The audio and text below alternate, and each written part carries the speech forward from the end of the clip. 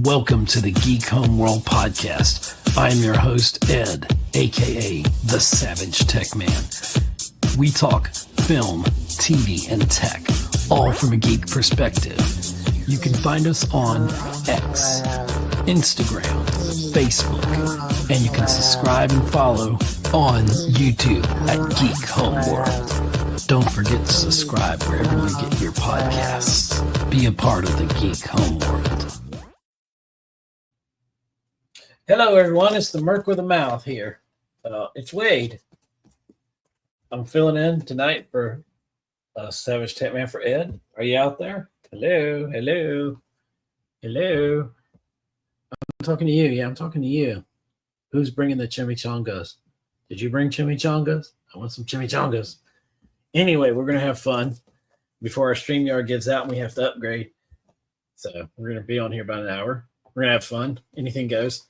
And Ed's going to be telling you some cool stuff, man, that he got. Well, he got one thing. He got one item. That's it. Because he's broke. His wife won't let him spend no money because he spends too much money.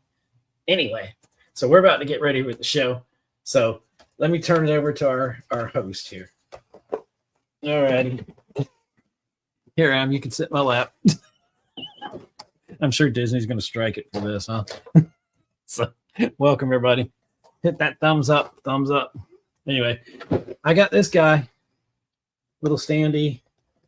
Literally, when me and K-Man at Joe Fest, we were walking out of the show. We literally walk out, and then this girl steps in front of me and throws it in the trash right in front of me, and I'm like, okay, great. And I just picked it up in the trash and started walking. There was a guy to my left there on the wall there where they had the vendor set up in the hallway. And he's like, hey, man, I got a brand new one for sale. I was like, well, this is more in my budget. Free.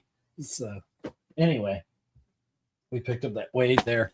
But I'm going to be showing you the one thing that I went to Joe Fest for is the one thing that I got. And I know you're supposed to bury the lead, but I'm not. So like, share, and subscribe. Here we go. I finally got one. And if you watched my premiere video a couple hours ago, about 10 o'clock, I got me my $6 Million Man doll. Action figure. Oh, anyway, I'm going to bring Caveman up in just a second. He's here. He's joining me. Anyway, so we're going to look at it. We're just going to break it down. And I got this from Big Earl's Toys. And I may show part of the video if y'all are interested. You can still watch it. It's on the channel Geek Homeworld, youtube.com / @Geek Homeworld. So subscribe if you haven't. Just got another new subscriber up to 108. So that's cool. I'm growing.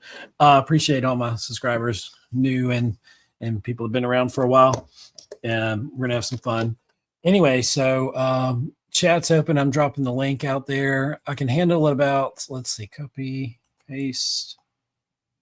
If you want to come on camera, or you want to talk, or you want to just talk in the chat, that's cool too. We're just going to talk about Joe Fest real quick. Me and Caveman kind of share our feelings and all that. And I'm going to do a unboxing or action figure review. So let me stop the yapping and bring Caveman up. Oh, I just got to remove myself. Okay, boom. Nope. Okay, let's try that again. How about that? Ooh, I don't like that. Greetings. Oh, there you went. Oh, come back. Yes, I'm here somewhere. What are you doing? I don't know. I'm pushing every damn button I can. Well, that's weird. Well, my camera won't follow me. Follow me. Damn it. I paid a lot of money for you to follow me. Use the force. Use the Schwartz. Now let me put it over here. Follow me. Damn it. Follow me. Anyway. Yes, everybody, please subscribe. Please. Thumbs up. Yep. And for those just getting here, I got my free wave. C6 camera is following you now. Is it? I got to make you smaller on there. I don't know how to make you smaller. I don't know. Maybe it's this. No, it's not that. Oh, we're gone. Oh, there you go. That looks normal. There you go. Yes, that looks more there you go. Like what we normally do. Okay, cool. Anyway, so Got Wade hanging out. Oh Cool. crap! I've been napping all day. I'm still tired. Dude, I slept. Well, I stayed up all night working on that video, and yeah, there were audio and video problems, and there were some rendering issues in there too. I had to render that thing twice. Yeah, I wasn't sure. Like there was some stuttering in some of the video, and I wasn't sure if it was like when you were flipping your camera around on your phone, or if it was just on YouTube's end. I'm not sure what it was, but there was a little bit of stuttering in it. I'm sure there'll be some in mine as well. And there was some because I probably should have like flipped when I flipped the camera. I didn't stop talking, so I think it had to flip the camera, and then it kept doing a weird thing where it was going to, and I didn't realize it till obviously after I recorded everything. But not all of it's messed up. But there's parts where it switched to the USB camera from the mic. The wireless mic that I was trying out the first time, it's that to the mic on the phone, and you could hear it drop in and out. Yeah. Now, when I listened to the thing before I rendered it the last time, DFS liked it.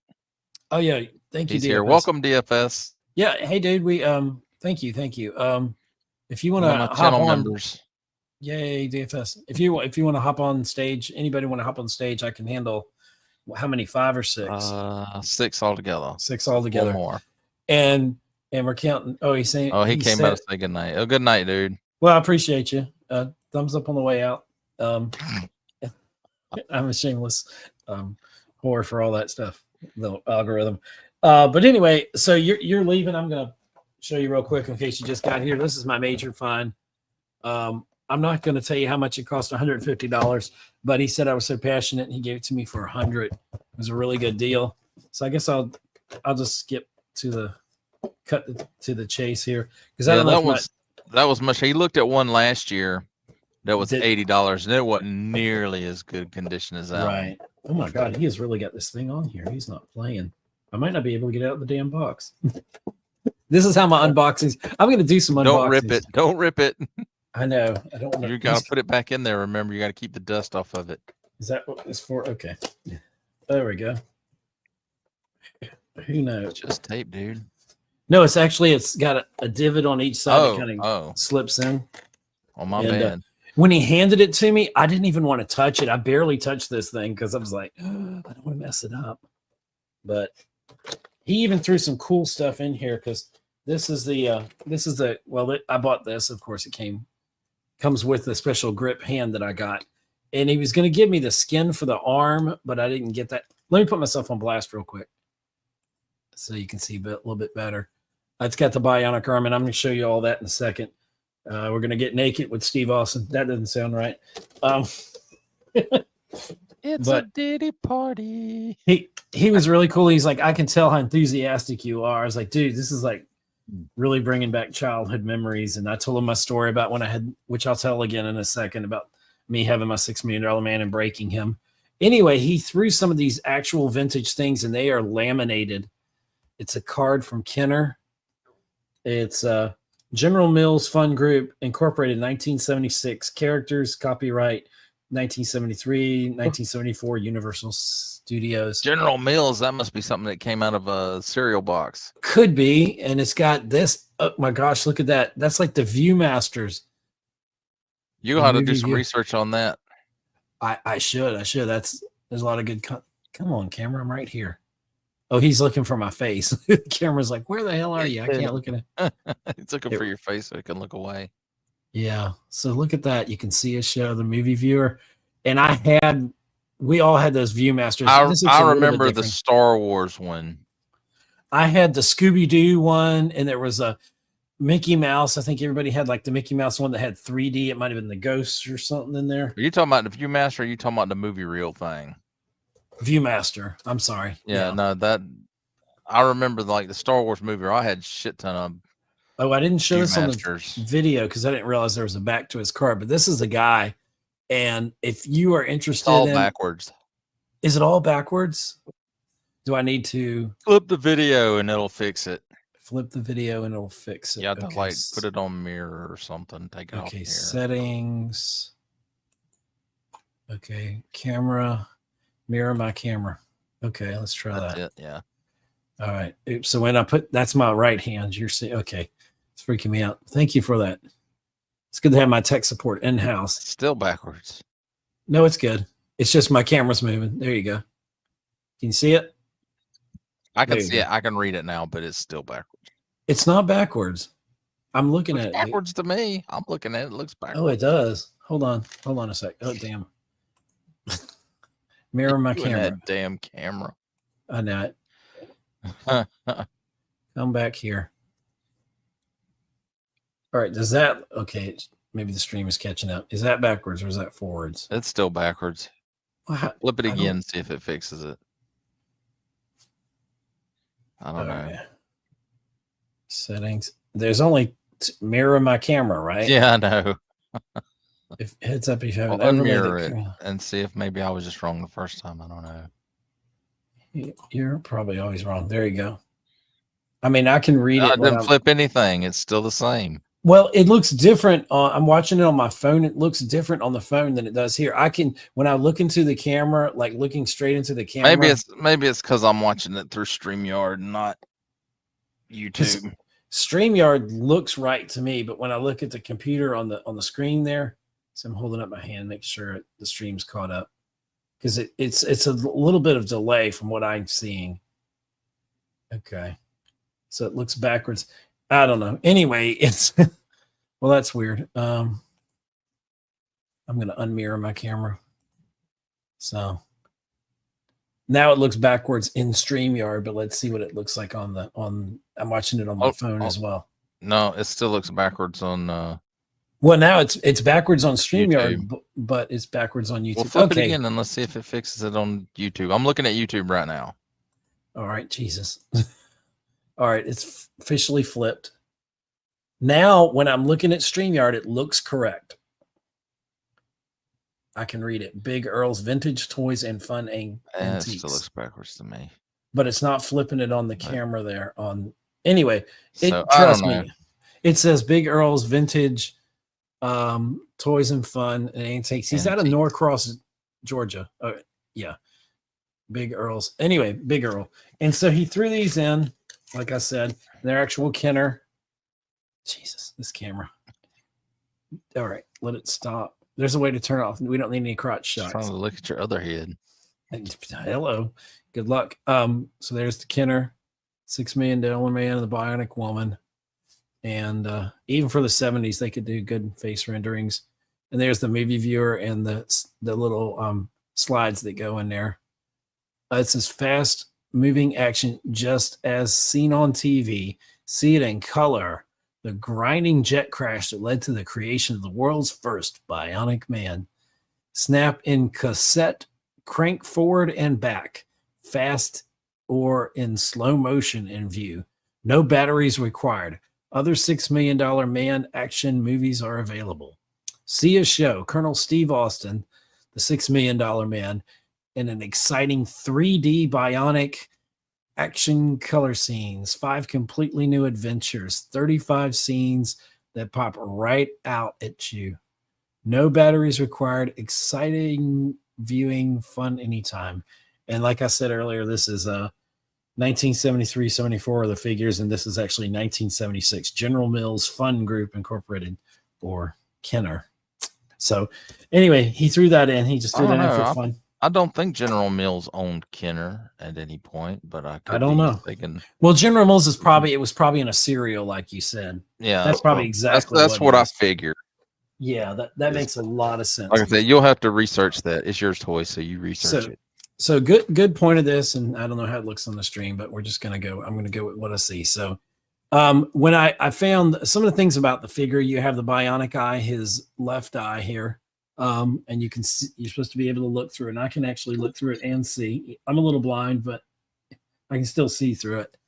And it's, I know. And then it's got the $6 Million Man emblem on there. He's got all kinds. If you watch the video, because there's an interview in there, and plus, obviously, most of that video is me going to that thing and just staying there and hanging out. I think at the shop there, but most of it, he has all the different kinds of, like the space suit, the mission to Mars. There's so many things that I've forgotten about $6 Million Man universe that they did in the toy line, because it was like the #1 toy line. This came out around 77, so it was competing with Star Wars. Well, Star Wars. Yeah, this is what Kenner was doing before Star Wars. Yeah, and in 78, this was probably one of the higher end properties that Kenner had before Star Wars. And you see, obviously, he's all muscly like me, 6-pack abs there. But anyway, you have in the back, you have this. Oh, and you're supposed to turn the head. And I've forgotten. You're supposed to turn it to the left, and then you crank the arm. I'm going to work the camera here. You crank. I'm cranking the arm. Which arm is which? Is backwards. My camera's. I'm going to switch my camera so I can see. Mirror my camera. There we go. Because I can't get left and right. So anyway, you have the bionic arm here, and let me roll his sleeve up here. And it's funny. I remember so many things. I remember the sound of it and everything. And I've got to. All right. Well, this shirt is very tight on there, but it's really nice, and you can probably tell this is very clean. Like he cleans all of like the uniforms on him and stuff. This stuff is like pristine condition. Anyway, so here's the bionic arm, and he was going to throw in a free skin sleeve, but he was so busy, and I never got him. But some people want that. He asked me, did I want that on there? And I said, well, actually, I probably want to see the bionics on there because you have the bionic chip there. And most of these, he explained, you can't find these chips on any of these action figures because most kids pop those out, or we're kids back then. We were chewing on our Darth Vader figures. Roughshod, he joined in. Hey, Roughshod. Yep. He said, that's my $6 million man. Yeah, I'm just explaining. I've got room. If anybody wants to come on camera, you're certainly welcome to. I can hold up about to 5 people. Anyway, so this has the bionics intact. He's like, you hardly find some of the figures with these, or they're faded. You can see how pristine this is. Yeah, that sticker is pretty clear. That's actually, it almost makes me wonder if it isn't a repro. Well, I think it's, I don't know, but this is actually plastic. There's a plastic piece in here. You see with that little, you can put a pin in there and pop it out. And it's articulated here. Now, on the other side of the arm, there's a do not remove. It says this yellow thing, it says do not remove. And I'm not sure if that is part of it or if it's a reason that makes the arm move. But there's 2 different types of arms or different hands. And he gave me the arm that had the hand. You see that the hand articulates, so I can Kung Fu grip. Yeah, so I can actually pick up the girder here and, clip it to that kind of, so he can lift this. And the idea is, so you put the grip on, and I'm sure I'm not doing this well. Oh, it is kind of it is holding it. And I think you turn the head a certain way. Like I heard it click, and then I do this. It's supposed to lift the arm, or vice versa. It's lifting it. It's slow. You can't see it, but I wouldn't force it. I wouldn't force it too much. Yeah, you're right. But anyway, you turn it a certain way to loosen it. Yeah, like if I turn it to the left, it allows me to loosen it. If you turn it to the right, that allows you to tighten it. So that's good to know. But anyway, see, he's still kind of holding on to the girder arm because the regular hand, well, he was. But the regular hand is not going to hold it. It's just, and it's got, the elbows that articulate. I'm afraid to mess with it. This is a 50-year-old, just about 50-year-old figure. I'm trying to look on the back here. There's some writing here under his shirt. Yeah, there's probably a stamp on it that says what. It says character copyright Universal City Studios Incorporated, 1973. All rights reserved. There's not a scratch on this thing. And he told me he knew somebody on the inside. He didn't really explain that to me. When I have him on, I'm kind of press him a little deeper. But he gets these, people will give these to him because there's not a lot of $6 million Rabid fans out there. And I mean, most of us, if you grew up with it, you're in your 50s.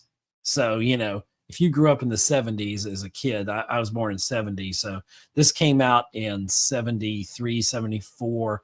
But it was really rocking 77. It was really still going. And I want to say like the last time that they had,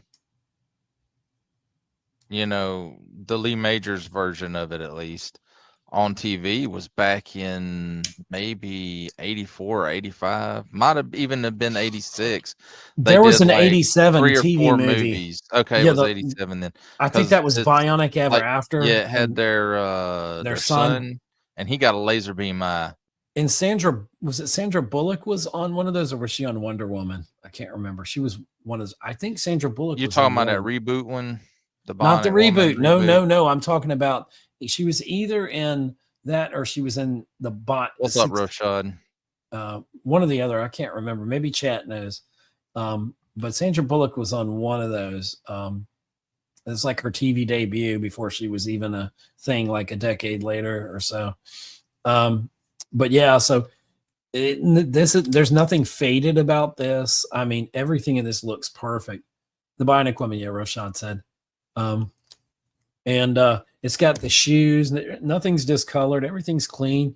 The feet articulate, you know, and all that. So, and he had every kind of accessory you could think of. I mean, you could create your own like movie, whatever. I'm seriously going to buy more stuff from him, and I'm going to tell everybody I know to check it out. Oh, I heard somebody talking. Oh. Yeah, that's Digital Cave Boy. Oh, is it? Okay. He's in here talking. Oh yeah. You mean my social media guy? But anyway, so I'm gonna put him back in his box. But anyway, for that's my big reveal there. Oh, I was super excited to have this, and it's like, you know, just getting this on Saturday. I felt like Saturday was like one of the best days ever because it was like, you know, I wish I had my original action figure. And obviously, it's in no condition like this one is. It's incredible. The condition. I think you got it upside down. I hear that a lot. It's supposed to go in this little. The indentation goes on in up. Look at how the bottom. Look at how the bottom is. So it's got to go. And it goes like that, only on the top. On the top, okay. But I'm trying to get it in this little. There's a side indentation thing here. I'm gonna be like the one collector that like does it really crappy job of it. Oh wait, no, actually it looks like it goes like this, bro. Turn it over like that, just like I said. See, I can follow instructions. Oh Lord, that ain't what your wife says. Oh dear. But anyway, you can probably but see. I will have to say you did follow her instruction to don't buy anything else. Oh God, I was terrified not to. But she was right, yeah. But for 20 more bucks, it's gonna fall. Turn it around. Yeah. Turn it around. Put the dead space on the outside. There you go. That's better. Ain't great, but it's better. Thank you.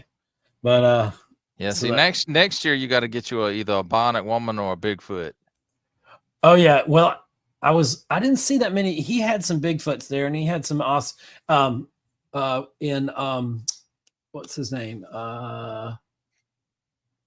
Was in the stream was asking me, was there any Oscar Goldman? Moto Viper was in there. Yeah. And I was like, yeah, I saw a couple of them, but I was so like enthralled with the figures that I was like, yo, what's up?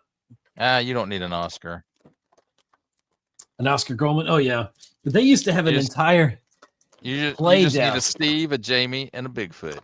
I do. And you only need the Bigfoot so that Steve and Jamie can beat it up. That's true. Or they can beat up. Poor misunderstood Bigfoot. I know.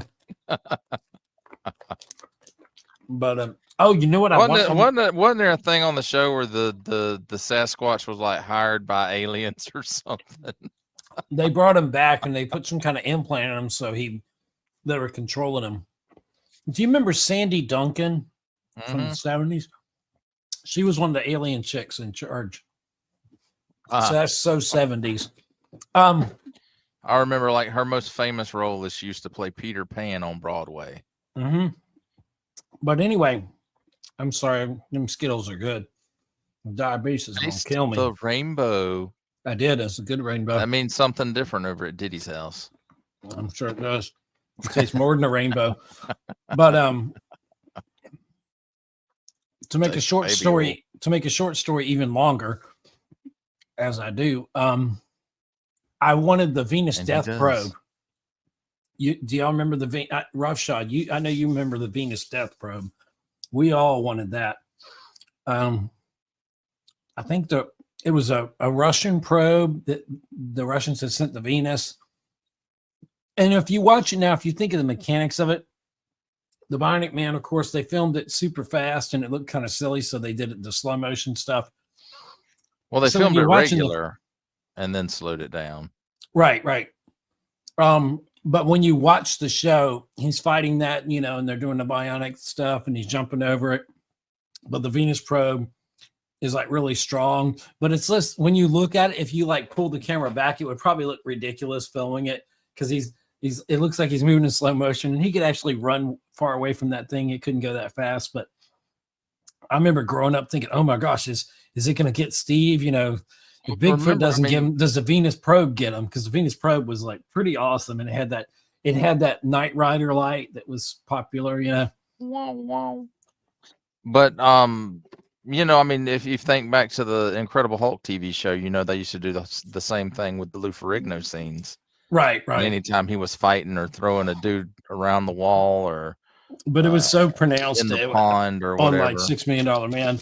And then later when we the thing about $6 Million Man is you got the sound effect to go around with it. Oh yeah. Because of course TV viewers back during that time weren't sophisticated enough to know when Steve Austin was using his bionic parts and when the Incredible Hulk was using his Incredible Hulk strength.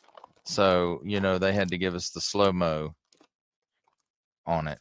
Kind of like in the 90s, what they did with Chuck Norris in Walker, Texas Ranger. All his karate shots were, done. They slowed them down. But the thing about in the first couple of seasons, or maybe the first season of the $6 Million Man, there were no bionic sounds. In fact, the first time you heard the bionic sounds was there was the evil, I think it was Maskatron, and he actually had the bionic sounds before Steve Austin had them in the TV series, which is interesting. And then they started using it for Steve, and they'd only kind of use it for Steve. But then you had the guy on there, and I think it might have been Ted Shackelford that played him, who was later on Knots Landing, or at least he looked like that actor. But he became the $7 Million Man, and so he basically had all four limbs were bionic, and he was stronger than Steve and all that. But he kind of went mad, and then there was a team. Steve was able to kind of bring him back to the good side, and they fought together side by side, and it was pretty cool. I'm sure I remember watching it back in the day and more recent.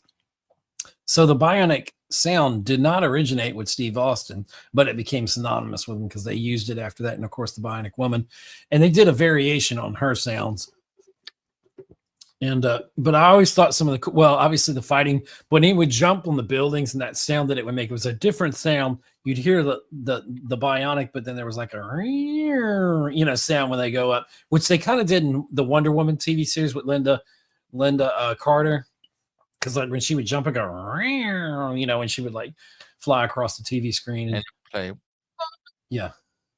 and all that. So See, I remember that. I remember that in the Incredible Hulk more than I remember $6 Million Man. But you have a few years on me. So I do. So yeah. Mine was. I mean, I remember those, but yeah, I remember it was more etched in my memory from $6 Million Man. It was done there first. Those kind of sound effects, and I mean, it may have not been the first show to do that, but it was widely popularized then, and. This was Kenner's #1 toy, man. It was selling like crazy, and wasn't like Star Wars that was such a hit. You get that certificate for Christmas. Yeah, we were kind of poor, so that wouldn't have mattered. I wasn't getting them the next Christmas. I was lucky if I got one from Kmart or whatever. Mom bought it, but so yeah. So it's time for you to tell your interesting story about when you were a child and your Bionic Man action figure. Right. So his bionic arm comes off. I didn't know that. I was about, I guess I would have been, I'm told now Maybe that, 5. well, this guy said that really 77 is when it really kind of hit its peak. So probably it was 77 when I got it.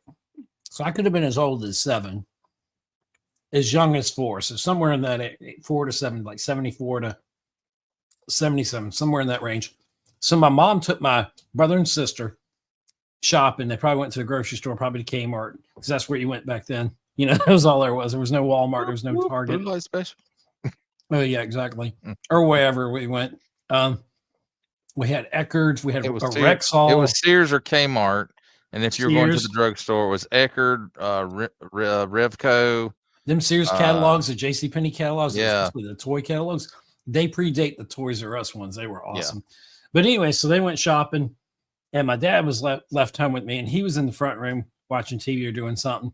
And I was in my room playing with my brand new $6 Million Man, because I wanted to stay home and play. When I was like, can I stay home and play? I don't want to go back out. So we were like, okay, great. So I'm in my room playing with him, and the arm comes off. Well, I knew I was going to get my ass beat because I just broke my brand new toy. And so I ended up hiding under my bed in my room, and I think I fell asleep under the bed there. And so like in couple hours or so, my mom came back with my brother and sister, and she's like, well, where's Eddie at? And my dad's like, he's in his room playing. And so they went in the room. She's like, well, he's not in there. So they're all looking around the house and yelling for me, and looking at my brother and sister, I think, went outside looking for me. It's like, maybe he ran off somewhere. Oh God, you know, it was the 70s or 80s. So our house was a little different, even though we were kind of latchkey kids. We weren't allowed. Our house was always on lockdown, so we couldn't just wander.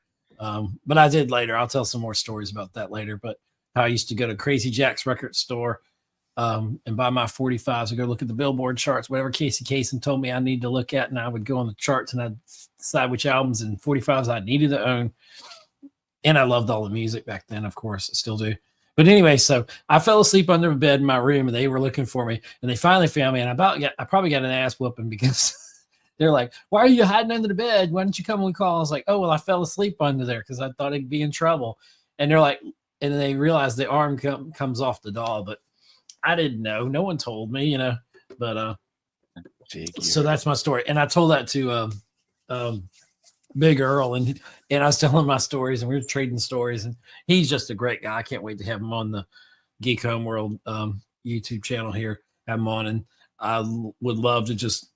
I said, man, I gotta have you on so I can just pick your brain. And I said, I'm gonna do a shout out. I'm gonna definitely let you know. And he told me, he said he's been collecting about 20 years, maybe a little bit longer, and people will give him stuff, you know, and he'll clean up the figures, clean up the outfits, everything about it.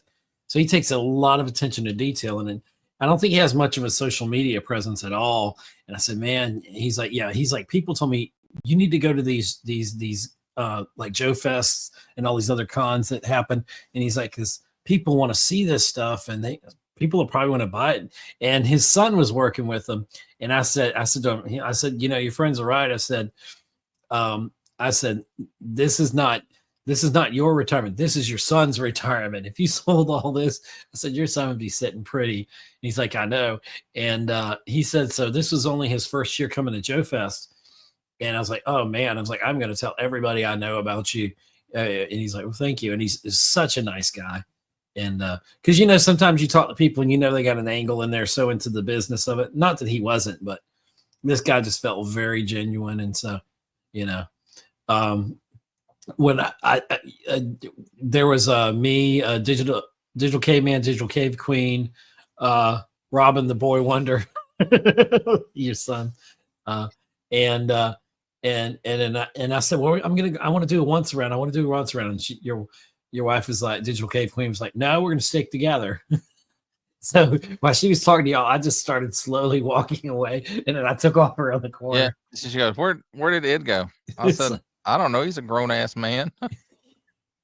And of course, I was looking for y'all later. Couldn't find you. You know how that goes. We were everywhere. Like we saw Kaz, and we didn't see AI Bruce, because I think Bruce is an AI, because I hadn't seen him in person. So until I see him in person, he's an AI. But But we saw Kaz there a couple times. And he was going around. We saw God, some other people. Help me out. We saw Rough Shot. Did we see Rough Shot? Rough Shot. Yeah, we did. We saw Daredevil. Rough Shot and Virgo, and we saw Daredevil. And I was looking for Daredevil, but Grip, he Raw like Talk, took off. Yeah. Death Whisper. Yeah, me and Death Whisper, we had sounds like death is coming for me. I'm trying to think. I don't have that picture because somebody hadn't sent it to me yet, so I can't remember who all was in that picture. I thought I sent you the picture.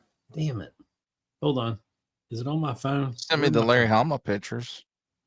Hold on. Oh, I'm gonna send it to you right now. Let's see. How do I do this? Two selected. What else? I didn't select nothing else. I'll be careful what I'm sending you. Yeah, I don't want none of them. I don't want them naked selfies. Yeah, there's pictures of me and M3. No, you don't need. No, it's joke. All right, let's see. Okay, one selected. What do I want to do? I want to send it. Okay, share. There's that one with you and Megan, the Megan doll. That's funny. There you are. All right, I'm sending you that one. And from left to right, let's see. I don't know if I can show it on the phone here. How do I show that on the phone? And one of those, I need one of those balcony shots too. Okay. I'll show it on camera there. So there's me and Kaz and Death Whisper and Kid with the Kung Fu Grip, and then behind him is Raw Talk, and then Daredevil. And then Ed. Yeah. So. And what other photo am I supposed to send you? Just one. Just pick one from like the balcony on the inside. Balcony. Okay. I thought I got one, but I didn't. You took a shit ton of pictures. I took 280 pictures day one, and I barely took anything on the second. I know. And let's see, a balcony. Oh, here's the thing. I'm going to show you this, but the video, okay, when I was rendering the little blooper I stuck in there, when I started I was against the window there. We were on the second floor, and then you were overlooking the balcony, and Digital Cave Queen was shooting you. And you literally, the moment I opened my mouth is hilarious. You said greetings, and so have you say your thing. And the bad thing about it was it's probably not even the take I kept. Yeah, but I have it here. Let's see. Oh, I'm gonna send it to you. I think this is it. I'm gonna try to play this if it'll let me play it. You may not be able to hear this. Nope, that's the wrong one. That's the actual good one. Okay. Damn it. Mother of pearl, I tell you. Where is it? But I'm going to find it. I'm going to send it to you real quick. I got some of Seth Green, but I didn't. Yeah, your son was telling me you need to record this session. I was like, well, he may not appreciate me recording it and putting stuff out there without his permission. There were other people recording it. I just didn't feel like recording it. Yeah, I mean, it wasn't great. There were parts of it that were okay, and damn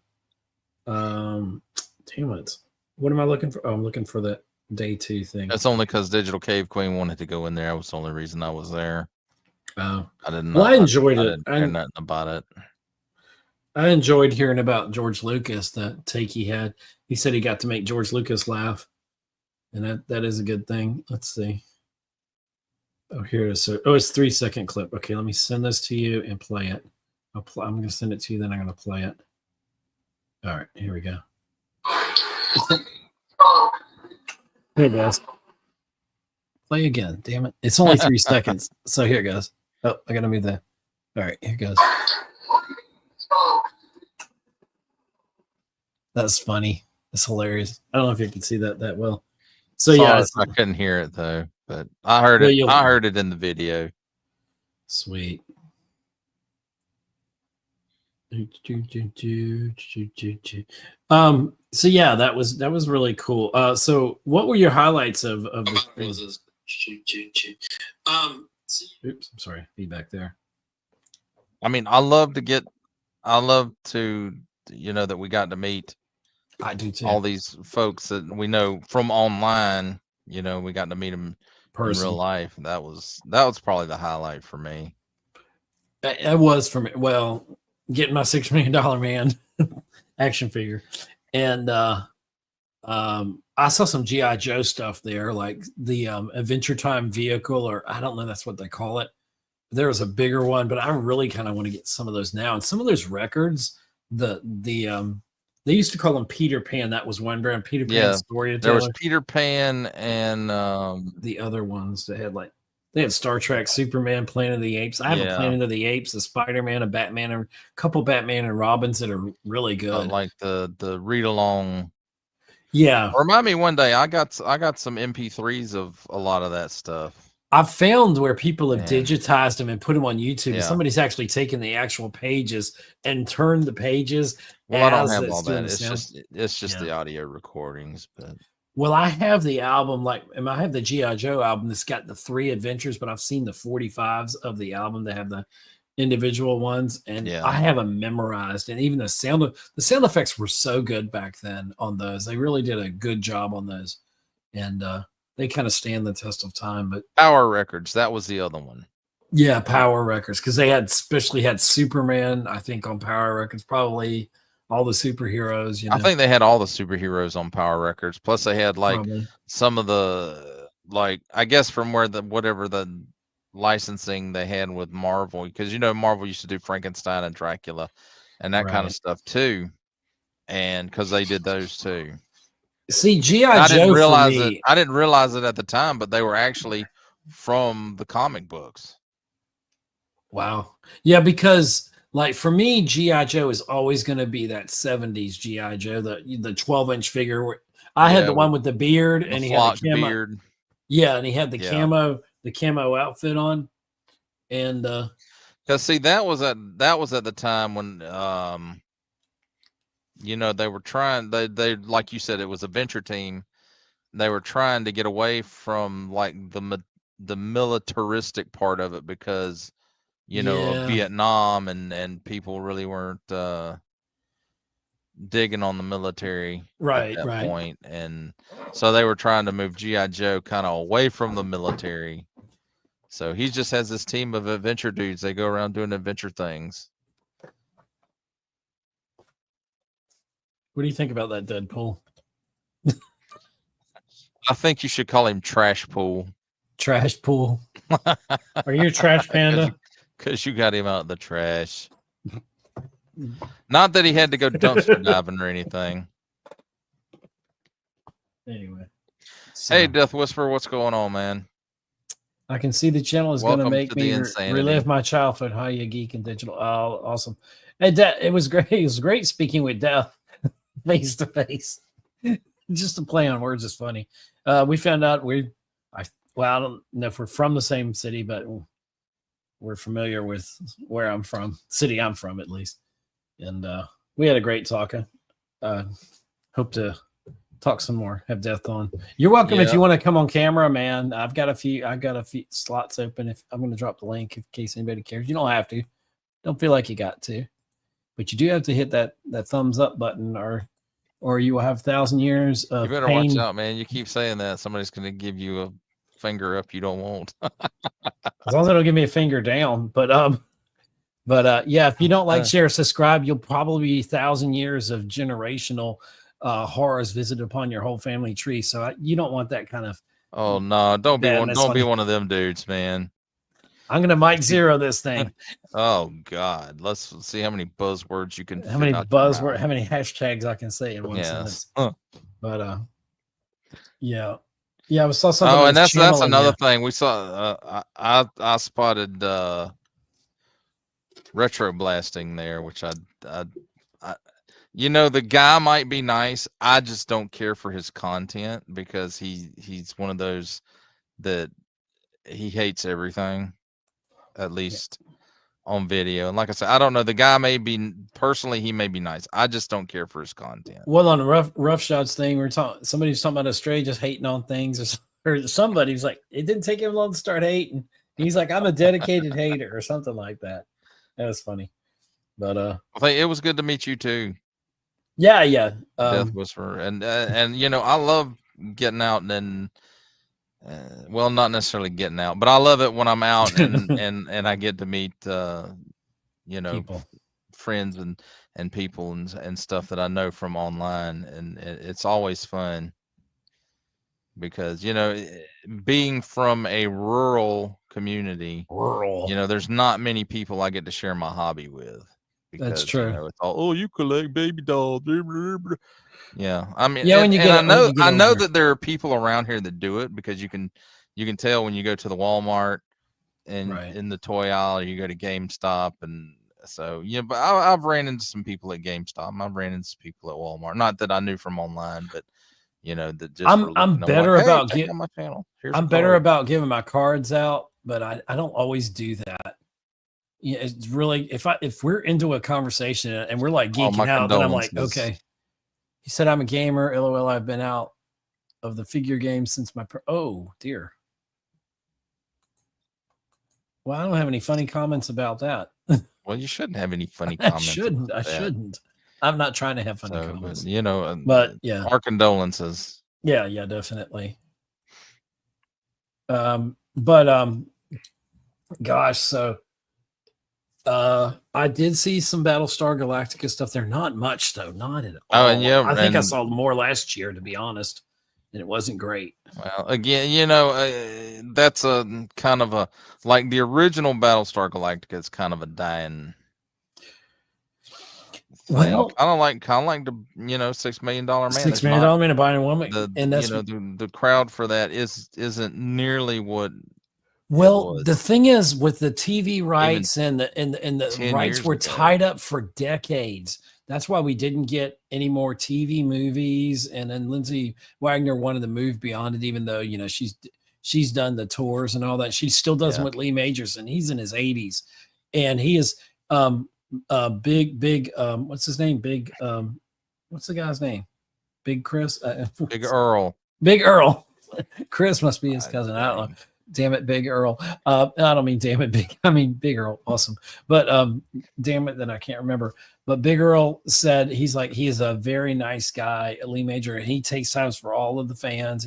He'll sit there and talk with you, and he's in his 80s, and he's always been a healthy dude. He played football. He almost was professional for a while, and because there was that episode of the $6 Million Man where he was squaring off between George Foreman and I don't know, it was somebody was big in the Steelers. I don't know, wasn't Terry Bradshaw, but it's it's like whoever. I can't remember the quarterbacks back then, but there was like 3 or 4 of them. Might have been Dan Marino, for all I know. It was the 70s, and he had it's just one of those when you have guest stars on there and all that.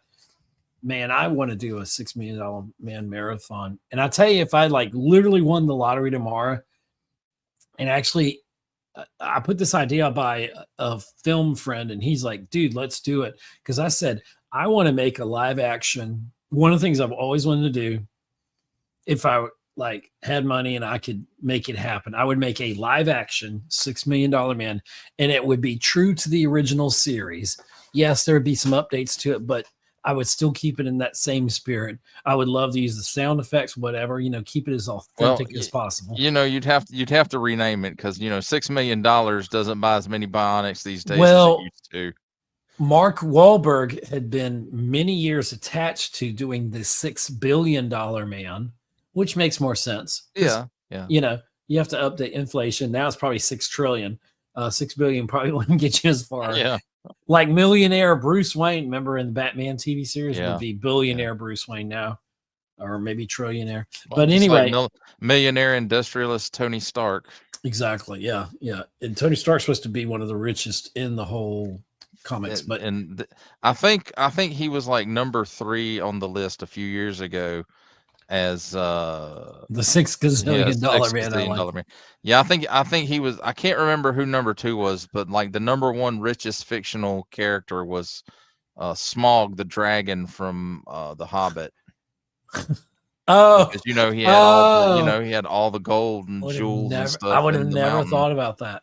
I like those cartoons growing up. I didn't know what Lord of the Rings really was, or The Hobbit. Was more a Hobbit than Lord of the Rings, but anyway, so here's another story. I'll tell you another story. This is a sad story, but it has a happy ending, thanks to my wife. So when I was in kindergarten, I don't know what kindergarten. I don't know what grade age that is. 5, 4, like 5. 5. Yeah. Yeah. 5, 6, somewhere around there. Halloween came up and everybody was dressing up in the class. My mom took me to camp. She had been asking me, well, what are you going to wear? And I was like, I don't really, you know how I am. I don't really like to do the cosplay and dress up stuff. And then what did I do at my wedding? Yeah. Dressed Yeah, up like as Captain America. the rehearsal dinner, he was dressed like Captain America with the shield and everything. I walked in the church and I thought my pastor was going to smack me. And my wife was cutting her, our future wife at that time was cutting her eyes at me. She's like, you've just, I was like, that's just me. And, but anyway, I'll tell that story in a second. But so anyway, I'm in kindergarten. And so my mom had been asking me, what do you want to wear? And I really wanted to be Batman. Now that I think of it, I really want to be Batman. But then I guess, when you're a kid, I mean, I had a very happy childhood, even though, you look back and go, oh, we didn't have a great childhood. We had a great childhood. If you made it this far, you've had a great childhood, good or bad, Anyway, but as you say, your mileage may vary, right? Yeah, your mileage may vary. But anyway, so I would never make a decision on what I wanted to be. And then so literally like the morning of, I think before she took me to kindergarten, she took me to Kmart and she said, you're going to want to get a costume. She's been trying to get me to get a costume. And so I remember do you remember the little plastic mask? Yeah. I saw one somewhere. Yeah. It was, and they had just and a rubber band. It had two little nose holes in it. It had a slit in the mouth. Right. And eyes. And the eye holes. Yeah, and I got one for I got one for the Joker. I remember putting the Joker one on in the store. And I thought I was going to get it. And I think she bought it for me, but then I didn't know what outfit would go with a Joker. I don't think they had one because it was like almost Halloween, So they were probably out of most of the stuff. So we went there and she's like, well, you're not going to like not if not dressing up and whatever. I don't remember what she exactly said to me, but we got there and we walked in. I was the only kid in the entire kindergarten who wasn't dressed up as probably a superhero or whatever. We all were dressing up probably as super friends or whatever, And so I just remember being very sad about that. And I guess I carried that around. And several years ago, I guess at this point, we were going somewhere. My sister was having a party and she's born on Halloween. So we were having a little at this place called Cohen's Retreat in Savannah. It's kind of hushy-poshy, but it was nice. And so we just had a few people show up because a lot of people were out with their kids trick-or-treating, so they couldn't make our party. And that was fun, Anyway, so going to that, my wife had somewhere along the line, I came across this Batman kind of costume. And it really wasn't a real costume. It was just kind of parts of a costume and all that. Yeah. And so she went and did the whole eye makeup thing and because you have to black out your eyes under here. Right. And so we got them. And so I dressed up as Batman and we went to that. It was not a great costume, but I told her later, I said, you just made the little kid in me.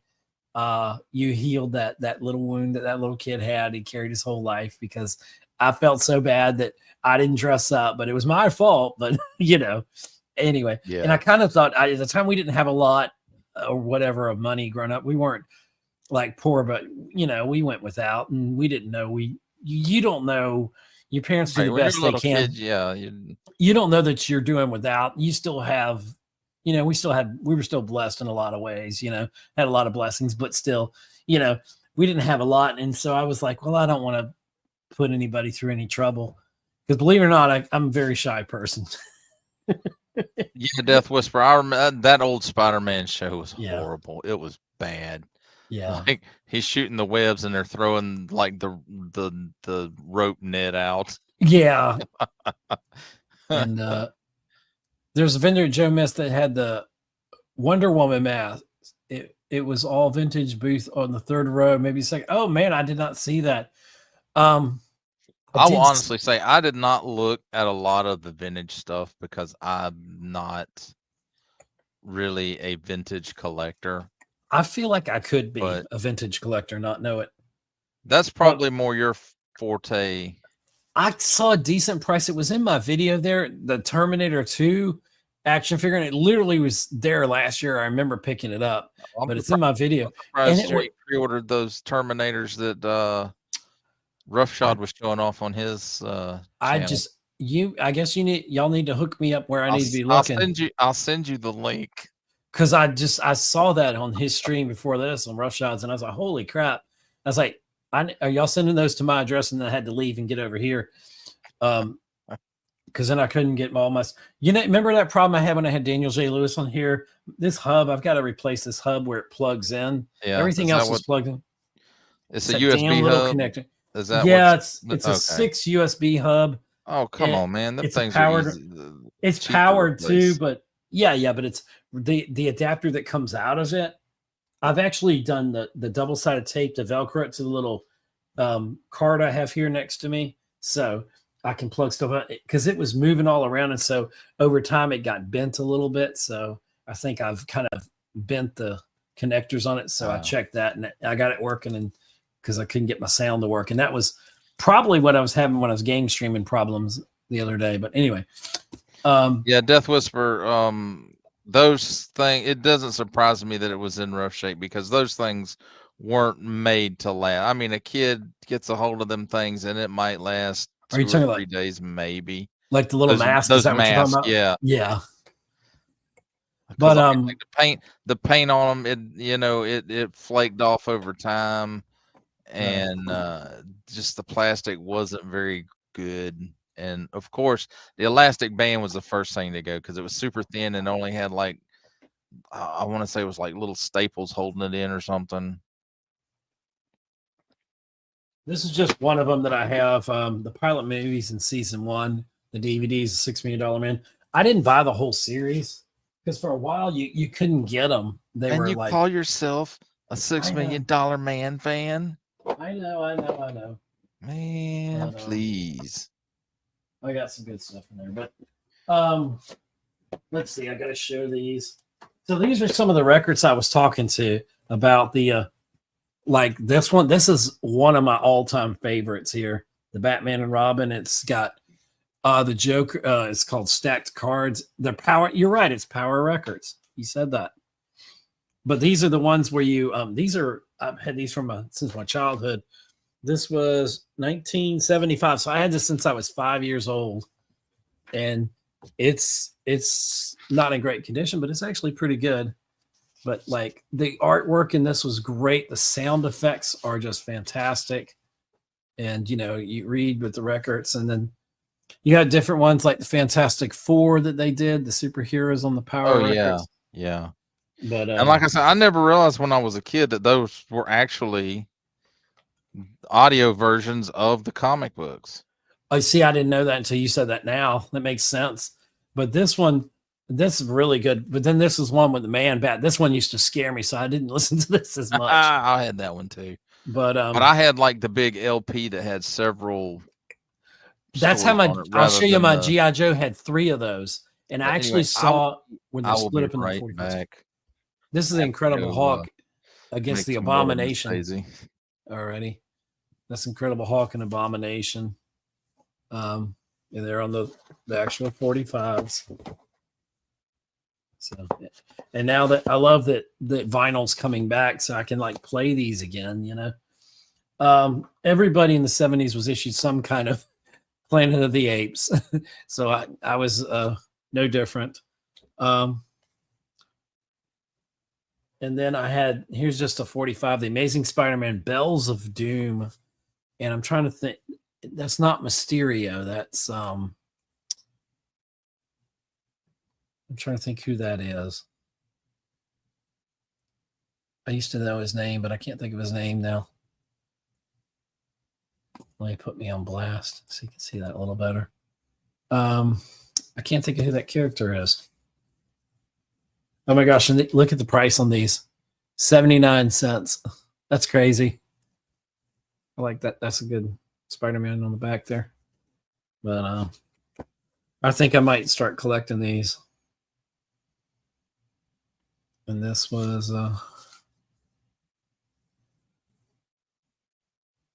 that's weird. This says 33 RPM, but it's actually, this is a 45. I don't know how that's 33 in the third.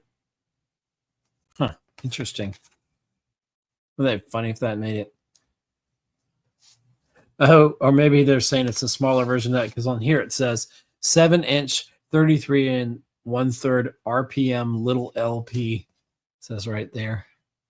Interesting. Never noticed that. This is the Scarecrow's my Batman. Looks like he's in San Francisco, or a version of San Francisco. Looks like the Golden Gate Bridge, just not the same color. That's on Power Records. Oh my gosh, there's two in here. Oh my gosh, I've got two 45s in here. The Scarecrow's Mirage. You have the first side of it at the beginning, and then it says conclusion. And then I have If Music Be the Food of Death. Wow, I don't know what that is. That's wild. That's good to know. Interesting. Maybe that, I don't know who that would be, if that's the Riddler or not. Interesting. And that's Power Records. That's what it looked like. And it had some of the different ones: Star Trek, Spider-Man, some Planet of the Apes. Ones, and then the date on this, 1975. So it looks like these are all, I was into when I was 5 years old, I was buying the heck out of these. So these are probably literally the first 45s I ever bought. Not with my money, obviously, but here's my only $6 million man. I think I have the album somewhere, but this is the Bionic Berserker. And tell me that's not cool. That's a cool cover right there. And got the Bionics, and I remember this and the sound effects on this. This was 1976, so I would have been 6 years old. So fantastic. Of course, I wouldn't be a camera. I wouldn't be a true fan if I didn't have The Empire Strikes Back, the album, which still has the beautiful artwork in it. You know, everybody should be familiar with that. You know, it's got the stills from the movie. So awesome when I was a kid, of course, an adult. This is one of my most prized ones. It's probably the most prized thing I own on the records. It's got 3 different G.I. Joes. And what's interesting is these were all on 45, each of these 3 things, but this was an actual, all 3 of them. And this is the book and record. At the signal, turn the page and follow along. And it literally has that ding sound, you know, and then you turn the page. Yeah, and I've got it in this case here because it's actually over the years come apart, and I think it actually has a crack in it. So yeah, it's probably not worth anything, but it means more to me than a lot of things. See, it's actually kind of come apart, and this is your Peter Pan Storyteller book and record. But I love the artwork with it,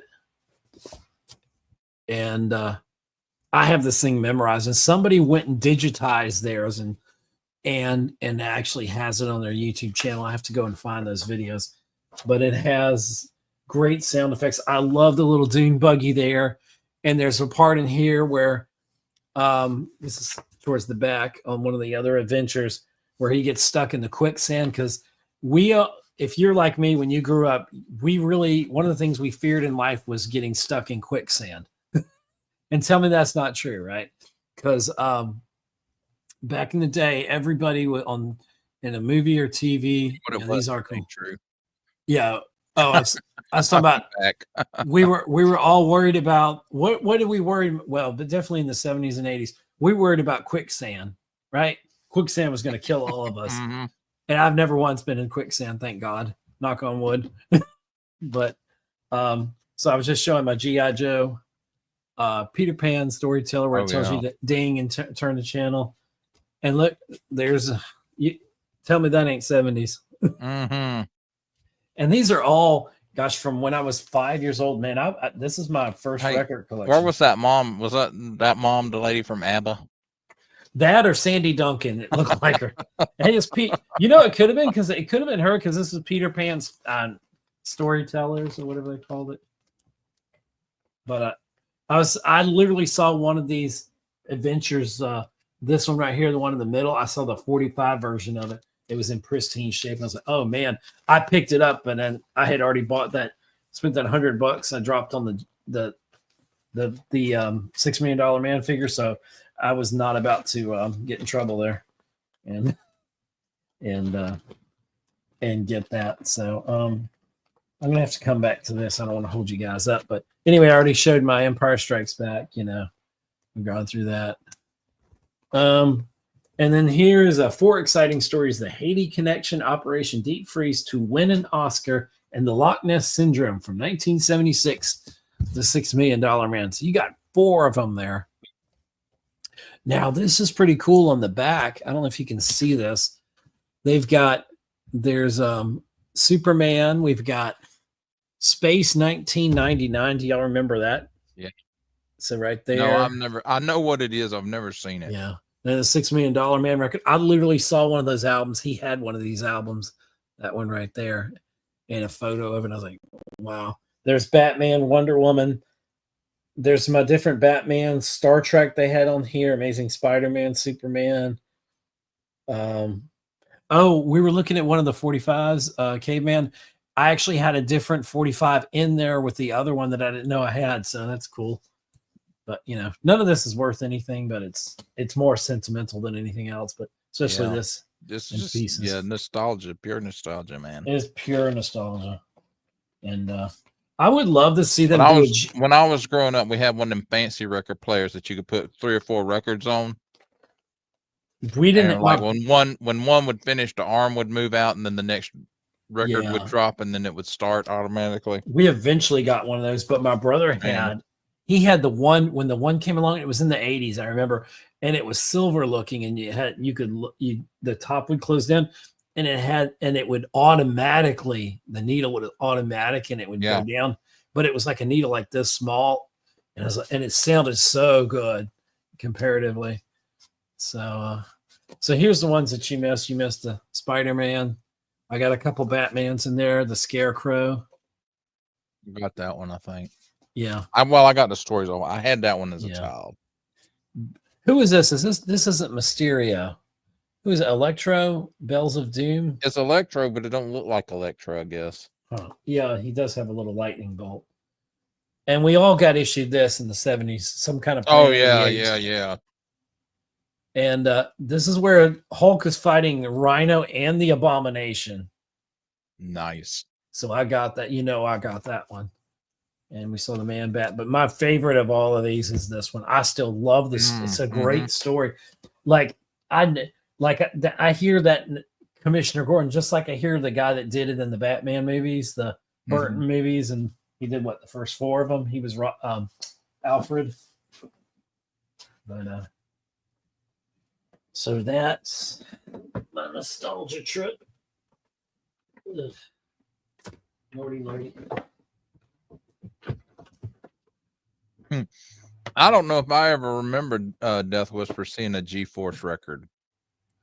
G-Force? They may have made them, but I never saw them. Oh my God! Anybody can hit me to some G-Force Battle of Planets, that like the Phoenix that we saw there. I think I showed Death Whisper that one. I was like, that's $400. I'm like, would I love to have that? Yeah, but I can't justify that. We were talking with Ace at Ramen Toys, and he never mentioned that he has the Gotchaman license, which is the Japanese, right. That's where G-Force came from. It was over in Japan, it was Gotchaman. Right. And then here it was G-Force or Battle of the Planets. Exactly. Because there were some markets where it was known as Battle of the Planets. There were some markets where it was known as G-Force. I own this. Hold on. I got a couple of these. Here's a G-Force. See, to tell you, I'm for real. I'm not AI. There's a G-Force. This has. Oh, and there's the guy, the questionable villain. Yeah. Oh, is that a DVD? This is a DVD. This is the best of G-Force. It's got the Racing Inferno, Invisible Enemy, the Sinister Star One, the Dinosaur Man, Wheel of Destruction, Secret Red Impulse, and the Van Allen Vector. This is 150 minutes. Rhino Mation video. DVD. Yeah, it's DVD. Yeah. They used to do a lot of DVDs of older animation like that. They did I've got Transformers for a this. while. Volume 1 and Volume 2 of Battle of the Planet. I have an anime Gotchaman. It's like the reboot of it, but it's done in a much more modern anime style of art. Yeah, and what's crazy? Yeah, that was like the later version. There's a guy that did a video on it, the entire series of G-Force and all that, Gotchaman and all that. Because I didn't know what the hell a Gotchaman was, and I saw I didn't it either. at I was like, that's so stupid. You remember Media Play? Uh-huh. That's where I found it at, and I ran across. I'm like, what the hell is this? Because on like the cover, the cover was blue and it had the big G on it. I said that looks like G-Force, but what the hell is a Gotchaman? And then I turned around and looked. I was like, oh shit, this is G-Force. So I bought it. Well, this says from Tashunoka Productions, the award-winning Japanese animation space team that created Speed Racer, and it only has two episodes on here. This is DVD. This is Volume 1, Battle of the Planets. There's Jason and Mark, I think. Yeah, and Mark and Jason, and Mark was the cool one, but Jason was kind of like the badass kind of one. And he was the moody dude. Yeah, he was. And then here's a little bit of the animation. The fat guy who flew the Falcon. See, this was still the good animation, or what I consider the animation that we grew up on. And I got these probably. What was the little dude's name? There was Princess, and then there was Pidge. Well, Keox. I don't know if he was Keox or if that was the robot. I'm sure Death told me. No, Death Whisper got the robot's name in the comment there. 7Zark7. 7Zark7. You're right. Yeah. And this, I think his name was Keox. No, something like that. I think his name was Pidge. He does look like a pigeon a little bit. I should know. Maybe it says it on here.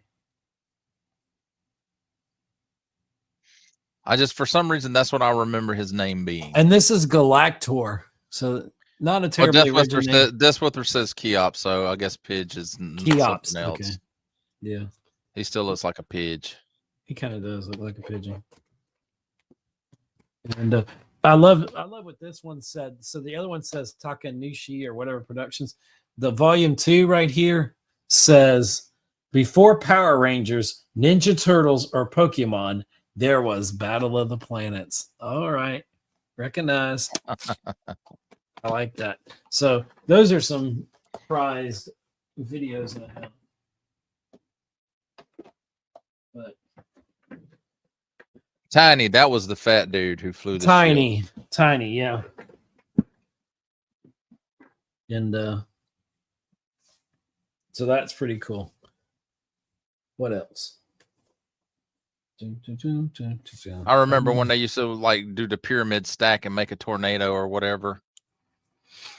Yeah, and they of course they all came. Their ships that came together and created the Phoenix, and the Phoenix became a Firebird. I keep saying Falcon. I don't know why I say Falcon, but he's a Keop.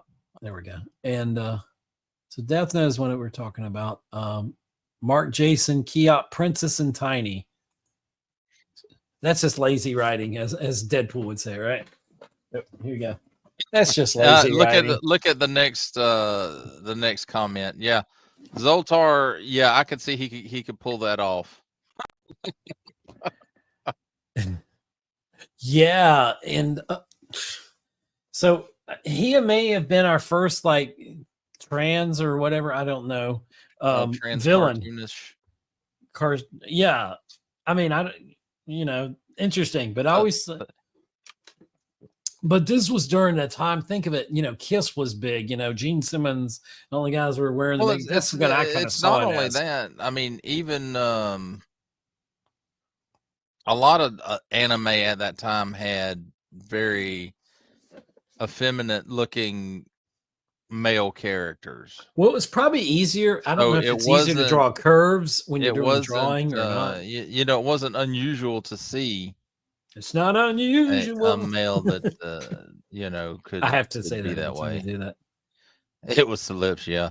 They did the same thing with that like in 2002 or whatever it was when they did Gotchaman, or it was Gotchaman 2 or something. Yeah. So he was known as Zoltar, but there they called him. What do they call him on the DVD here for Battle of the Planets? Zoltar. No, they I call think they kept the name. Let's see. I don't know if he was Zoltar in Japan or not, but that sounds like it should have translated over.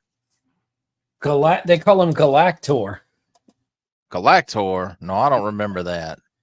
See right there? I don't know if you can see it. It literally says on there Galactor. Can you see Galactor? I can't see. No, it. I can't read it backwards, but okay. So it says the evil I'll take your word aliens, for it. Galactor and Computor. Computor, capitalized.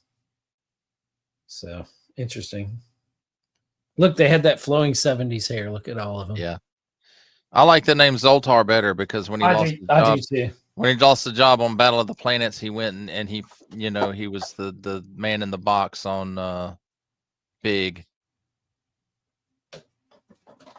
We can't be friends if you don't absolutely love Emmett Otter's Jug Band Christmas by Jim Henson.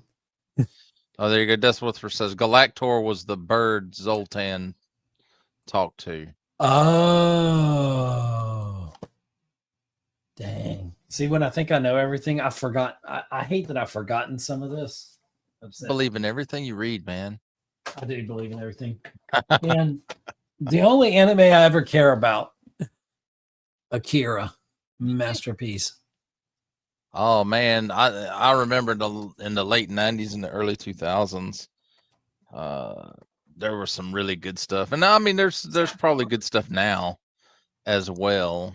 You know, I enjoy some good Dragon Ball stuff, but yeah, this is the 25th anniversary edition of Akira, and Leonardo DiCaprio was trying desperately to make. Oh yeah, he's been Akira, quote unquote attached to do Akira for it's like not 30 happening. years. It's not going to happen. Yeah. Well, I say 30 years. Ever since Titanic came out and he became a well. The thing is, though, I'm afraid he's going to screw it up because he can't really improve upon that. And that's how I feel about $6 Million Man. If they did $6 billion Man, rushed it out, and it came out like they'd probably screw it up, and then people would just like, oh, that's trash. Death Whisper says the U.S. version, the bird was like a Cobra commander. The entire alien organization was referred to as Galactor. Okay, gosh, I'd forgotten that. Cool. Death is Whispers taking me to school today. But, as far as anime, I used to watch Lupin the Third, which it's funny, and Ninja Scroll, and what else? Oh, Vampire Hunter D. Oh, I remember. I think I remember Vampire Hunter. But I still need. So I've got my Cylon ship, and I've got a smaller version. This must have been like a this Battlestar Galactica. That looks like one of those little die-cast. It is. Yeah, that's what that is. That's pretty cool. I love the bigger one too, but I need a Colonial Viper from the original series, and I need a Colonial Viper. Is it Mark 7 from the Sci-Fi? The new show. And the new show, yeah. Newer show. And they were supposed to be doing a reboot of it. It got this close. I don't know if you remember the original Battlestar Galactica toys. Yeah. I never watched Sailor Moon. I never watched Sailor Moon, but I had a cousin who was like crazy my daughters about it growing up. They like to watch it, and they were like, well, this is Dew, and he's a tuxedo man. And so anyway, I used to watch, I didn't watch it all the time, but the Powder Puff Girls, whatever they're called. Powerpuff Girls. I call them Powder Puff. I like Mojo Jojo. Yeah. Jojo, because I am Mojo Jojo. I am Mojo Jojo. I love Mojo Jojo. But I don't know if you remember like the old Battlestar Galactica toys. You know, they had 3 3/4 inch figures like Star Wars, but they were more articulated, like they were all over the place. G.I. Joe. But the cool thing about those is that they had several vehicles. The Cylon Raider, of course, was one. Mm-hmm. And then but like all the Colonial things were modular. so you could take bits of them apart and combine them together and make different stuff.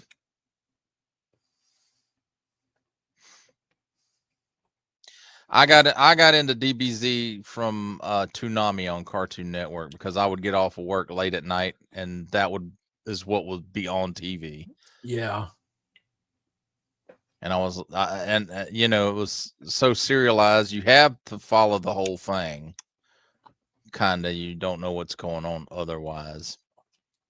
And so eventually, I ended up buying the damn DVDs. And this was back when they only put like 3 or 4 episodes on a disc. Well, that's what they did with the Battle of the Planets. For two DVDs, I've got only 4 total episodes.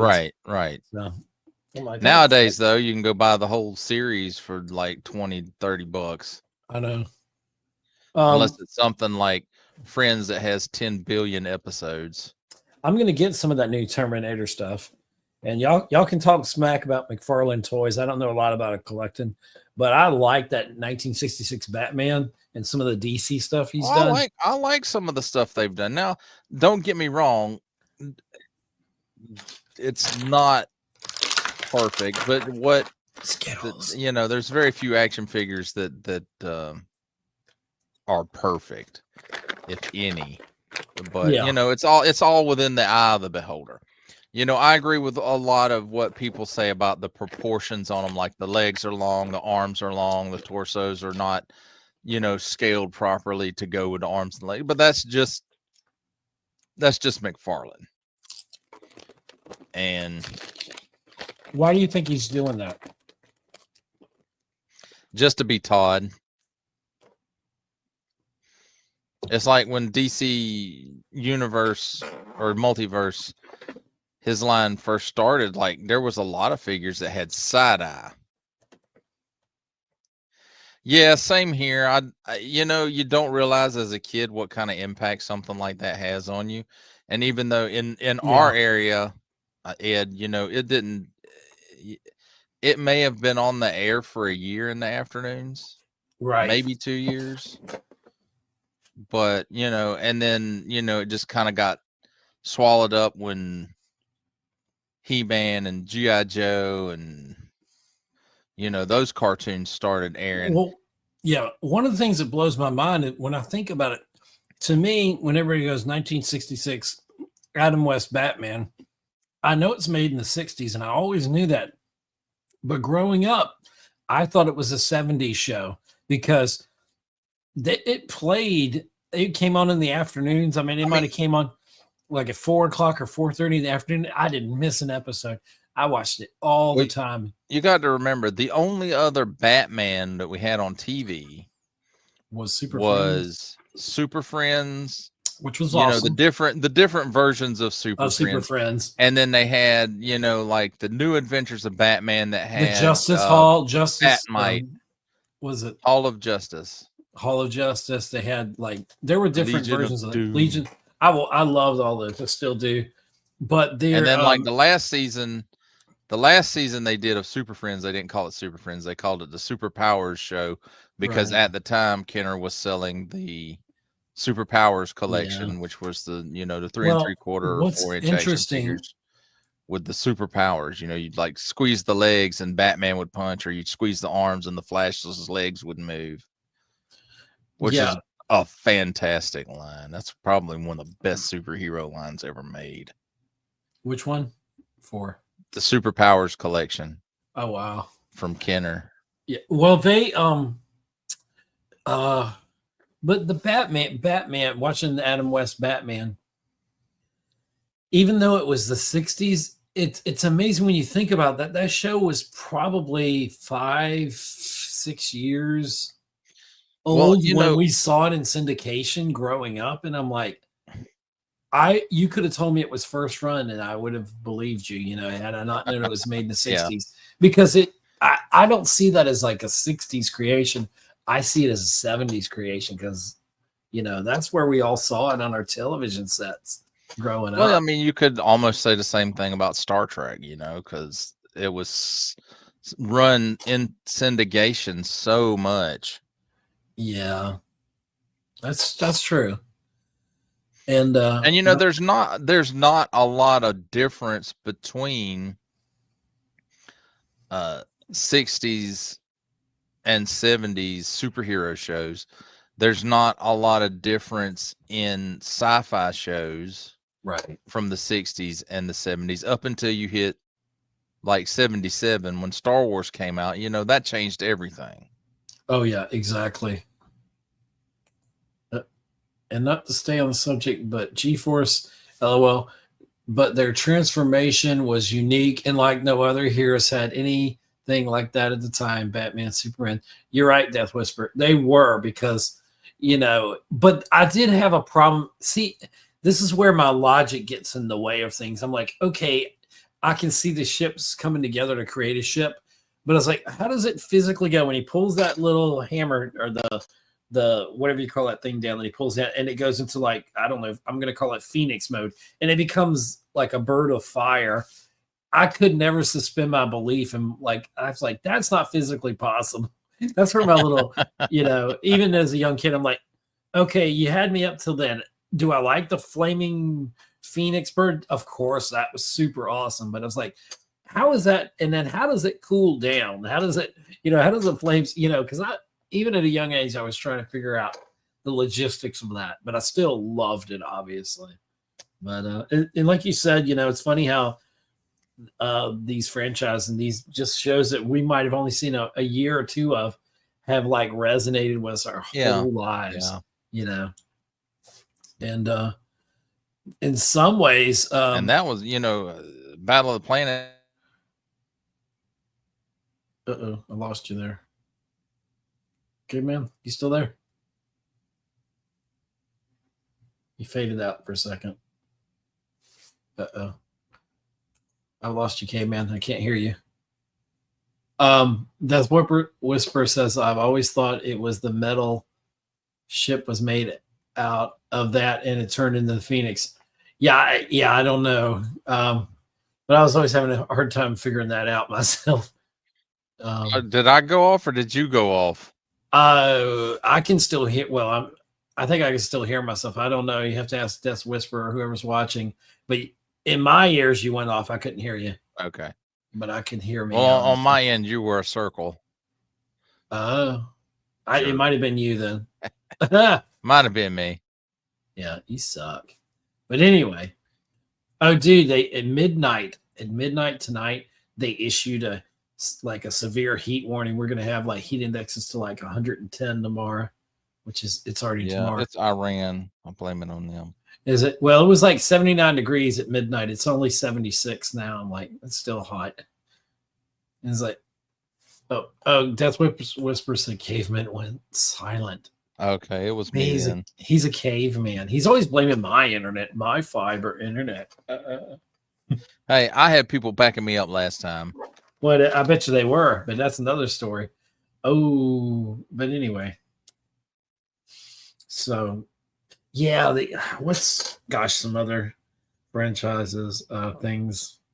What else do we watch in the 70s and 80s? Got everything. I was trying to think. But yeah, I still want some Battlestar Galactica original series. I want some of the newer figures. I need some Terminator stuff. I really don't have anything Terminator. That's why I've got stuff that's been in storage for years. I just literally didn't have room. And you can probably see I've moved out a lot of stuff from my shelves. I still got more stuff packing up to do and move to the other house. But pack it up, way up. Yeah, and so my other big disaster this week, or it's been this month, is my television with 2 days left in the warranty. I'm here. Hello, this is Bob calling on behalf of Best Buy. It's Bob from Best Buy. No, the Samsung guy was really awesome that I talked to, and they finally came today, and they brought a table in, and he had a guy come with them.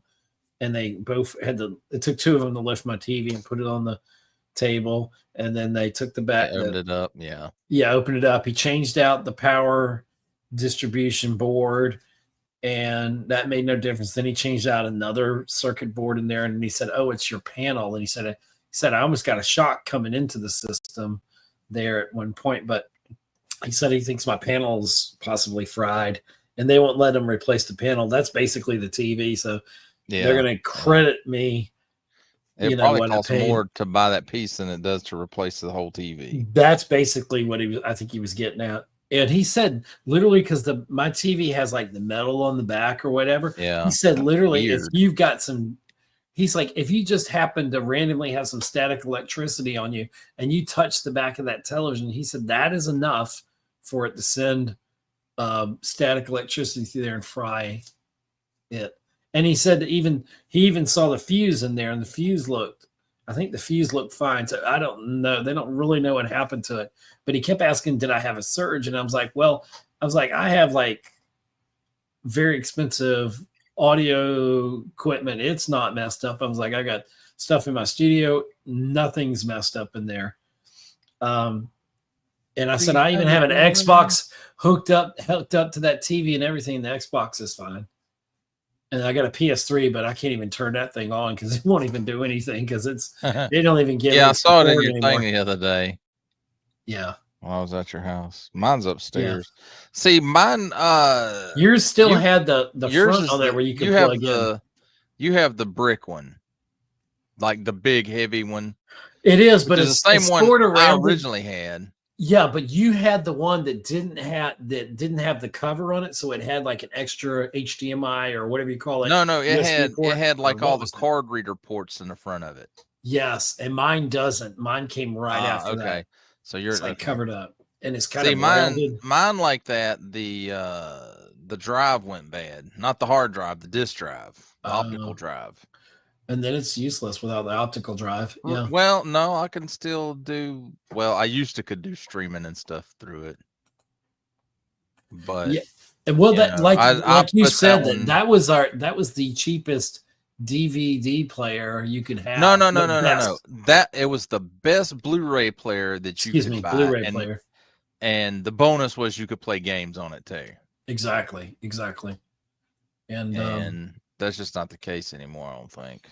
Yeah. I don't know a whole lot about PlayStation anymore. 3 I was don't the either. last. It was my 3 was the last one that I didn't go there because you and I were both in the Xbox. We were much more enamored with the Xbox Live because exactly the PS3's live experience just sucked. Was not. Well, back then you got what you paid for, and that's exactly what I was fixing to get to. Yeah, for me, one of the things is having that little chat pad. That was the greatest invention they made because I'd rather do that with my thumbs than this stupid move a stick to this letter and this letter. Oh, that drives me crazy. If you want to piss off Gen Z or a Gen Alpha, you give them some analog stuff to work with, and that's how I feel. That's how, as a Gen Xer, I feel with these little. You got to move it up here and over here to this letter, and then you have to press the button down to get the caps lock, and then you got to. I'm like, I'd rather just go click, click, click, click. Yeah. I am so impatient. And let's see what Death Whisperer is saying here in the chat. He says, I used to have all those. Gave my Xbox One to Bruce, and the neighbor got the Super NES. Well, one time I owned. Just through the years, I owned the Nintendo, Super Nintendo, Nintendo 64. Nintendo 64, I bought that specifically for one of the best games to this date still ever, GoldenEye. I also had the Empire Strikes Back on there that had the little red memory thing you could stick in there, and that was a pretty cool game. The Superman game sucked, but I still had it. Oh, that was the worst. It really was. But after that, I had a PlayStation 1 or no. That Superman game it still makes the list. Yeah, as one of the top 10 worst games ever. Yeah. Yeah. And I had Shadows of the Empire, I think, on the 64. That was probably in 64. Yeah, in 64. Because I think that was the only system it was on was in 64. Yeah. I had a Wii. We used to have a lot of fun when Wii came out. Oh, yeah. Except for boxing. I did that boxing, and I did it one time, and I thought I was going to have a heart attack, dude. I got like chest pains. I was like, because I was into it hardcore, but I love the bowling, the tennis. there was a small period of time when Wii was just everything to me. Death Whisper, I love the GameCube except for the controller. I hate that damn I still to this day hate that damn controller. The reason I gave away my 64, because I had all those systems in the 90s, I was like, well, I'm never going to play these again. I wasn't that nostalgic for stuff like that. Now I wish I had those systems, and because I always kept my stuff in good repair. Yeah. But I went back and tried to play GoldenEye. If you remember the controller, and it had this little joystick that was like so damn thin, and in the middle, and and you needed it to play the game. I could not physically move the game. It was like, it was, I don't know how I ever played it back in the day, but I guess you learned it back then because that's all we had, right? We had to, yeah. Yeah. And I never owned an Atari. I owned the retro version decades later. And I still have the one with the little joystick where I can play. That plugs into the TV. Yeah, and it's just as good in a way as others. I've always loved Pac-Man and Miss Pac-Man. I have so many great stories of me and my sister saving up our quarters. Just because I had the 45 by Buckner and Garcia, Pac-Man Fever, and I used to know the song by heart because I'd sing it all the time. Yeah. And my mom is another good story. My mom we didn't have get allowances or anything coming up, but she would give me a quarter for milk. And then so I would, and she used to work for this place in Savannah called Leopold's, world famous ice cream. You've probably heard of Stratton Leopold. He's a movie producer, worked with Tom Cruise, Mission Impossible 3, other things. Very nice guy. I interviewed him on Savannah on film. He's probably the godfather of film in the Savannah industry. Really is a great guy. Anyway, so my mom worked there as a waitress for 11 years, I think, before my parents got married. That's where she met my dad, in fact. Anyway, so my mom could make all these desserts. And so growing up, she would make homemade cookies. So I get 3 or 4 cookies and, your little Ziploc bag or whatever in your lunch and take lunch because we couldn't afford school lunch, And so anyway, so there was a friend of mine, Joseph, who loved those cookies. And so I started selling the cookies. And then I would save my quarter I got every day for my little square carton of milk that we all got. You had to open it up and then pull it out and then you drink from it. And I'd always spill it on myself. But anyway, so usually you get a week or 2 of that. And then I had enough money to go. And my grandmother, at a certain time, she lived kind of catty corner across the street from us for a while. So sometimes she'd slip you $1 here or there. You know how grandparents are. And which was a lot of money back then. So I would pool my money and save it. And then I would go walking several blocks over to this road, it's called Durant Avenue. It's one of the busiest streets. Think of it now. Yeah. You wouldn't do that now. No. But back then as a kid, I would. Or we'd ride our bikes over there. Now. Exactly. But anyway, I would go to Crazy Jack's record store and I'd go there because I religiously listened to American Top 40. I used to write it down and we had to get out of church because church ended right as they got into the top 10. So I wouldn't even know what the songs were. So I'd be listening before church, writing it down. I think I had my little transistor radio or whatever, the 80s version of it. So it wasn't old school, but it was, archaic, but it still worked. So I would listen to my American Top 40 and write it down. And then I would go there and I'd run to the back of the store. Well, not run, but I'd go in the store and I'd look at each week they post the Billboard Hot 100 and I'd look on there to see what records I had. Because I loved every kind of music that came on. I still do. And so I have fond memories of that. And that, I would buy the albums and sometimes the singles. And what was good in the 80s, you could save money. You didn't have to always buy the singles, but you could buy the albums. And because most albums were they were hit singles on, 4 or 5 per album. Not like today where you just have one good song and the rest sucks. They used to release 4 singles off of every album. Shit. Well, Thriller came along and it was 5, 7. And then everything after that was Born in the USA had 7 songs. It was basically a greatest hits record. And yeah, but everything was usually a hit. But anyway, but the other thing was in 81, so I would have been 11 or 12. I remember getting literally the song Pac-Man Fever said, I got a pocket full of quarters. it said headed to the arcade, but there was a red and white around the corner. And so I'd walk around the corner every day after school. I'd do my homework or whatever. And then I'd ride my bike or walk over to there, probably run over to there. And all the kids in the neighborhood would watch this one kid play the Pac-Man machine they had there. And so tons of quarters. And I watched this kid play, and I learned his pattern. And to this day, if you put me in Pac-Man in front of me, I will instinctively, from the moment this game starts, play that pattern. And I can clear the boards pretty easily. I got pretty good at it. And then when my sister, the Miss Pac-Man came out, and I was like, oh, it's not as good as Pac-Man. But then I started playing, and I think I might love Miss Pac-Man more. It was better. And it was, it was cute. And we would go down to the Rexall, which later became Revco, which is probably not even there anymore. Like in the other direction, we'd walk down there and we'd have our quarters and we'd go play. Like down toward the hospital. Exactly. Yeah. Right across from the hospital there, Medical Arts. He remembers Woolworth on Broughton Street. Oh my God. Yeah. We used to listen to records before you bought them. That's true. You could sit in I don't know that I was ever old enough or cool enough to do that, but I would have loved that. I miss like record stores like that. But yeah, I remember the J.C. Penney's downtown had those big stairs. I think it was J.C. Penney's. And there was the Belks over in, help me out, Waters Avenue and Victory Drive. Well, there was one. I don't know any of that stuff because I didn't grow up. But my mom used to go to that hair salon. And then I just remember when you're a kid, it's funny how everything's so massive.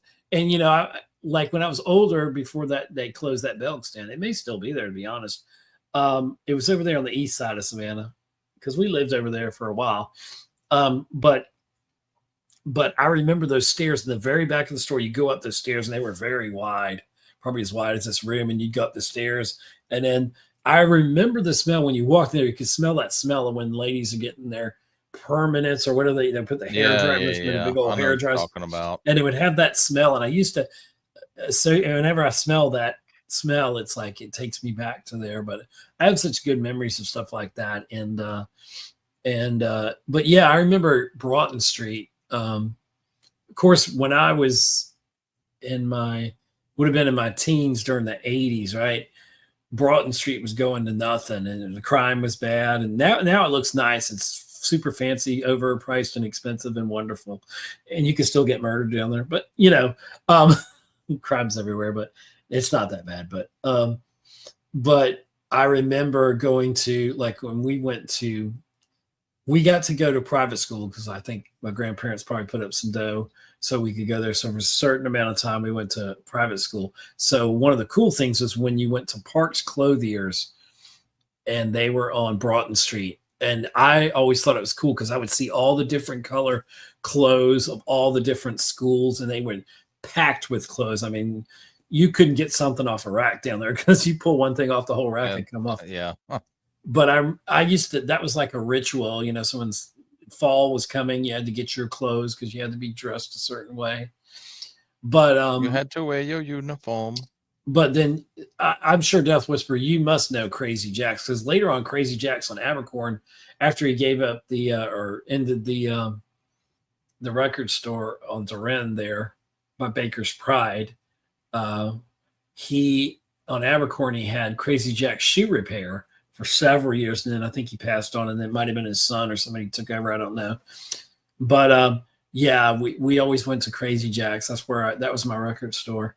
And the record bar, do you remember the record bar? It was in Oglethorpe Mall. Caveman, do you remember that? You probably. I don't. You don't? Okay, that might have been. Because you were down there mostly in your neck of the woods. So, yeah. But, you remember Parker's and McCrory's. McCrory's, yeah, and they used to have a food counter just like Woolworth with the cartoon glasses, a food counter. I don't know if I remember the glasses per se, but yeah, I had a lot of good memories of, some of that stuff I hadn't really thought about. And he says he does remember Record Bar. Yeah.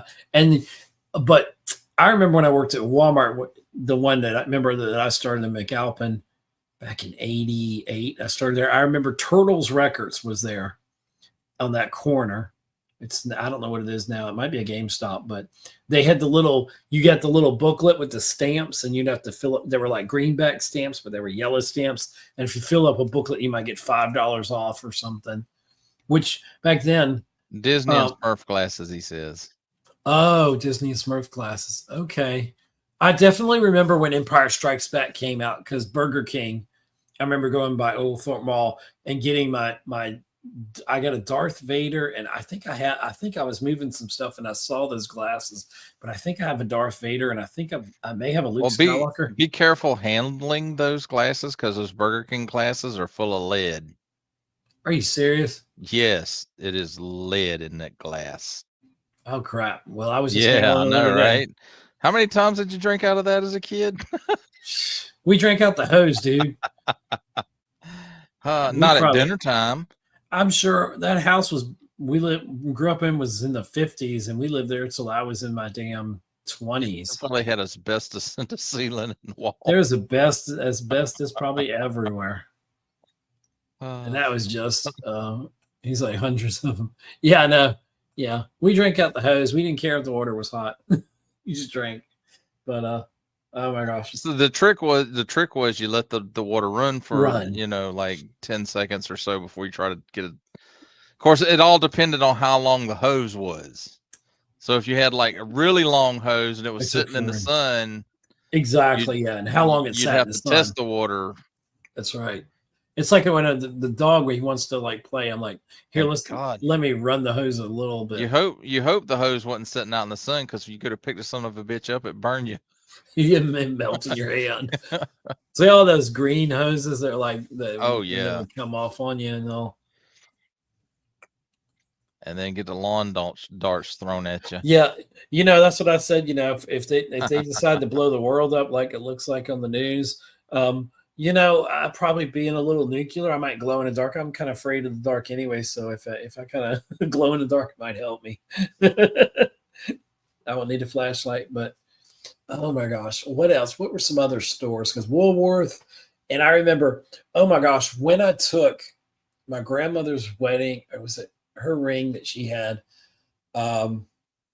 And because I gave it to my wife and all that, and I went there to get it resized because my grandmother, she had real tiny fingers, but I had it in the original Levy Jewelers box, and when I took it in there were some older folks that were working there, might have been the Levys, I don't know if they're still around, and the lady started calling people from the back not to look at the ring per se, but to look at the box, because the box was so vintage. And I'm sure we still probably have that box, but so we sized it, and I think added something to the ring or did something. I don't know what we did. I don't remember. That was like 10 years ago. Who can remember things 10 years ago? 10 years ago. Wow. That was a long time ago. Yeah, because we're coming up on our 10 years, then end of July. So yes, we just passed today. Was today? Or not today, yesterday now, I guess. Yesterday. Yeah. 20. You better get it right. 24 years. 24, yeah, because you told me next year is 25. Yeah. So that's when you're going on the worldwide the way I have to remember is we got married in 01, so whatever year it is, subtract 1. Did you? Let me see.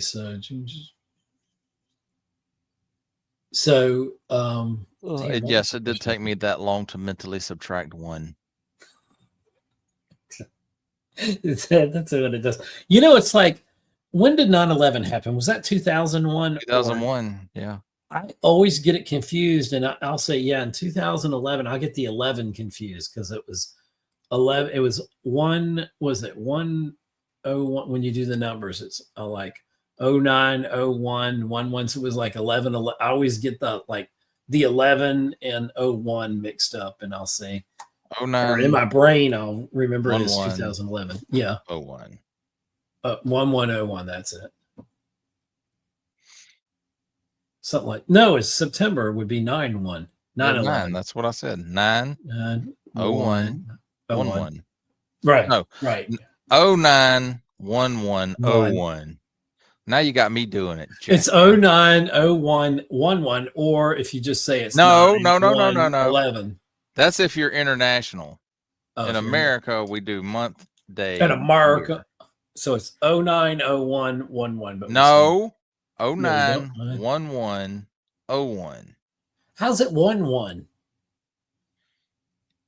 Because it 09. was the 11th day of September of Oh, yeah. 2001. Yes, you're right. 11. But it's not 4 ones, it's 3 ones. Right. 09 09 11 111. 01.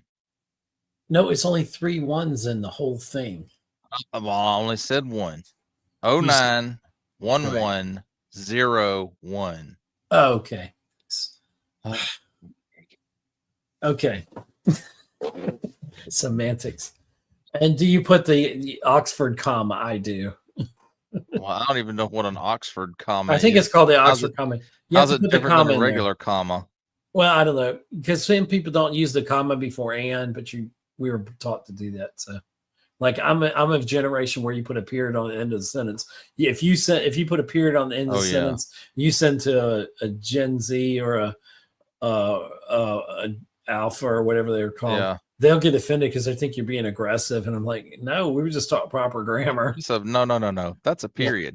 Yeah. If I was being aggressive, it would be a fucking exclamation point, bitch. And I'm sorry, it'd be more than one. When I mean it, it's 3. I put 3 on there. That's my holy trinity of this is important. And if you really piss me off, it's going to be all caps with exclamation points. And if I don't understand you, you get an exclamation point, a question mark, and an exclamation point. That means I'm double serious about this, and I don't know what the hell you mean by that. Oh, and by the way, dude, let me tell you something. You need to stop texting so fast. And start proofreading your text, because it'll come across. I'm like, when the hell did Ed regress to an Gen Alpha? Because I can't make heads or tails out of this. Sometimes I'll just use B and 4 or whatever. I'm just like, kids, come translate. Oh, and I got a bad habit. I'll be texting 2 or 3 people at once, and I don't want to put people in a text chain together because I'm going to go all over the place and off of. I'll be on 2 or 3 different conversations. Oh, you mean just like when you talk? Exactly. Or when I let others talk. Exactly. So, oh my gosh. Yes, Death Whisper, autocorrect and I have a very tumultuous relationship. There are times that I love it, and there are times that I fucking hate it. When I want to say something when you train it and it recognizes, like, if you're trying to type something about a Klingon, you know, it sometimes it'll try to change Klingon to something else. So you train it. You have to touch that word and train it that's a word that I like to use. and you know, it does the opposite when you want to use salty language. Trust it won't let you use salty language, but when it's when you're not trying to use salty language, it'll put something crazy in there. It's weird. I have to train all mine. They recognize all 4-letter swear words. They learn that pretty quick. Oh, I'm trying to show y'all something. I was going to pull up my video. Hey, look, you don't pull nothing out. You keep that to yourself. No, I'm too lazy to pull up the video. Nobody want to see that. Anybody ain't got no time for that. Ain't got no time for that. But oh my gosh. So this is called the Joe Fest 2025 recap live stream, and we hadn't talked about Joe Fest, so I guess we need to talk a little Joe Fest for those that might still. Well, we did talk. Joe Fest. We did talk some Joe Fest. Okay, we got to save something, you know, when I eventually post my video. And you ain't started, have you? Sort of started it today. Yeah, I kept getting frustrated because my computer was like. I think it messed up on that last render. The sound, some of the sound is not as bad as I thought it was. It sounds worse on my phone, and I don't know why that is, but it sounds like there's more background noise in my phone than it does on my computer. Yeah. Oh, here's the thing I do when I text. It might be savable. And I don't know why, but I text instead of AND, I it's always AMD. My finger just goes to M. And so now my phone learned that. And I even went in there where you can unlearn words. Yeah. And it still does it. And I'm like, so it's like, and when I send you a photo, you should just know if I text you a photo, you need to click on the photo because I can't always get the aspect ratio. Yeah, I tell you anyway. Well, it's like when you send it in that new messenger, it doesn't, you have to click on it to see the full picture now. Yeah. I don't know if it's not compressed or is compressed, what you would call that. That's just the way that damn app is. Fucking piece of Verizon. I don't know. I don't dislike it. It's more intelligent than it used to be, and I actually like that. So I don't know. It's all AI. So yeah, and my new computer has a friggin' like Copilot button on it. That's wild. You have that. Oh gosh, so you can go on Kaz and Bruce's stream and you can do the Copilot thing. I don't know. I don't want to know nothing about it. Are you using the Edge browser? I actually like it. Because you can set it up. Because I was using set up the shopping thing in there and it'll find coupons when you go on sites. I know you can do that through the last version of Internet Explorer did that too. Yeah. If I remember. Oh, I had Netscape, since we're talking nostalgia. The only thing, Death Whisper, the only thing negative I had to say about Joe Fest is I forgot what I was going to say. That's a good thing. Because you're a shill. You're a Joe Fest shill. That's what you are. You're a Disney shill. Oh, yeah. No, that's your other buddy. Oh, I got some terrible news. You know how Thor: The Dark World is probably one of the least liked films in the MCU, and they purposely put a lot of the story of Endgame. It drew from a lot of Thor: The Dark World because of him going to the pool of the future to see the future or whatever. That and a lot of other things, but yeah, and Thor's mom and different things. But anyway, they're doing for Doomsday.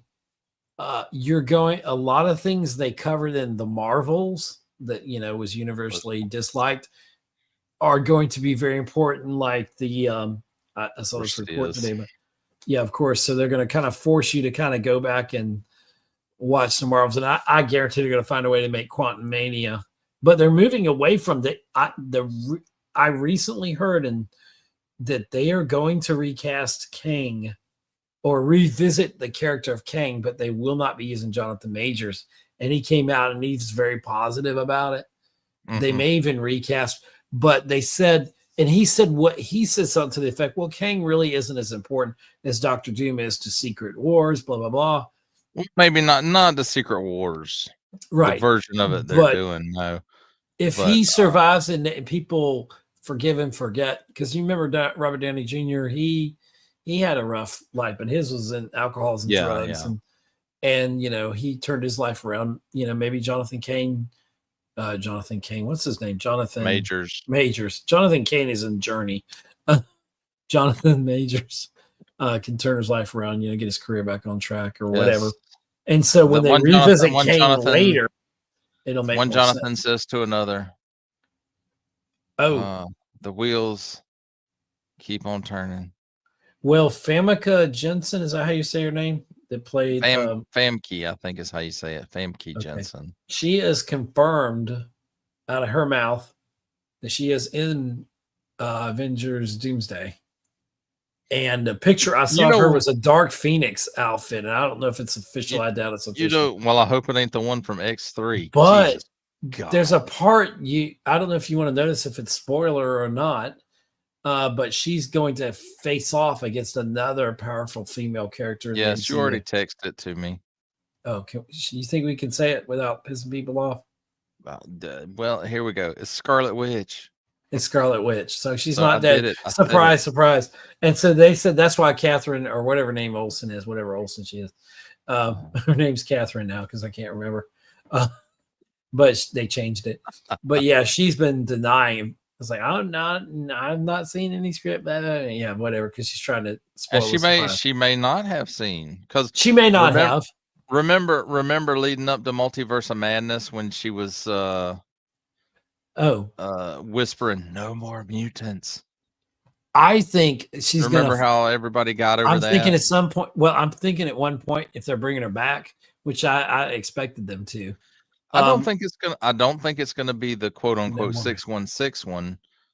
She might do it I in the think other one. it's gonna be an alternate version. She could, or maybe she will just.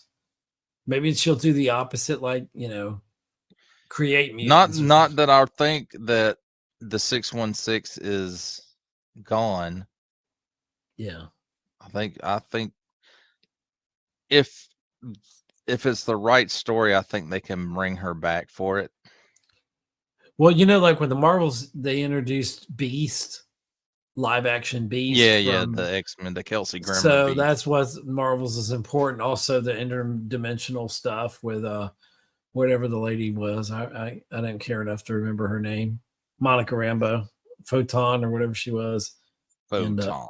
And I liked Miss Marvel. I don't care what people said. I thought the girl was cute in the role. I thought it was enjoyable. Her family was fun. Like I understand why some people might not like it because it is not faithful to the source material. But I don't think with the big hand that she had, I always thought that was stupid looking. I like her powers the way they are. They kind of make more sense to dark me. Dark light or whatever. Yeah, whatever it is. It looks like Jello. It looks like those Jello molds you'd get people bring, rather than you like that better than her being stretchy like Mr. Fantastic.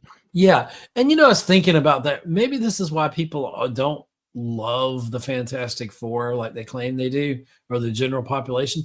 Because, okay, I was thinking about this today. Reed Richards, the smartest man in the MCU, smarter than Tony Stark, supposed to be the smartest man alive, whatever.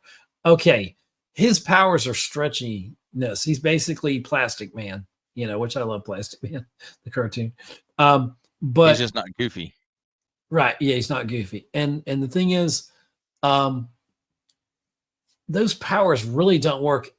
It's like Ant-Man versus Kang, Stretchy Man against Galactus. I'm a rubber band man. It's like that's not a real. It might look cool, but it's not really a usable power. Me, Reed's superpower has always been his brain, which he had, before he got exposed to cosmic rays. Which I'm kind of glad he has that, because if he was just Mr.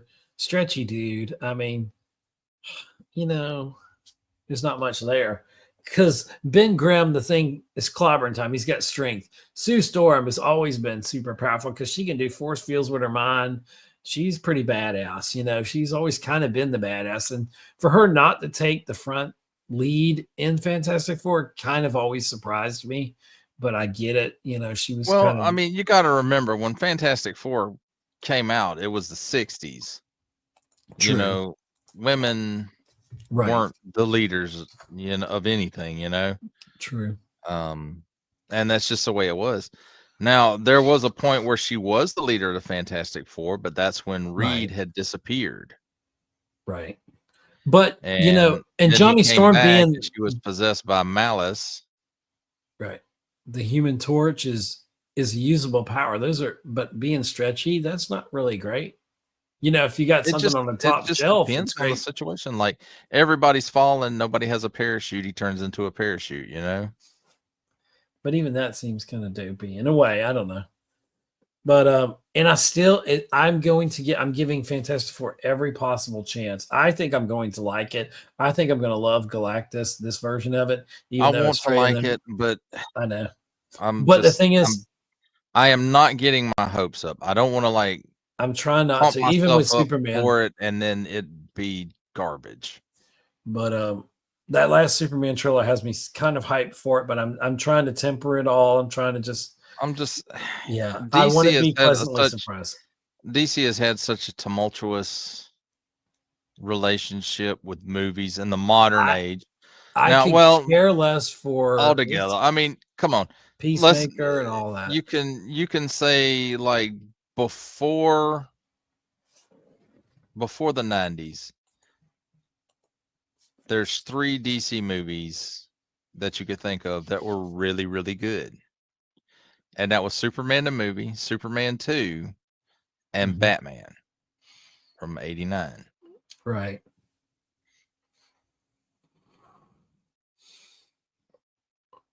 I literally think of it in the same sense that I think of Star Wars in the 80s and Star Trek. I think of Empire Strikes Back, Return of the Jedi, and A New Hope. No, in the 80s. Oh. Damn it, what was the correlation I was trying to do? I must be getting tired. Damn it, I just said it too. Star Trek. Oh, Next Generation. I think of like that same kind of correlation, like two of the films in a French, like you say Superman 1 and 2, and then you said Batman 89, the film. That's how I'm the opposite way. I'm like, we got Empire Strikes Back, Return of the Jedi, and then Star Trek: The Next Generation. So see, that is a kind of correlation, loosely related. And it's not to say like the 66 series wasn't accurate to the comic books at the time, because it was.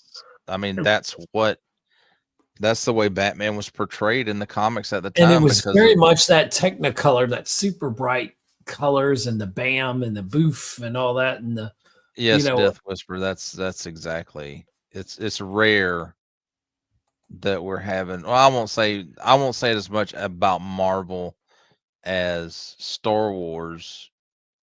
I think Star Wars has gotten the shitty end of the stick because of Kathleen Kennedy, and she's just trying to shit on everything that made Star Wars great because she has her own little feminist agenda or whatever you want to call it. And I was ready to go on my little Kathleen Kennedy rant, which I knew it wasn't the time and place during Seth Green. Oh, yeah. When he said Kathleen Kennedy, and I kind of said out loud where people could hear me. I was like, "You're making me my mouth." Yeah, I said that. It's like, you're gonna make me spit up. And your wife looked at me and all that, and I was like, "Oh, this isn't the time or the place." Because I had my Star Wars hat on, I was like, "It's one of those angry Star Wars fans. Get off my Star Wars lawn," And I didn't want to be that guy, and I was like, I want to show respect for everybody else, so I just shut my mouth and kept my I won't say that. It hasn't been 100% bad. I mean, there's some of it that is horribly bad. For every Rogue One, there's a Acolyte was. There's an Acolyte, or there's a Boba Fett wasn't great. Boba Fett was bad. It was far from great. It was the Fennec Shan show. the season 1 and 2 of The Mandalorian I thought was really good. Season 2, some of the best. Season 3 should have actually been season 3 and season 4.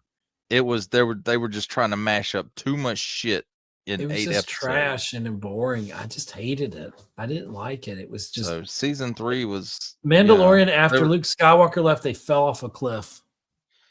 And then, they turn around and they make something like season 2 of Andor, which is fantastic.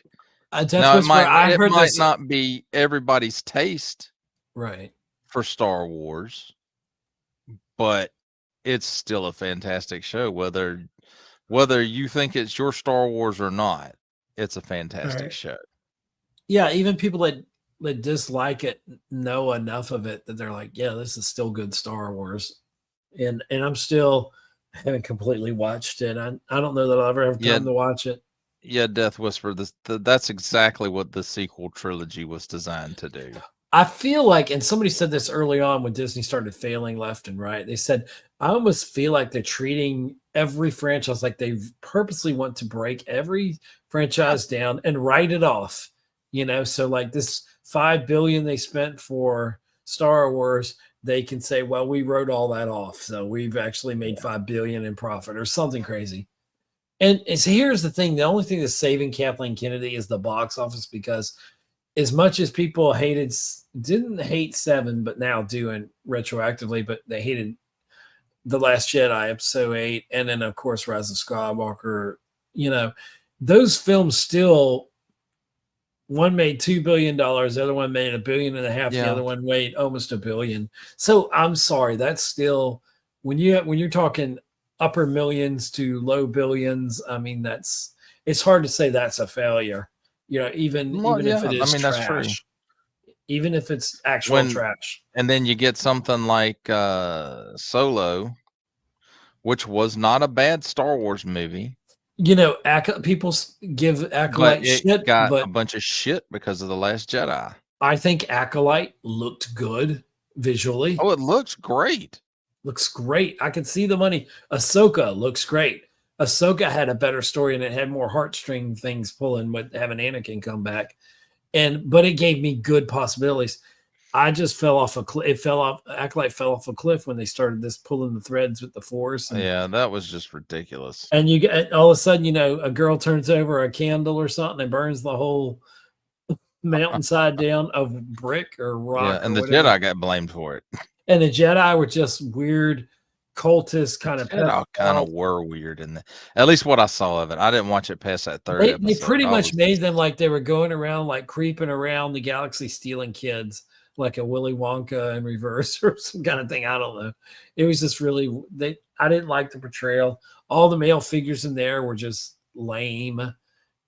And like even the acting was bad. There was just bad dialogue. And then they had to go to try to shit on not just Yoda, not say his name, Kai Mundi. What's his? Mundi. Kiedi Mundi. They basically made both of them a liar and Yoda. That they knew the Sith to return and said they didn't. And Mundi shouldn't even have been alive technically in that time frame or whatever. We're not exactly sure what the lifespan of his species is. Okay. But we know his ordered on Order 66. Could be. No, it was. We saw it on film, man. It must be then. They changed it. 46. Rogue One is the best thing Star Wars that Disney has done.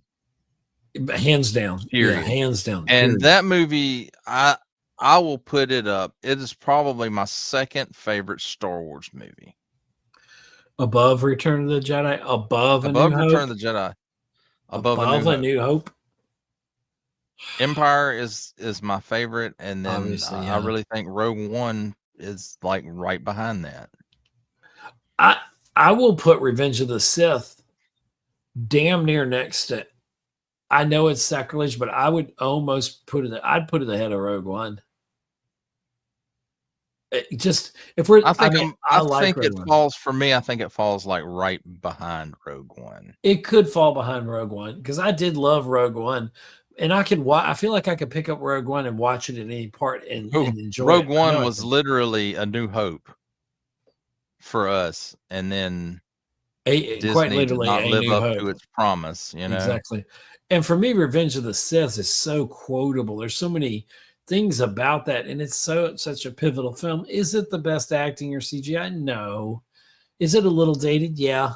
But I tell you, I went and saw it in the theater. At the time, the CGI was it's still amazing, and in the theater, it probably does still hold up because that was the format it was designed to be watched in. But most anything with CGI in it these days, you're watching it at home, and you have like a really high refresh rate on your TV. Yeah, whenever they fix my TV, CGI looks really, really fake. Any CGI, even newer stuff. I tell you what, and I don't want to spoil it for anybody. I'm not going to give away spoilers here, but our Monday night mystery movie was a big surprise. We went to Regal. That's why I was a little late for the stream tonight because we didn't get out. Like we had like less than 15 minutes to get home and jump on the stream. But thank God it started automatically. So yeah, used to it didn't do that. Yeah, well that's cool. I'm glad it started so nobody had to wait. But anyway, it's funny. The people I kept hearing the ladies say, "Well, we've sold out at the 7:00 movie, sold out." Come to find out later, it was on Reddit that this was going to happen, but the lights come up and the theater's crowded. Somebody's bitching about they can't get a seat in there, and and the manager was in there telling people. She was actually in the lobby at one point, and she's really nice because I've talked to her before. And she said, no recording devices allowed. And she goes, and then she made a point to say, oh, it's that way for all of our films. And I was like, why are they making such a big deal of this? And then we get in there and it comes up, and Scarlett Johansson and another dude from the film said, welcome to your Regal Monday mystery movie. And surprise, it's not just any movie, it's Jurassic World Rebirth, so, which didn't come out till like July something. So we got, that's kind of rare. They did that with Gladiator 2. And we were going to, we already had tickets for that weekend because you get Regal points if you bought it early, and then they snuck it in the Monday night movie. And I was like, holy crap. So I had to see that twice. I probably wouldn't have seen it twice, but since I had tickets. But anyway, so we watched it, and I enjoyed it. I think Scarlett Johansson was probably one of the best parts of the film. But there were points, and my wife pointed this out, there were points that the CGI was not good. There's like one shot where they're kind of coming in this little town or a village or whatever you want to call it, and just the backdrop looks so fake. There's a lot of haze and smoke, and but it just doesn't look good. And there's parts where I was like, it surprised me. And there's some exciting stuff in there. I thought that we could have seen more dinosaurs in there. Of course, there's more variations of stuff. There's always. But the thing is, I think it's almost kind of Jurassic Park or Jurassic World, whatever you want to call it, Jurassic fatigue. Because if you love the series, you'll like this movie. Is it great? No. Is it terrible? No. But I enjoyed it. It's kind of like a fun popcorn movie. I'm glad I saw it. It might be nicer to see it in here's the thing, they put it in one of their smallest theaters, which I didn't understand that. Not the smallest, but kind of the mid-sized theater. Yeah. Not where they usually put it in the bigger theater. And I don't know why they did that.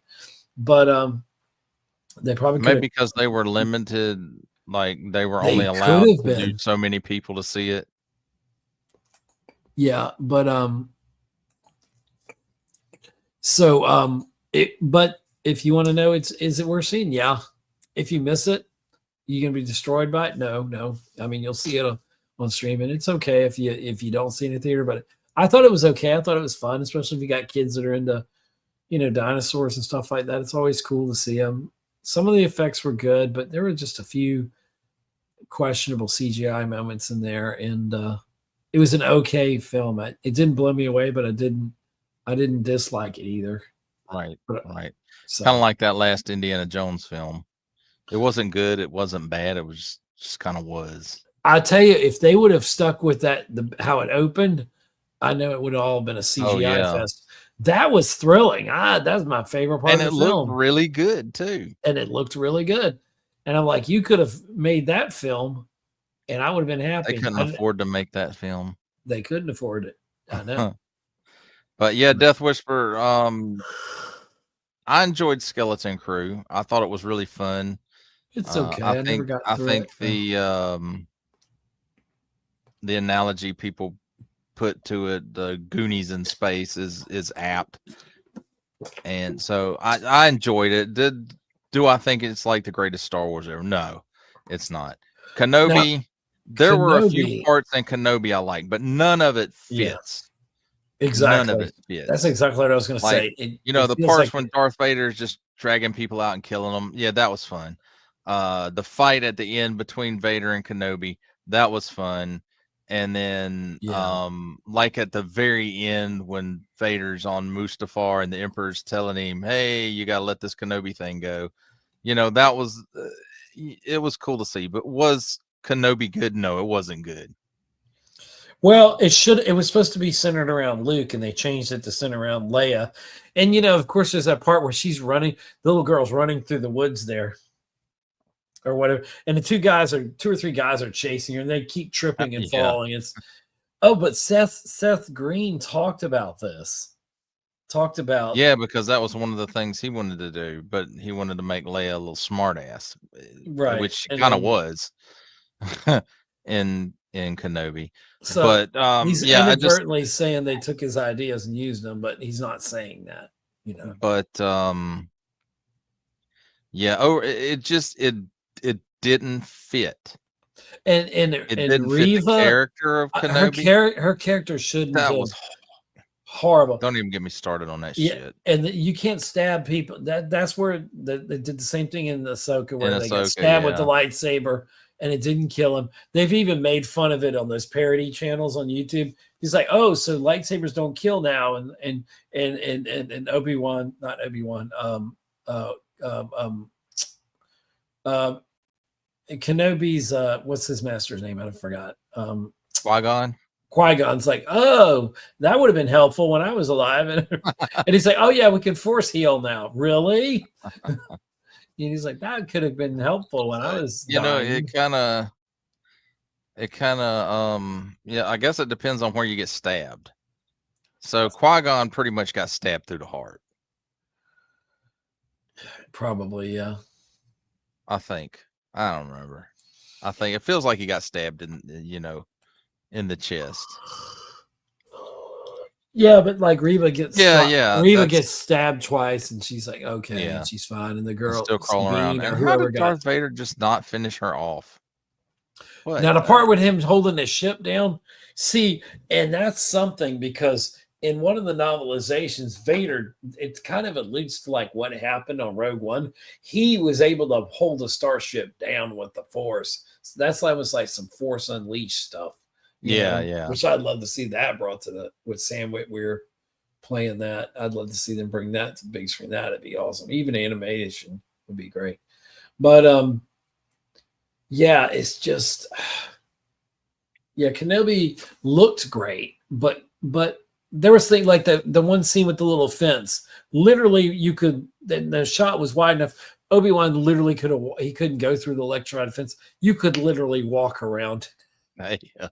It was like, it's just that. So, I mean, it just it wasn't good. They screwed up. Oh, I got something to tell you, Ed. Uh-oh. You see right there under your name on the screen where it has your YouTube address. You need to fix that. I do. Oh, and I'll get to do it live. Thank you very much. I'm going to do that right now, I think. How am I going to do that? How do you edit that? Use the Force. Edit. I think you have to edit it when you come in. No, name and handle. You can do that. So you'll watch as I'm taking off the 4248. It no longer exists. There you go. Did it live. It's now youtube.com. And you're not supposed to say /. You just say / because all slashes now are / at Geek Homeworld. And you don't have to capitalize stuff. Yeah. No, you don't have to capitalize it. It's work. Technically, it's not a back. It's a /. It will work either slate. No, I wasn't saying that's not what I said. Sorry. You said everything is a / now, and I said unless it's a /. Oh yes, I sit corrected. But yeah, capitals don't matter. Yeah, but you can type it. I remember when they did with all lowercase, and it'll take you to the same place. Type it in with like you have it with 2 words.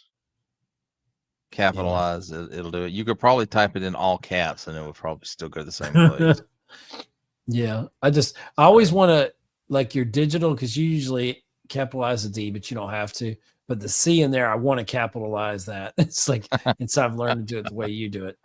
And I wanted to. Your channel is it still Digital K-Man Presents? Because I was putting that in something. That's what I call the channel. That's just not the address. Okay. I figured just Digital Caveman, with that extra in is hard enough. Yeah. A lot of time for people to get. Yeah, but someone would say if you have to keep telling people to put an extra in on there, then that's probably a problem. But I know why you did it, because there's a Digital Caveman. There's more than one. There's a Digital Caveman I saw the day. Yeah. It's but you've been that for. I'm the real one. Decade at least. I don't know, but 15 years. Jesus. Yeah, because we start what were we podcasting in 10? We started September 7th. That was our first podcast. And every podcast that I start, I make sure I started on September 7th. So Geek Homeworld started September 7th of 2014. But I think, and I want to say that one of my parents passed away like right after that or got sick. So then it took me like a year to like get the first episode out. So technically Geek Homeworld existed from 2014, but I think it was September 7th of 2015 before I actually launched with episodes. I had like some stingers and stuff like that, but once I was able to get things going, so, but I still celebrate it from it when it originally started. So September 7th is like, because we did Digital Man Cave. We started that in what, 09 or 010? We started that in 08 because okay. It was right around when Dark Knight came out, because I've been Digital Caveman for more than 15 years. You have, and since 08 I've been podcasting, and I actually not too long ago put one of my podcast episodes out, because the funny thing is I've been so involved with YouTube this year, really focusing on growing it and having a blast. It's so much easier to just jump on live streams, that even though I'm still doing good on the podcast, I just haven't put out actual episodes. But I'm going to try once I get in the new studio to like do some more episodes, and like, because I like to number my episodes, but I may eventually stop that when I get to a certain point. Nobody cares. It's easier no, I number my episodes for me. It's easier for me to keep up with it. Totally, me as well. But after a while, people don't care that you're episode 182 or 183 or whatever I'm at. Well, that's why I only talk I never talk about that in the videos, except for when it gets to like the 1,000th. Well, 1,000 in your format, it doesn't make sense to have that anyway, because it's just another. So it's just in the description, and again, it's for me, right? And but I'm gonna work up some more logo designs this year. I'm gonna probably improve on that. I'm gonna work on an outro for my a proper outro for my probably rework the intro as well for my streams. And I'm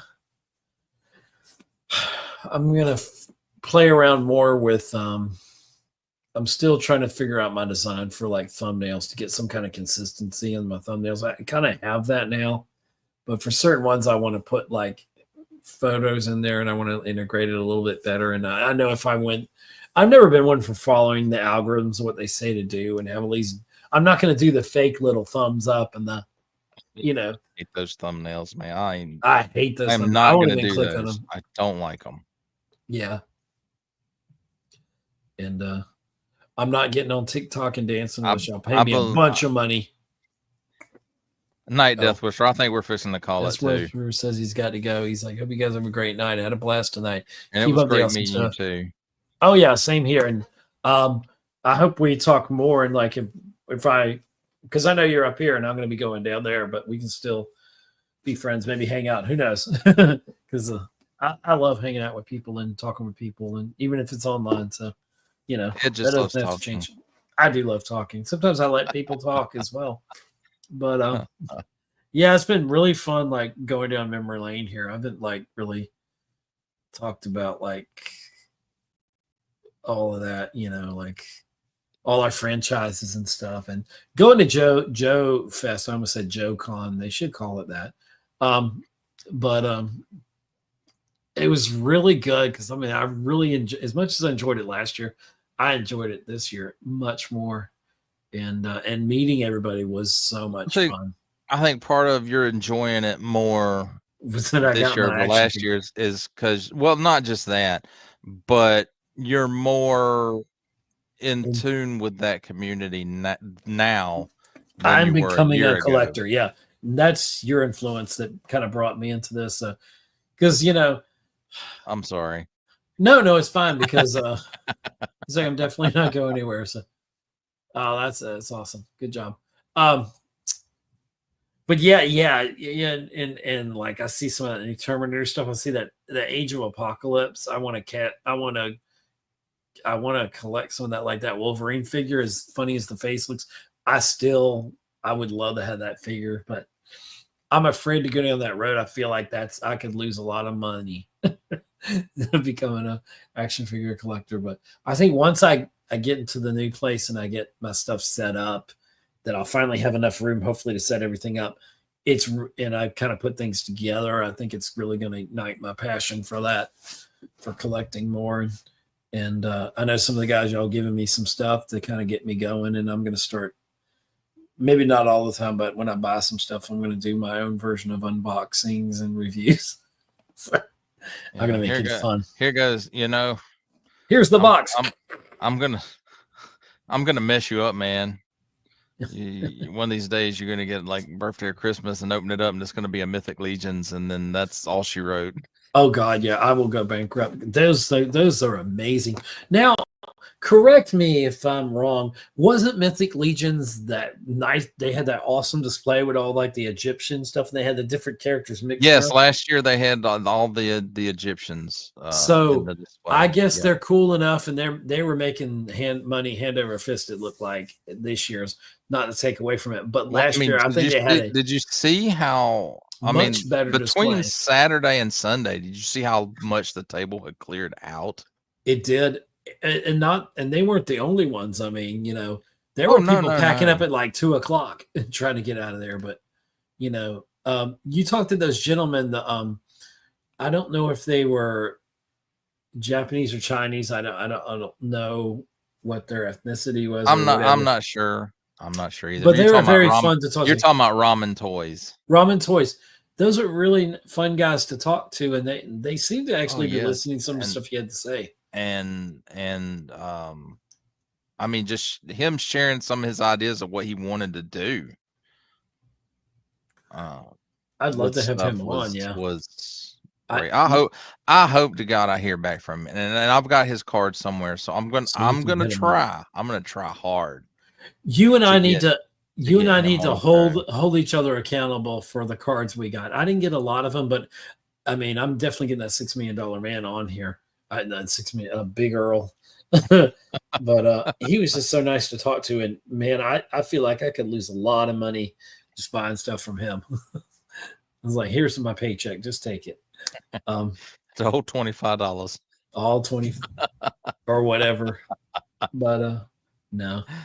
You got to do things for the passion of it, not for the money all the time. Oh, I didn't tell you, man. I got my first deposit from YouTube. You did this morning. Yeah. That's only took what, 4 years? No, 4.5 years. 4.5 years. That's okay. Yeah. Can I ask how much after taxes? Did they take taxes out? Because of the stuff that I got on, my 1000th episode stream, and then where the memberships had built up a little bit. It was like $289. Oh wow! You don't have to say still a big chunk taken out of it. But I had to go on AdSense and fill out a W-9, so I don't know how that's going to affect me come tax time. It will affect you. So did they take taxes out then, or no? They did not take any taxes out. They are going to report that shit if you fill that. I know they report it. That's why I had to fill out a W-9. That's right. You better report that. So I'm responsible for those taxes. And what I'm thinking about doing is withdrawing that money from the bank and just putting it up until tax time. You get right back to them essentially. So was it hundreds and thousands of dollars or?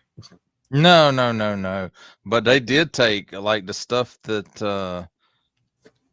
they take 30% off the top, just period. Wow. All right. But then if the person making the donation or the person that's paying out on your live stream, so the person that does a super chat, if they use iOS, there's another percentage that comes off. Really? So if they're Apple, they may or may not, and they do charge you a percentage for hosting the live stream. Wow. So it ended up being off of that live stream. I couldn't. That's bullcrap. Did they charge you for hosting the live stream? Yep. They ought to be paying you for that. Wow. It ended up they took 42.919 decimal goes on and on. Jesus. So almost 43%. Jeez. Seems like a lot. It is a lot. Mm-hmm. But I still appreciate the extra support. Oh yeah. I mean, that was really cool. I was I was totally bit. not expecting The two that, people. Well, it was like 2 or 3, and then it was like, here's an amount. M3 started it off, and then Curtis was like, "No, I'm going to do it too." Well, I was egging them on too. I was like, "Come on, we can do better than that." And then MC DJ ACDC, he did the one for 125. I know. I was like, "Holy crap!" So I was like, "Good God, dudes!" Yeah, it's nice to have people fighting over you in a good way. But oh Lordy. So, but anyway, man, I'm going to bed. I need to go to bed too. I need to go to bed at almost decent. I got to get some work done tomorrow. I drank almost all of this. I'm down to about here on this drink. I've been drinking since the theater of Pepsi Zero, so I'm tanked up on caffeine. Hopefully, it's not Pepsi. Yuck. I know they don't have Coke products. I don't understand. All right, well, let me roll the exit thing here. Thank you, everybody. Like, share, all right. Yes, video. Everybody who showed. And just so everybody knows, I've far than exceeded my free plan for the month. So the 17th of July is when it resets. So if I don't do the, is it 1 week or how long is it for the free trial, the upgrade from? It's 7 days. It's a week. Damn. So you may not see me streaming from this channel until the 17th. Yes, we have.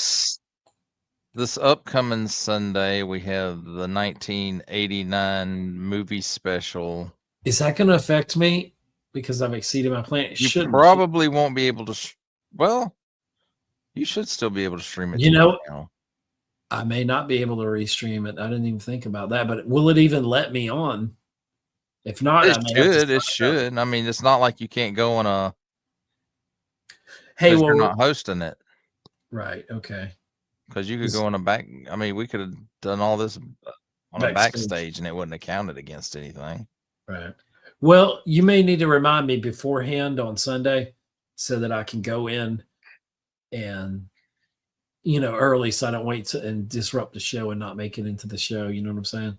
So, that's Sunday. So we're going to be. Oh gosh. Well, I'll be back. I hope to be back. Yeah, I should be back in town by then because we're going to probably head down. We are heading down this weekend again to Savannah. So yeah, we've got that, and it'll either be on Sergeant Curtis Schultz channel.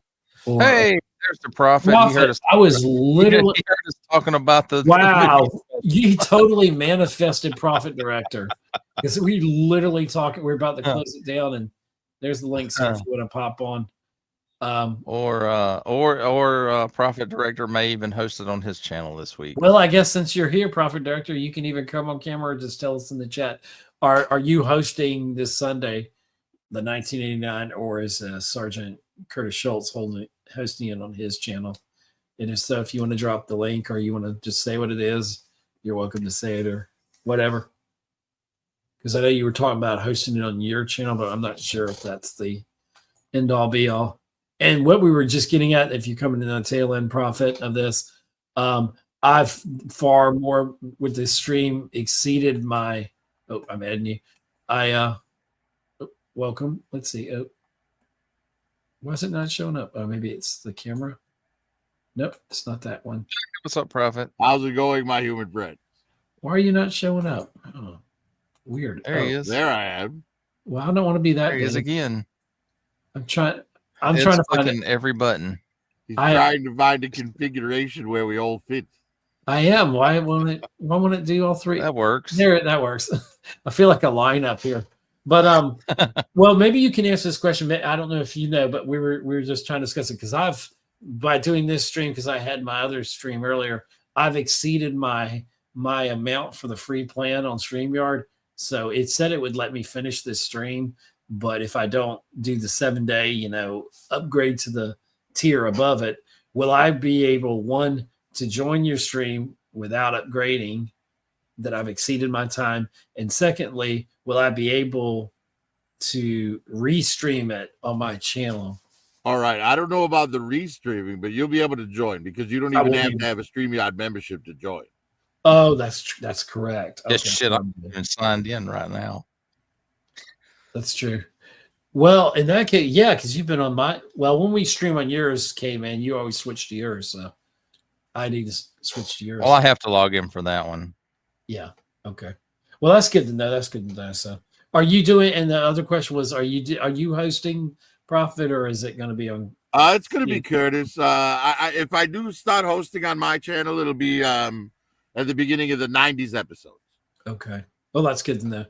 And I mean, we've done all of the 80s on Curtis's channel, so I want to just finish that up there. It's what's the official address? Because every time I go to Curtis's channel, it's like I have to search for his channel. I don't know if it's YouTube's Sergeant Curtis Schultz, Star Wars Squawk Box. Okay.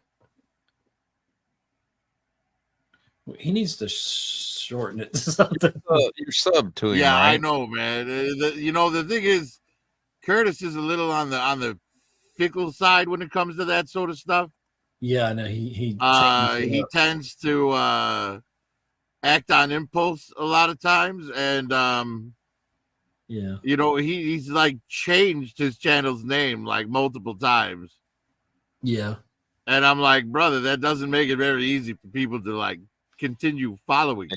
I think he's trying to stay off the grid or something. Feels like it, but yeah, he just needs to kind of simplify it, come up with something to stick with it, so people know, because it's hard to promote it that it's going to be over there. But right, well, I'm going to his channel and I'm getting a link that you can. Yeah, right now it's Sergeant Curtis Schultz, Star Wars Squawk Box. Okay. But like I said, I'm grabbing a link. I will put it in the private chat so that you can put it in the regular chat. Sounds good. There it is. Okay. Let's see. Oops.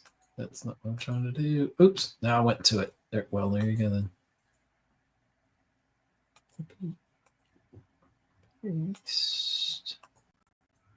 Yeah, all I've got left to do is the intro video and the thumbnail. Oh, cool.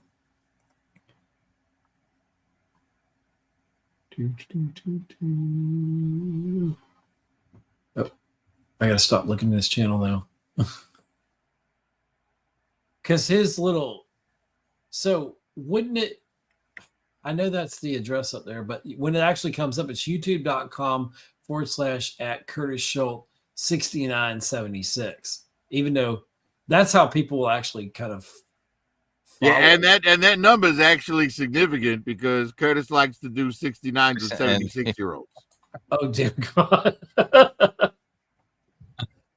Oh, Prophet, I wish you were there at I don't know if you get to see my premiere tonight, but I wish you were there at Joe Fest. There was a lot to see. It was a lot of fun. I had a blast. Yeah, considering that I'm broke at the moment, I'm kind of glad I wasn't there because it would have just been a source of dismay, seeing all that wonderful G.I. Joe without being able to buy any of it. I really think that my G.I. Joe is very niche, and it's going to be any collecting I'm going to do is going to be that 70s G.I. Joe I grew up with, like the he means a the G.I. Joe that was like the 12-inch responding to Vietnam, where they were veering away from military and becoming action man. Yep. Yeah, it was like action adventure or something. Action team. G.I. Joe action team or adventure team. Adventure team. Yeah. Right. Now I have to admit, there were some really cool vehicles. That line, that big yellow van with the massive windshield. It had the windshield doubled as like a command center. That was awesome. Their Little Bird helicopter was great. The helicopter. I actually took one of their inflatable raft toys. Oh, nice. and I'm altering it into a Cobra Night Landing for G.I. Joe Classified. Sweet. Funny. God, you know, that was one of my favorite little sets. That it had like 6 wheels or something on it, and it had a winch on the back because I had the Adventures. Right, yeah, and it came in a couple different colors too, because it was. But I love the yellow. I just love because that's the one I remember. It's like very specific because I have the album still, the album with it, and right. There was a yellow and there was an orange as well. Because you know there was that episode there, and but you know the British version was like black. Really? I saw some at Joe Fest that were black. Yeah, but Prophet, one thing we grew up always fearing would be a real thing: quicksand. Everything had quicksand. Remember in the 70s and 80s? Oh yeah, it was all about people falling in quicksand. Oh my God! Right. And and the funny thing is, like by today's standards, if they were going to put out a playset with quicksand, they'd probably just use that kinetic sand, which would be fantastic for that. Oh, but I don't know if you guys remember back in the 80s, in particular the Yoda Dagobah playset. It was like a piece of styrofoam with a X cut in it that you could just push the figure down through. It was terrible. Kind of like those plant, when you had plastic. At the time, flowers, it wasn't though. At the time, that was like, holy crap! It's real quicksand. Yeah. Well, that's the thing, because that Yoda playset was great, except for that piece of foam in it. I know. That's the only piece that doesn't last. Right. Even the little thin things that you like do the levitation trick with. Yeah, those would bend, but they at least wouldn't break. My life is complete. I got. No, it's not. You need a Jamie and a Bigfoot. I need a Bigfoot, yeah. So I guess we have to acknowledge Ed's love for Lee Majors. Oh yeah, he is the original Steve Austin. Yeah, when the wrestler came, I was like, he is not Steve Austin. He is not Colonel Steve Austin. It's like that's Ed's first celebrity crush. Oh, totally. Mine was Olivia Newton-John, but to each his own. Oh, I love Jamie Summers. Don't get me. Lindsay Wagner. She still looks good, and she's probably 70s or maybe approaching late 60s, early 70s. Well, Lee Majors is in his 80s, and this guy, Big Earl, he has so much sign. And I don't know if I even showed it in the video much, but he has. He's met him in person, and he's signed so much. Yes. Some of the you had in there some of the pictures where. And he said him and Lindsay Wagner. He said they will talk. They will sit there for hours and talk to every fan and sign whatever they want. They said they take and Lee Majors. He's getting up there, and he's in his 80s, so he can't do it as long as he used to do it, but he said he puts in the effort, and he's like, because he appreciates every last one of those fans, and she does too, and that's really nice to see, and we were talking about, and I know Prophet, you talked about it, especially with $6 Million Man. It's like I mentioned it there with the collector guy, Big Earl, that. Especially $6 Million Man, this franchise is going to die with our generation if we don't bring in younger people to appreciate it, because a lot of this action figure collecting, or toy collecting, whatever you want to call it, it's not what these kids are into. They're into NFTs or something digital, and I hope we get back to appreciating the craftsmanship and what all you guys do as action figure collectors. Y'all really emphasize that. I really think what y'all are doing is so important, because it's helping build, and like having Joe Fest and all that, it helps build that bit of camaraderie between creators and the collectors. And I think it's keeping it alive, for the next generation. Hopefully they'll pick up on some of it and realize not just the value, money value, but the value of having your action figures and putting them in the situations and playing with them, that tangible physical. I will say this though, just when I thought my son was aging out, he went and bought 2 Animal Warriors of the Kingdom. He at Show did. Fest. He did. I saw that. Yeah, it's kind of a double-edged sword, though. You know what I mean? Because I look at, like, you know, the different, you know, the younger people that do collect, like the way they collect is different. They don't really collect things out of enjoyment for the thing they're collecting, right? Like, take Funko Pops, for example. Right, Funko Pops was super popular for a very long time. They're starting to die out now, but you know, it's half the people buying them like didn't even care what the subject matter was. No, they were only buying them because they looked at them as a commodity. Yeah, like right? comic And books now in the 90s. you've got this new thing called what is it, Labubu or something like that, which is basically. Do you guys remember Monchichi? Yep. So Labubu is Monchichi, but with scary, angry faces. Oh. Right. And now these things are all popular out of nowhere for no reason whatsoever. And, you know, people are chasing rare ones that are like, you know, hundreds of dollars. And it's like Beanie Babies. Right. Like, what was the Bratz dolls that were like kind of the Garbage Pail? Remember the Garbage Pail kids that were like the opposite of the Cabbage Patch Kids? Was that just cards? Okay, but the Garbage Pail Kids was stickers. Oh, I thought they actually had dolls or actually. No, they were stickers. Wow. Well, it's funny. Yeah, I was just thinking it was like as a counter kind of culture thing against that, you know, because you had like the Cabbage Patch and then you'd have the Garbage Pail Kids. I remember that was like a thing. They're like, oh, that's terrible. But, you know. Then they had those, what was those things that looked like baseballs, but they were monsters? Mad Balls. Yeah. Oh, yeah. Yeah, Mad Balls were kind of fun, you know. I remember enjoying them as a kid because they were little foam balls, you know. That were basically like molded into like monster faces and painted, but they were just foam. So it was like, you know, you could safely throw them at each other without causing injury. Right. You know, but the problem with, you know, the younger generation getting into collecting what we collect, but you know, not for the love of it, but for the, you know, potential value of it. Yeah. It's like the problem with that is, you know, they come in, they buy it up to drive up the values. And then, you know, the people like us who are buying it because we love it eventually get priced out of it.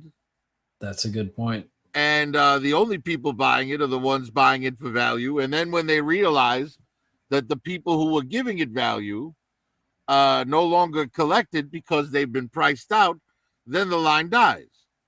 Right. You know, and all the value drops. Right, it's happening right now with Funko Pops.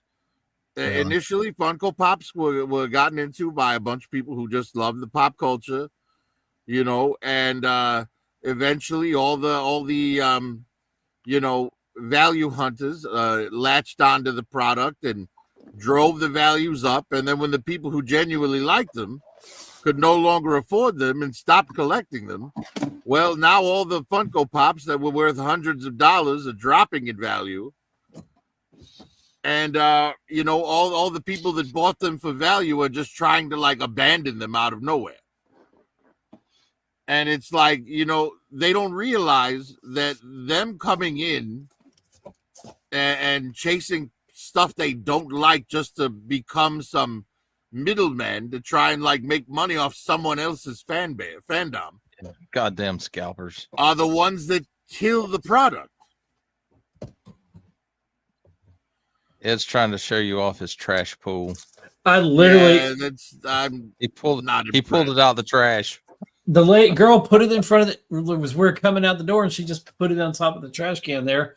And so I just looked around, I was like, okay. And then she turned around and walked away. I picked it up and literally then I look up and there's a guy there and he goes, I got one for sale if you want a nice one. I was like, oh no, this one's already articulated in legs here. because it's all bent up. Nice. I was like, and I said it's what my wife said I can afford after buying that $6 million man figure. Right, you gotta take a box cutter though and get that white excess white cardboard out from under his arms. Oh yeah, right there, and there's some right there too. You're right, I didn't notice that, and there's a little bit right there too. They cut it out there, but then they almost ripped it. So that's a good point. Yeah, so he'll go in my studio nicely. That might be how that one ended up in the trash. Could be. She just literally walked over. Because she just walked from the table there and just nonchalantly put it in the on top of the trash can. And I just happened to walk out and go, click, mine, and just walk off with it. I'm like, okay. But, oh, dear. So, I'm getting tired. I stayed up all last night into this morning waiting for the Best Buy guy to come to look at my TV. And my TV is shot.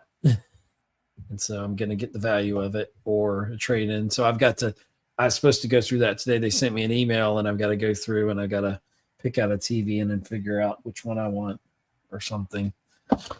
I don't even own a television at this point. Yeah. I should just take the money and run the value of it and put it in something else. I want to go back to Joe Fest. Now, you know what? Now there's no Joe Fest.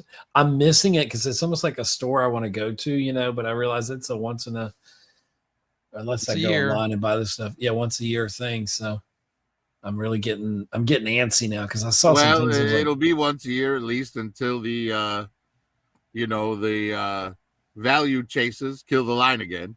Yeah. Right. Oh, Digital Cave Queen was already looking at other cons she wanted to go to now. Oh my gosh. She was looking at Savannah Comic-Con. It came up on her when Facebook is it? In like 18 days or something. Holy crap. Well, I was gonna say you can stay with us, but maybe not. I looked at it, but it doesn't I think it's more like it looked to me and I could be wrong, but it looked like it was more of a dress up, what do you call it, cosplay, but I could be wrong. I could be missing some of it, but you know. I don't know. I mean, the tickets weren't bad. They were like $35 a head, but the traffic, the traffic down there is horrible in Savannah now. It's all tourists everywhere, and it's downtown because it's in the convention center over there. I think that's a perspective issue myself. And they also when I lived in Santa Fe, New Mexico, people used to complain about traffic all the time. They'd be like, "Oh, this rush hour is hell." I'm like, "Are you kidding me? At the worst time of day, you can drive from one end of Santa Fe to the other in 10 minutes." Well, the thing is, and you're complaining. You're like, "Look, once you sat in traffic for 40 minutes without moving like maybe 50 yards, then you can complain to me about traffic jam." Well, my friend that works up in Atlanta, he's like, "I don't want to hear you ever talk about traffic." He's like, even in Savannah, it's still not as bad. Now here, you just jump on the highway. The highway runs right by my house. It's 655 or 65 on the other interchange. You just jump on there, and things are spread out up here in Augusta. But in Savannah, it's more packed together. There's less room, so more stuff's packed together. Well, here in Chicago, you can wait 15 minutes just to get on the expressway. Yeah, that's probably true. The other one she looked at was the Atlanta Comic-Con. And there's a lot going on there, but it's getting into Atlanta is just damn near impossible. I hate Atlanta. You shouldn't go to Atlanta. They're full. The problem that I've found with a lot of these cons, right? Like here in Chicago, we used to have C2E2, which was, it used to be a really nice comic convention. And the floor was covered in like local comic shops, would like rent out their space and like peddle their wares. And you could go in there and thumb through, long boxes of comics. You could find whatever action figures you wanted. And now you go to C2E2 and all of those local vendors have either been pushed out entirely or pushed to the outer rim of the convention. And the main floor is now covered with corporate entities. Your Bluefin booth, your Mattel booth, your Marvel booth, your DC booth, your Hasbro booth, right? And it's like, it's lost the essence of what it was, right? The same thing. It happens with everything. Whenever the people make something popular, you know, suits that have no interest in it come in and hijack it. I mean, just look at YouTube. YouTube used to be entirely like, you know, it was created for content creators. Right. You know what I mean? Like us. And now, you know, you got to be you monetized. Look at all the channels with like millions of subscribers, and they're all corporate entities or hosted or managed by corporate entities. Yeah. You know, it's like, what the hell happened? And now, you know, you can't, you know, go on YouTube with an ad blocker or anything. They'll be like, oh, well, if you block 3 ads, we'll shut down your whole channel and all this other crap. Right. And it's like, are you kidding me? Like, and they don't compensate us for making stuff unless you hit certain thresholds. Like all this free content. But that's the thing. When YouTube started, it wasn't about compensation. Right. You know, it was about individual content creators getting the stuff out there and maybe getting noticed, you know, to move on to something better. Right. But now, you know, that it's been hijacked by corporate America, it's damn near impossible. Well, it's when Google bought them, or is it Google that bought? Yeah, Google. YouTube, right. Yeah. Well, Google is a corporate entity. Yeah, totally. But yeah, when it was just YouTube owning it, it was much more fun. Like Twitter in the beginning was fun. Then it became a cesspool, and then now it's no better now that it's X. Well, but even different. Google didn't start out as a corporate entity. Google was bought up by suits. True. You know, Google started out as a search engine created by someone who was tired of suffering through AOL search engines. And what was it? Excite was like the hot one at the time. And was it Netscape had one? I'm sure somebody had, something. I don't remember what the Microsoft was. I remember Netscape Navigator. Do you remember Netcom? I had the little disc. I was on Netcom, I think, for a while. Remember, at the end of the day, what I'm trying to say is, regular creators can't have anything without corporate America either hijacking it or paying exorbitant amounts of money to, get rid of them, right? MySpace was a thing until Facebook killed it. Yeah. GeoCities, I was literally talking about that this weekend. I miss GeoCities. I used to have a place on Bourbon Street, and I had all the HTML Flash on my website, and it's stupid now to think about it, but it was fun back then, But yeah, the fun days of the internet are long gone because now everything is corporatized, no matter what level. Well, but it's our own society. Fault. It's our own fault, and I'll give you an example of what I mean. Right? Because here's the thing, they're like, hey, you know what? You don't like all these ads on YouTube? Pay us $15 a month, and you won't have to watch these ads. The premium, yeah. Right? And because people fucking pay them that money, they're like, oh, great. Now that we've got enough people paying for it, we'll cut these other people off altogether. Yep. Right? Now you can't access it unless you pay. The days of that's where it's heading. And look at like ATMs. ATMs are a perfect example, right? When it initially started, it was free to use an ATM. If you had an account with that bank, you could use the ATM for free. And then they're like, oh, well, now there's a 50-cent service charge. And everyone was like, well, it's just 50 cents. Just pay it. Well, now the service charge is up to like $3 or $5 or whatever. And it's all because people didn't stand up when they initially tried charging us. Well, it's just like when they had said it's 50 cents now to get your money, if we'd have all said, no, fuck you, I'll just close my account, then they would have stopped that crap. But no, we're all spineless little fucking weasels that obey. Well, GTA 6 is going to change the game for gaming. We were talking about that this weekend, and it's true. It's going to easily be over $100 for that game, and then you're going to get the special edition that's going to be damn near $200. So there's going to be all sorts of content that you can buy in game. But every other game, it's going to raise the tide so much that it's going to allow Nintendo and all these other people to charge over $100 for the basic part of the game. you know. And so the days of $100 games are coming, and plus, you know, it's not gonna be It's right around the corner $60 for a game. because they It literally is. just raised the prices up to $70. Have they? Just for regular game now. I remember when they were 50, and then they were 60, and now they're 70. But Jeez. I remember when they were 25. Yeah.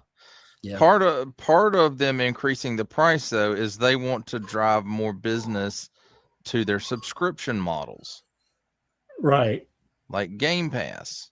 Right, because why get a one-time fee of $70 when you could collect $20 a month from everybody? Exactly. Right? In 4 months' time, you've made more than you would have just selling them the game. Just scared me. And it's you know, that's the mentality that I think, like, you know, at the end of the day, they know what they're doing, right? They've created this mentality among the gamer community where it's like, oh, you don't have this game, you fucking loser. You know, and then it compels them to pay that exorbitant price so they're not outsiders. You know, everybody's so worried about acceptance that they're willing to sacrifice their own, you know, well-being in order to be in the in crowd. That's nothing new. That's been around. Well, that's social media as well. Yeah, that it has been around forever, but it hasn't always been controlled by corporations. No. Yeah. You know, the money grubbing. And the funny thing is, all these suits making these decisions, none of them play these games. None of them care about the IP or none of them are fans. They're just creating unnecessary middlemen. Like take, for example, PayPal, right? Right. Let's say started by Elon, somebody sends you money in PayPal. Well, you know, you can transfer it and it'll take 3 days to get to you for free, or you can pay, you know, a percentage of that money to make it happen instantly. And it's like, here's the thing that a lot of people don't seem to understand.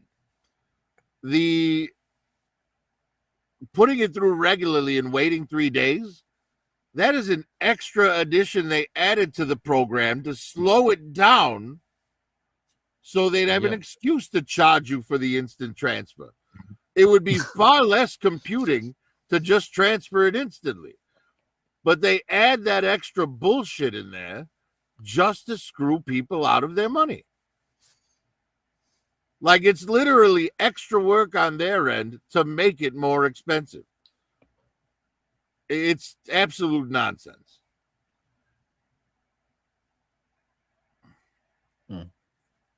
But we're all just blindly accepting of everything they throw at us. Right. Well, it's just like security. You know, we trade our conveniences for security. You know, change subject, but yeah, but that's just it. We don't really trade our conveniences for security, right? Because, like, here's the thing, because I got into it with a wealthy gentleman one time.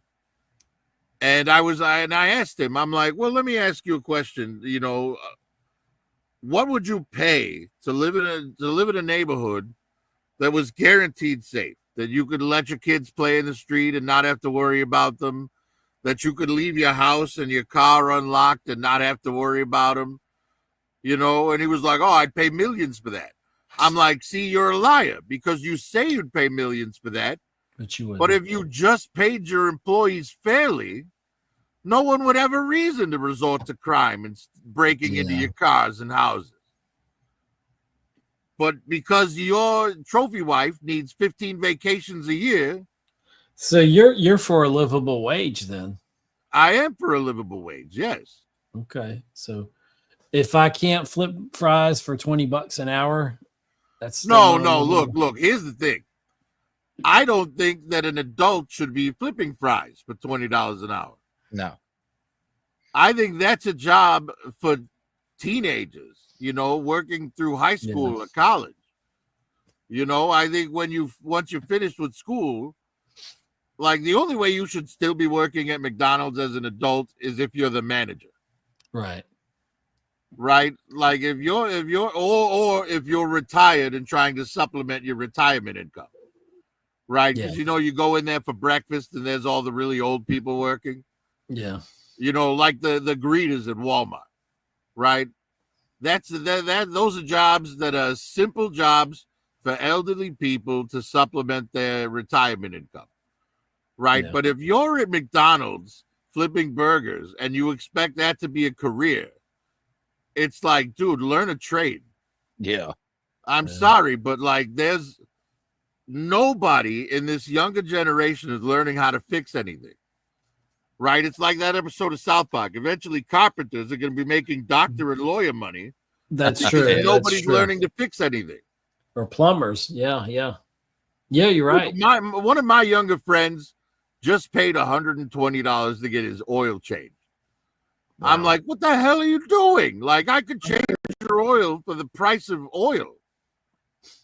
Some of these cars you can't even get to oil filter. An oil filter. It shouldn't cost you more than $40. Yeah. Then you got to take your engine apart just to get to the oil filter. You don't have to take your engine apart. It's like that trying to find it. I had a car, I couldn't find the oil filter. No, there's a little plug on the bottom of the oil pan. You unscrew it and drain the old oil. Then you unscrew the oil filter. You can do it by hand. You don't even need a tool. It's literally this little cylinder on the bottom of your engine. And then you replace the oil filter, put the oil pan screw back in, and you fill it up with oil. Hey, okay, man, we need to get... I can literally train a chimpanzee to do that. Prophet's channel needs to be grumpy old man tells you, here's how you change your damn oil filter. It's so easy. Maybe I should, man. Maybe I should, because at the end of the day, sense, you fools. No one in this new generation knows how to fix anything. Can you imagine like what it's going to be like in 30 years trying to, how expensive it's going to be to get like your air conditioning fixed or your furnace fixed or your stove fixed? Like, because none of these younger people are learning plumbing, electricity, carpentry. None of them are. Well, my son's being smart about essential. He's like, I'm not going to go to like traditional college. I'm going to go to tech school and I'm going to learn how to work on cars. I was like, right, that's a good smart way to go, because they're doing that up here. And that's like the colleges, the big ones, not necessarily are seeing the growth as much as the technical, like 2-year colleges. Because I see a lot of bright kids. You're going to see a lot more of that, because generally those college diplomas you get out in the workforce and they're fucking useless. Well, with the rise of AI, there's a lot of industries that are becoming useless. They're going to become redundant. Even some of these, assembly line jobs, they're going away. You don't think a company that can do it cheaper by putting a robot on there? Of course they're going to do that. They don't have to pay out workman's comp. Robots stocking the shelves at Walmart.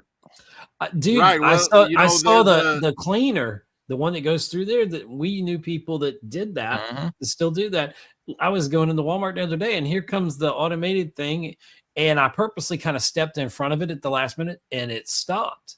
And just to see if it would react, I wasn't going to mess anything up, but it waited for me to move, and then it like kind of went around, and it just did its thing, and it was doing its job. But they don't have to pay that thing. They just need somebody to fix it, which they probably send it off to fix it, or a guy comes and fixes it. And you just got to have electricity to plug it in so it can recharge, and it'll do the rest, Right. Well, even in like warehouses, right, where it used to be like a fleet of guys with forklifts who would go into the stacks and pull things down with the forklift. Now there's a track system that runs back and forth through the stack system with an automated fork system on it. And one guy can stand at the front and press some buttons, and the fork system will weave its way through the racks, go to the bay that's numbered, pull the thing down, and bring it straight to the front. It's crazy. Like all of these jobs are disappearing. They are. And, all these idiot kids going to college, paying $120,000 for their liberal arts degree, and then wondering why they're still working at Starbucks. Yeah. Because one day Starbucks is going to be automated. And you got yourself a degree that the only possible job for it is being a college professor. It's like you literally have to wait for the person that taught you to retire in order to get a job. Well, it's like a lot of them thinking that they're going to be influencers and all that. That's like the number one thing, other than sports here. Is most people don't go professional in sports or anything. They don't. That's a very few that work real hard and spend decades at it, and really apply themselves. There's a lot of people that'll make it, but there's majority don't make it. It's like when people come into podcasting or YouTube. Yeah, if you're going to literally, somebody was asking me, he's like, well, hey, I want to get into podcasting. How much money are you bringing in? You've been doing this since 2008. And I said, well, I'm not really turning a profit yet because profit hasn't been my motive. I said, I do it because of the passion I have for the medium itself and getting stuff across. And I said, if I get monetized, that's like a side effect, Mm-hmm. Will I turn down being monetized on YouTube? No, I won't turn it down. I can't figure out why I would turn it down, but I'm not chasing an algorithm. I want people to come. Maybe I've got some unique perspective that they want to hear. That's why you should be in something. That's why you should be doing things, because you have a genuine interest. And people now, with all the fakeness of AI that's come up and getting worse by the day, people are looking actually for authenticity. They might watch a channel where we're talking some truth like we're doing right now. They might rather watch this than something that's pre-programmed from a corporate entity, the message coming down or whatever it may be, or something that's scripted. They want to see authenticity. They want to see, because some parents don't tell their kids the truth of what reality is, and they get out in the world and they think it's going to be not so difficult, and it's hard out there. My generation will tell you it's hard out there. We worked hard to get everything we got. So, well, you mentioned athletes and the low percentage of athletes that actually go pro. Exactly. And that percentage is like 1/100th when you go into like influencers who can actually make money out of it. Right? It's like there's so many, it's like let's say one in 10,000 athletes, who is an athlete in high school and college goes pro afterwards, right? Right. Well, it's more like 1 in 100,000 for influencers. Yeah. Yeah, I agree. And just because you get to be an influencer, there's no guarantee of how long that's going to last either. Right. Because most of these things are like a flash in the pan. Exactly. Yeah. You're 15 minutes and you're done. Right. It's not like an athlete where you're going to, if you do make it, you'll sign a contract. And if you're not stupid with your money, within your because your average athlete's career lasts 10 years tops. Right. Yeah. Right. So if you're smart, then you will, use that money wisely and be able to retire after you're done with your sport. Unfortunately, most of these athletes are not smart with their money. I was watching a video. I can't remember his name, but he's a famous soccer player. And he said his first couple of years, he was like really dumb with his money. But then he started letting his father manage his money. Mm-hmm. And now he owns like 7 houses and, big mansion type houses. Well, one of the, if you were one of the bassists or guitarists for Guns N' Roses, I don't know if it's Duff McKaig, I think that was his name, Duff something. We'll just call him Duff. We know who I think it's him. It could be Izzy Stradlin, but I don't think it is. I think it's Duff. Anyway, he bought in the early days. He bought some Seattle-based things, like he bought some Starbucks, some Microsoft, and what was the other big one?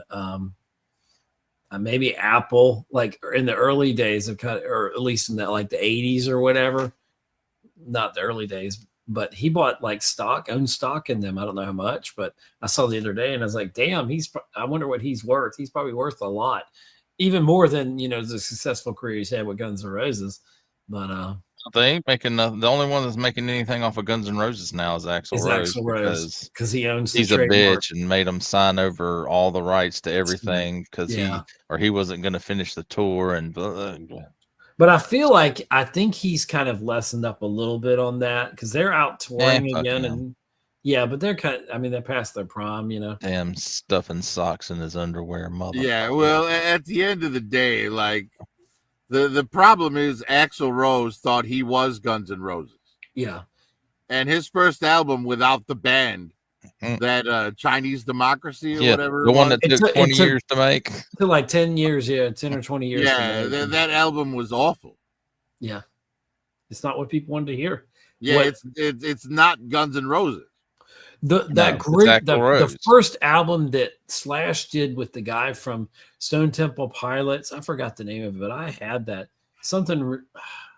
It wasn't Slash's Snake Pit, that was his other side group, but that was a good album. Their second album sucked, but their first one they made was really good. And, well, and that's the thing, like, no matter how amazing a songwriter you are, you only have so many hits in you. That's right. You know what I mean? Now, you look at Elton John and the length of his amazing career, and it's like, yeah, but Elton wasn't the songwriter on most of that shit. Bernie Koufax was. Well, Bernie Taupin wrote the lyrics. Bernie Taupin, there you go. Sorry, not Koufax. Taupin. Yeah, but all Elton John did was write the music. So I didn't know that till like later in his career. I was like, I thought they just collabed on everything, but those lyrics are Bernie Taupin's lyrics, and the music is Elton John's by and far. So, that's interesting. That's different than Lennon and McCartney because, they agreed at the beginning that whatever they would write, they would get equal credit for it. Just like Mick Jagger and Keith Richards. They kind of had the same agreement. Right, which is why all the Beatles songs that were written by George got solo credit for. Right. Like While My Guitar Gently Weeps is an example. Mm-hmm. You'll never see one that's just John Lennon or just Paul McCartney, but you saw songs that were just George.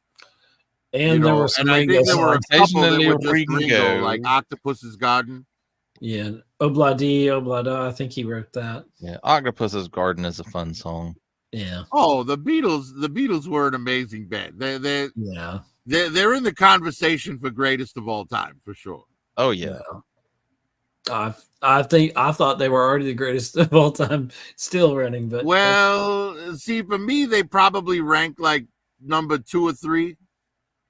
Because number 1 for me, it's very simple. It's Queen, hands down.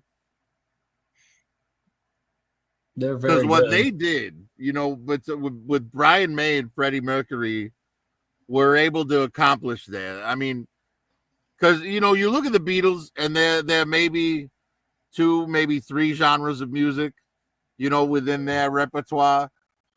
Led Zeppelin maxes out at like 2. You've got rock, you've got blues. But Queen and Freddie Mercury and Brian May, they managed to tackle like everything: pop, rock, disco, folk. You know what I mean? They went into every genre of music and did them all successfully. Yeah. And I have to say, in my opinion, the greatest song Queen ever made is The Show Must Go On. And the reason that I think that's the best song they've ever made, it's not out of its popularity, because clearly there are more popular Queen songs. But the fact that Freddie Mercury wrote that song after he knew he was dying. Yeah.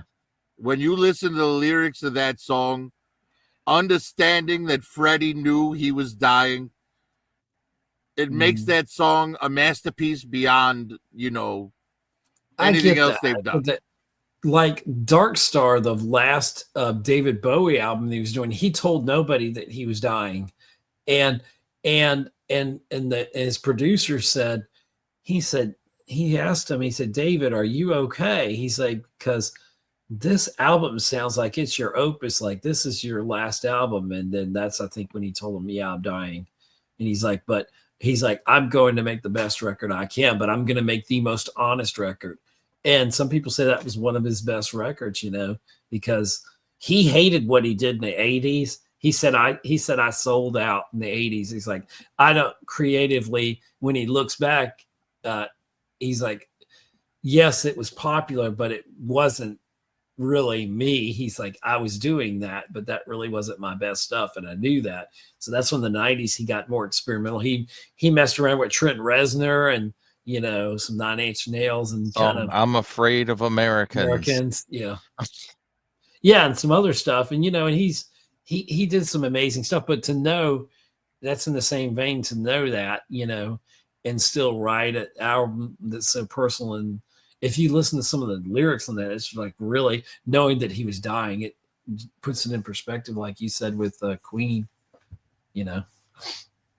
But I think of Chadwick Boseman. He knew he was probably going to die, and he still kept that quiet, and people respected that. And he only told a few people on this planet knew that. And yet he still went out there and gave his great performance. And, you know, he had, you know, some other good performances besides Marvel, you know, like not Black Snake Moon, Ma Rainey's. That was a good film that he was in. But, you know, when you think of like artists that know your mortality's there, it's pretty interesting. Right. You know, but like I said, for me, Queen is number one. Greatest band of all time. Freddie Mercury, greatest frontman of all time.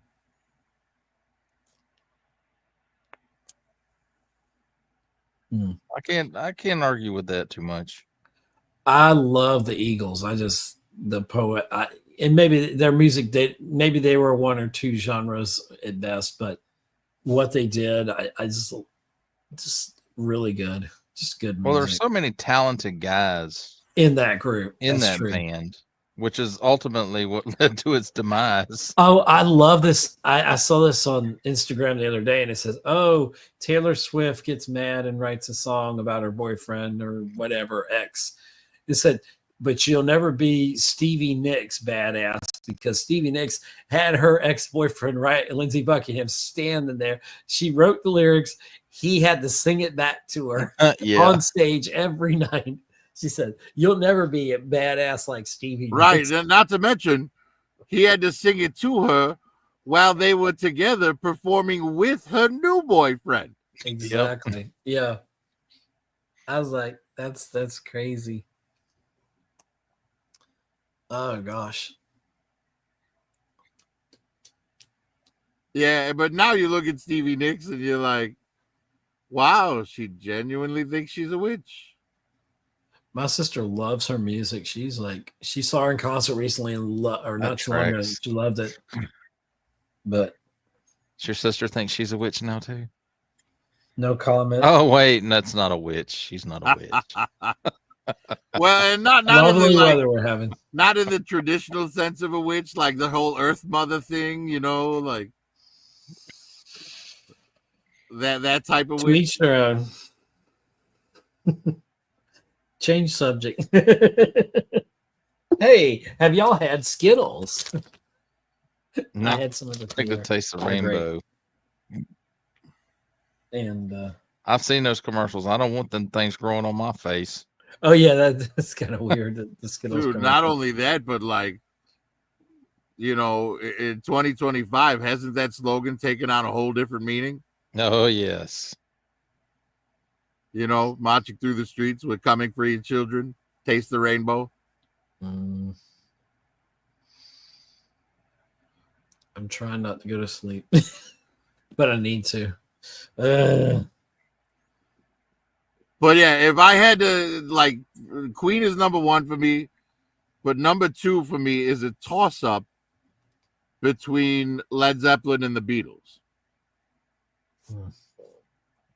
I kind of feel like the Beatles invented everything. I was like, they're the Big Bang. It's kind of hard to not have them in the top two or number one for me. I mean, they did more in 6 or 8 years or however long 9 years they were together than most bands do.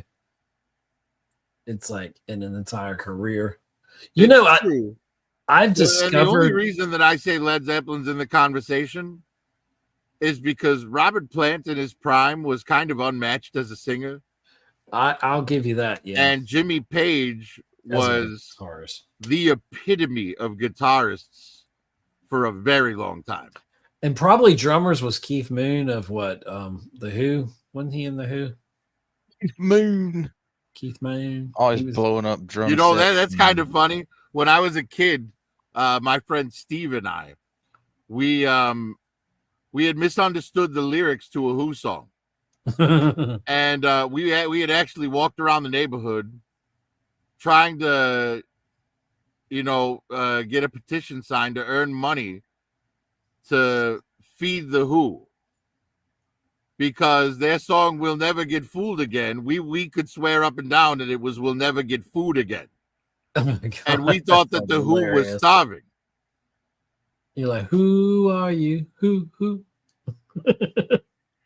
funny. Yeah, we genuinely thought the Who were broke and starving, and tried to earn money to help them, get groceries.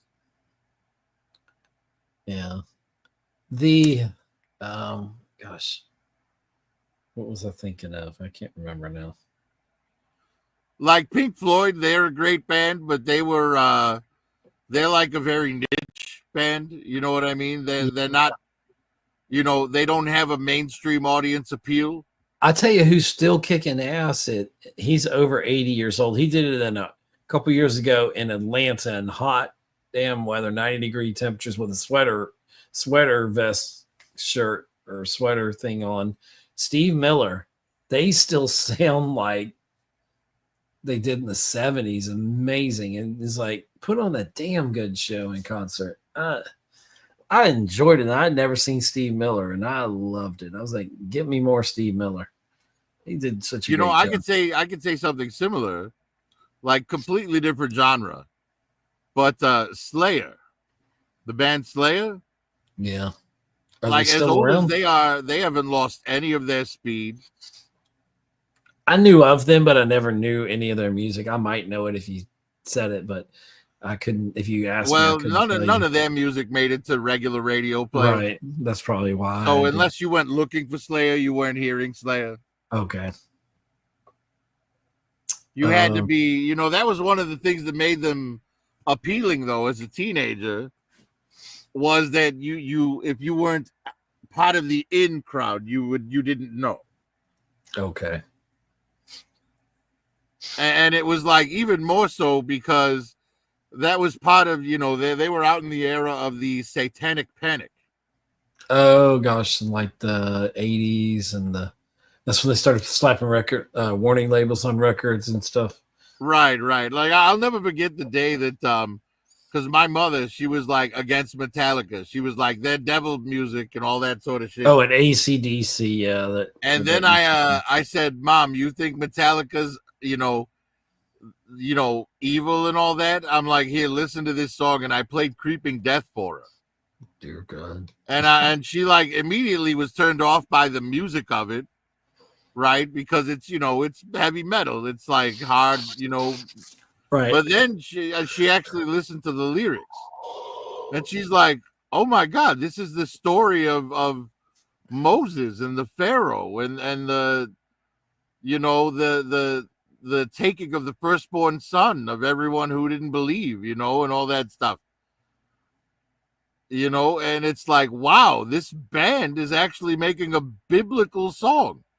Yeah. And I'm like, yes, you should stop judging things by their cover. And then I played Master of Puppets for her. And I'm like, look, the song is sung from the perspective of cocaine and how it will ruin your life. Like, this is a cautionary tale sung from the perspective of the drug that kills you. Well, like there's a lot on Purple Rain by Prince that, because he was considered real risky music back in the 80s. And a lot of the songs like Let's Go Crazy is about God. I Would Die For You is definitely a religious song. I mean, you wouldn't sing it in a church, but if you listen to the lyrics, it's like, it's totally like D Elevator was like, I'm not going to let D Elevator bring me down. That's like, I'm not going to let the devil bring me down. It's like, and then ironically Prince dies in the elevator in his house, but whatever. But yeah, it's stuff like that. Yeah. There's, I literally heard a song the other day that he did that they've unearthed or whatever, and it's called Free, and it's just an acoustic thing, a real positive song. And I was like, he made some good stuff. Now, he's one of those people. He put out so many different types of, like, every album. He was kind of like U2 was, but even more accelerated. He would have maybe a couple albums worth a year. He could do an album every, couple weeks if he wanted to do it. And he can hop genres, and the mainstream wasn't, and the record companies, you can't promote that. They need one album per year they could push and, drain all the money out of it, squeeze all the money out of it. And, but he was already moving on to the next thing,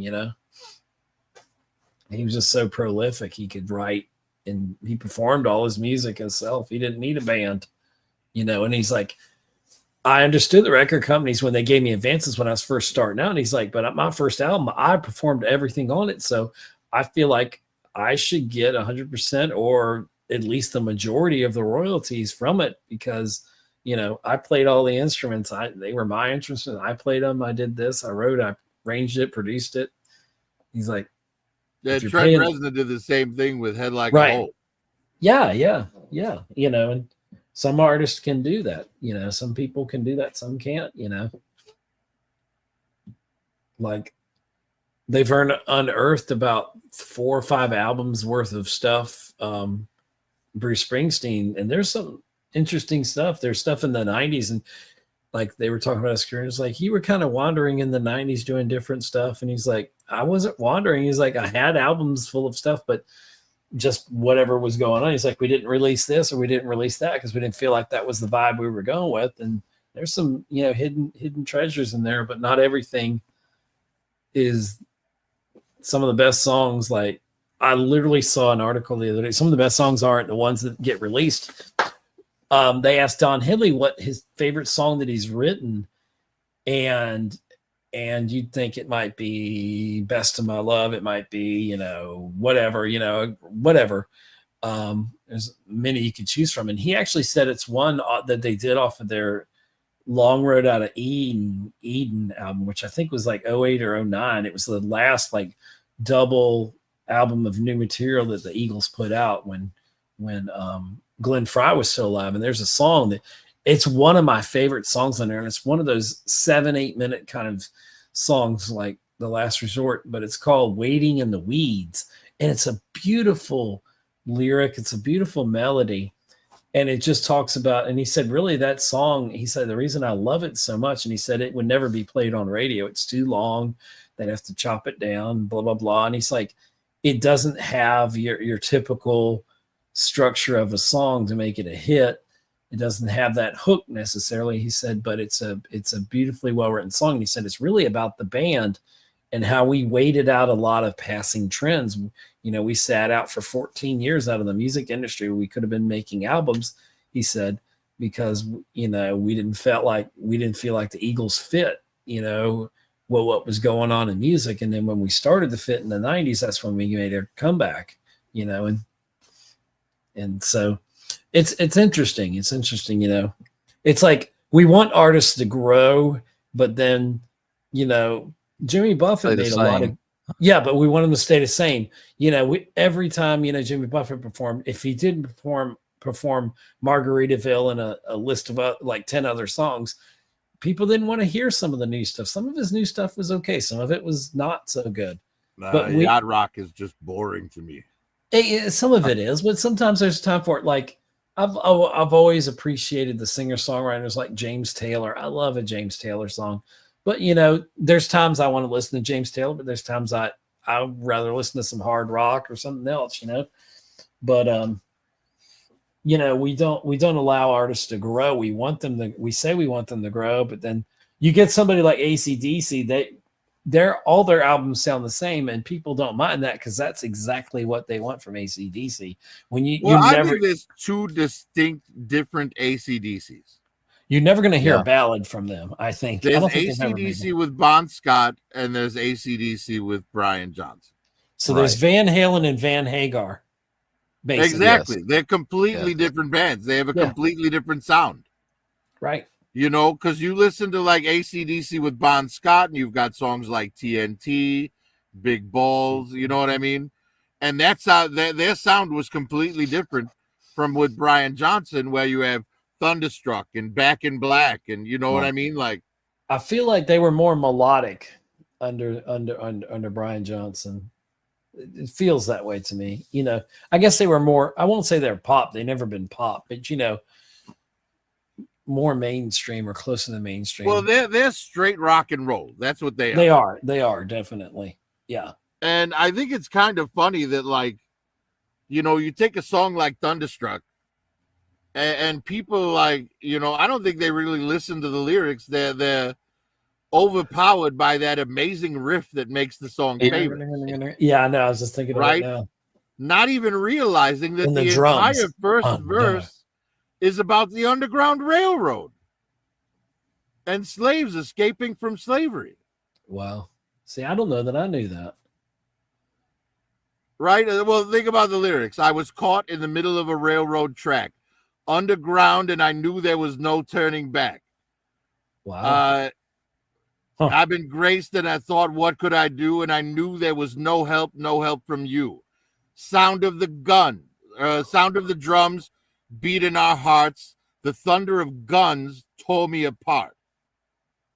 You've been thunderstruck. Wow. Yeah, I've never probably, I just know that, like you said, I get caught in that riff, that guitar, and then the drums. Well, and that's what throws it off, because the second verse is about a whorehouse in Texas where the strippers gave up too much ass and they were thunderstruck by that. So what is he trying to say in that whole, or are they trying to say? There are different scenarios where you get thunderstruck. Okay. Interesting. That's very interesting, actually. Right? But if you listen to that first verse, you're like, holy shit, this song actually means something. It's kind of crazy when you think about it, right? It is. A little bit. Kind of like, well, and like I said, my mother thought Metallica was satanic. Well, she loved the Doors. Oh my gosh. And I'm like, are you kidding? Listen to the end. Break all through. Like, he literally talks about killing his father and sleeping with his mother.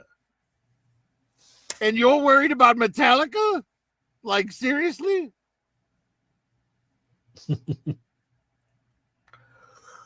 Oh dear. Kind of mind-boggling when you think about it, right? It is. You know, because sometimes a song can fool you.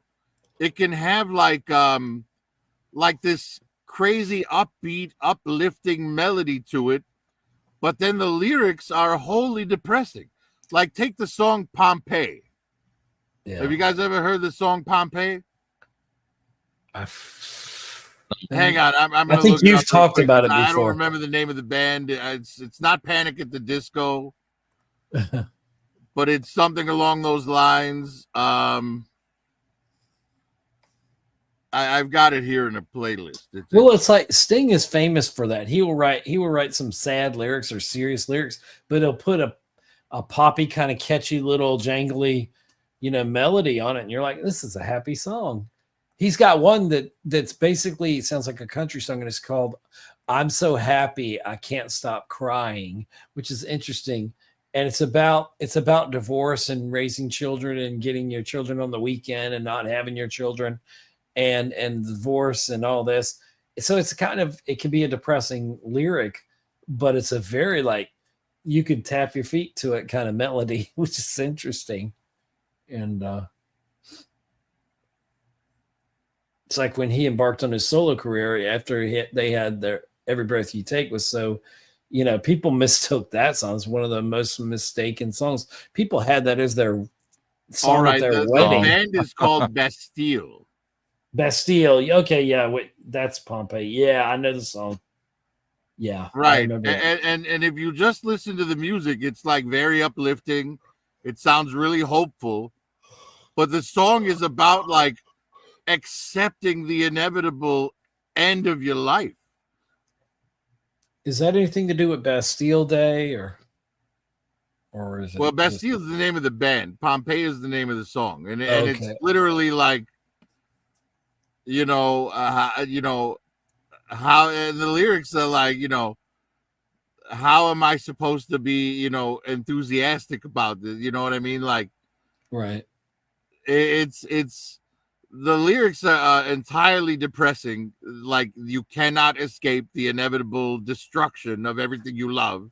Well, that are they juxtaposing it to like the disaster at Pompeii when the Kilimanjaro exploded? Right. That's exactly what they're juxtaposing. And it was like the pyroclasting. Is that what they call it? Where they were like blasted, like it was hit so quick, like people like were like, encased They were in it. like frozen in the position that the blast wave hit them. Exactly. Yeah. Right. Yeah. I've heard that song. Yeah, it's interesting. That's an interesting song. It's unique. Very much so. And then occasionally you get the song that's genuinely uplifting, like High Hopes from Panic at the Disco. Shiny Happy People. That was actually sarcasm. Like Michael Stipe of REM, his record company said, I need you to write a shiny happy song or something like that. So he wrote Shiny Happy People sarcastically. And they even did the video and they were just like overtly like being tongue in cheek about it. And it became one of their biggest hits. And they're like, God, that is not how we meant it. We were poking fun at our record company because they said we were too moody and they couldn't hear our lyrics. And he's like, so I wrote a shiny happy pop song. And it's like, they never wrote another one like that. But right. Yeah, it's music is it can bring people together or it can tear people apart. Yeah. You take something like like Metallica is a great example. You know what I mean? Like I was saying earlier. Because like during the Satanic Panic, everybody just assumed Metallica was this satanic band. Yes, because they have this rough sound, and so they must be evil. Well, it's a person like I've obviously, with Brian, not Brian John. Is it Brian Johnson? Who was the guy that Brian that just died from the Beach Boys? Brian Wilson. Wilson, thank you. And like God Only Knows is a good song and all that. I get the brilliance of that, but like Good Vibrations, I remember growing up and I knew the part where I'm picking up good vibrations. That I thought that was the whole song. I didn't know how it starts. I guess I never listened that closely to it.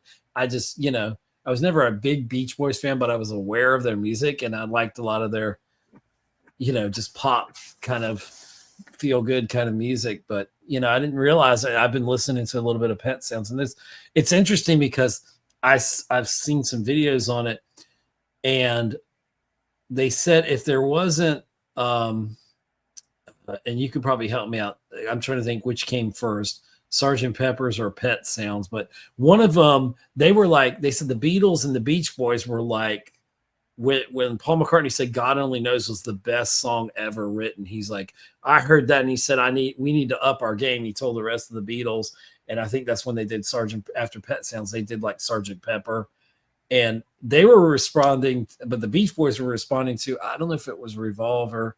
I can't remember I used to know my sequence of Beatle albums, but that was where they were totally different bands, but they were feeding off the creativity. And Brian Wilson, he had a lot of, he had paranoid schizophrenia. And so he would hear voices, but he turned that into like creating and created some very unique stuff that had never been done before that you forget that was in the 60s, when he did that. And that was a very experimental time. A lot of great music was made, but it was interesting to just hear him, channel some of that and come up with such interesting melodies, See, I would argue that the Beatles' most evolved album came right after they met the Dalai Lama. I would say it's Rubber Soul.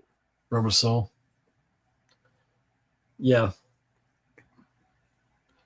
But they had, like I was probably saying my favorite Beatles song would probably be not Good Day Sunshine, it's the other Sunshine song. George Harrison, help me out. I know what you're talking about. Here Comes the Sun. Here Comes the Sun. That song just makes me smile when I hear the lyrics and just how the music goes in it. And I like that. But then I so love Eleanor Rigby. I think that is such a beautifully written song. And it's just the story of that. I just love that. There's, and it's like, and you're like, oh my gosh, I like Paperback Writer. Like, before you know it, I've named 10 songs that I absolutely love. And it's there's a song by a band called Material Issue. I have not heard of them. That emulates Eleanor Rigby almost perfectly. Oh, wow.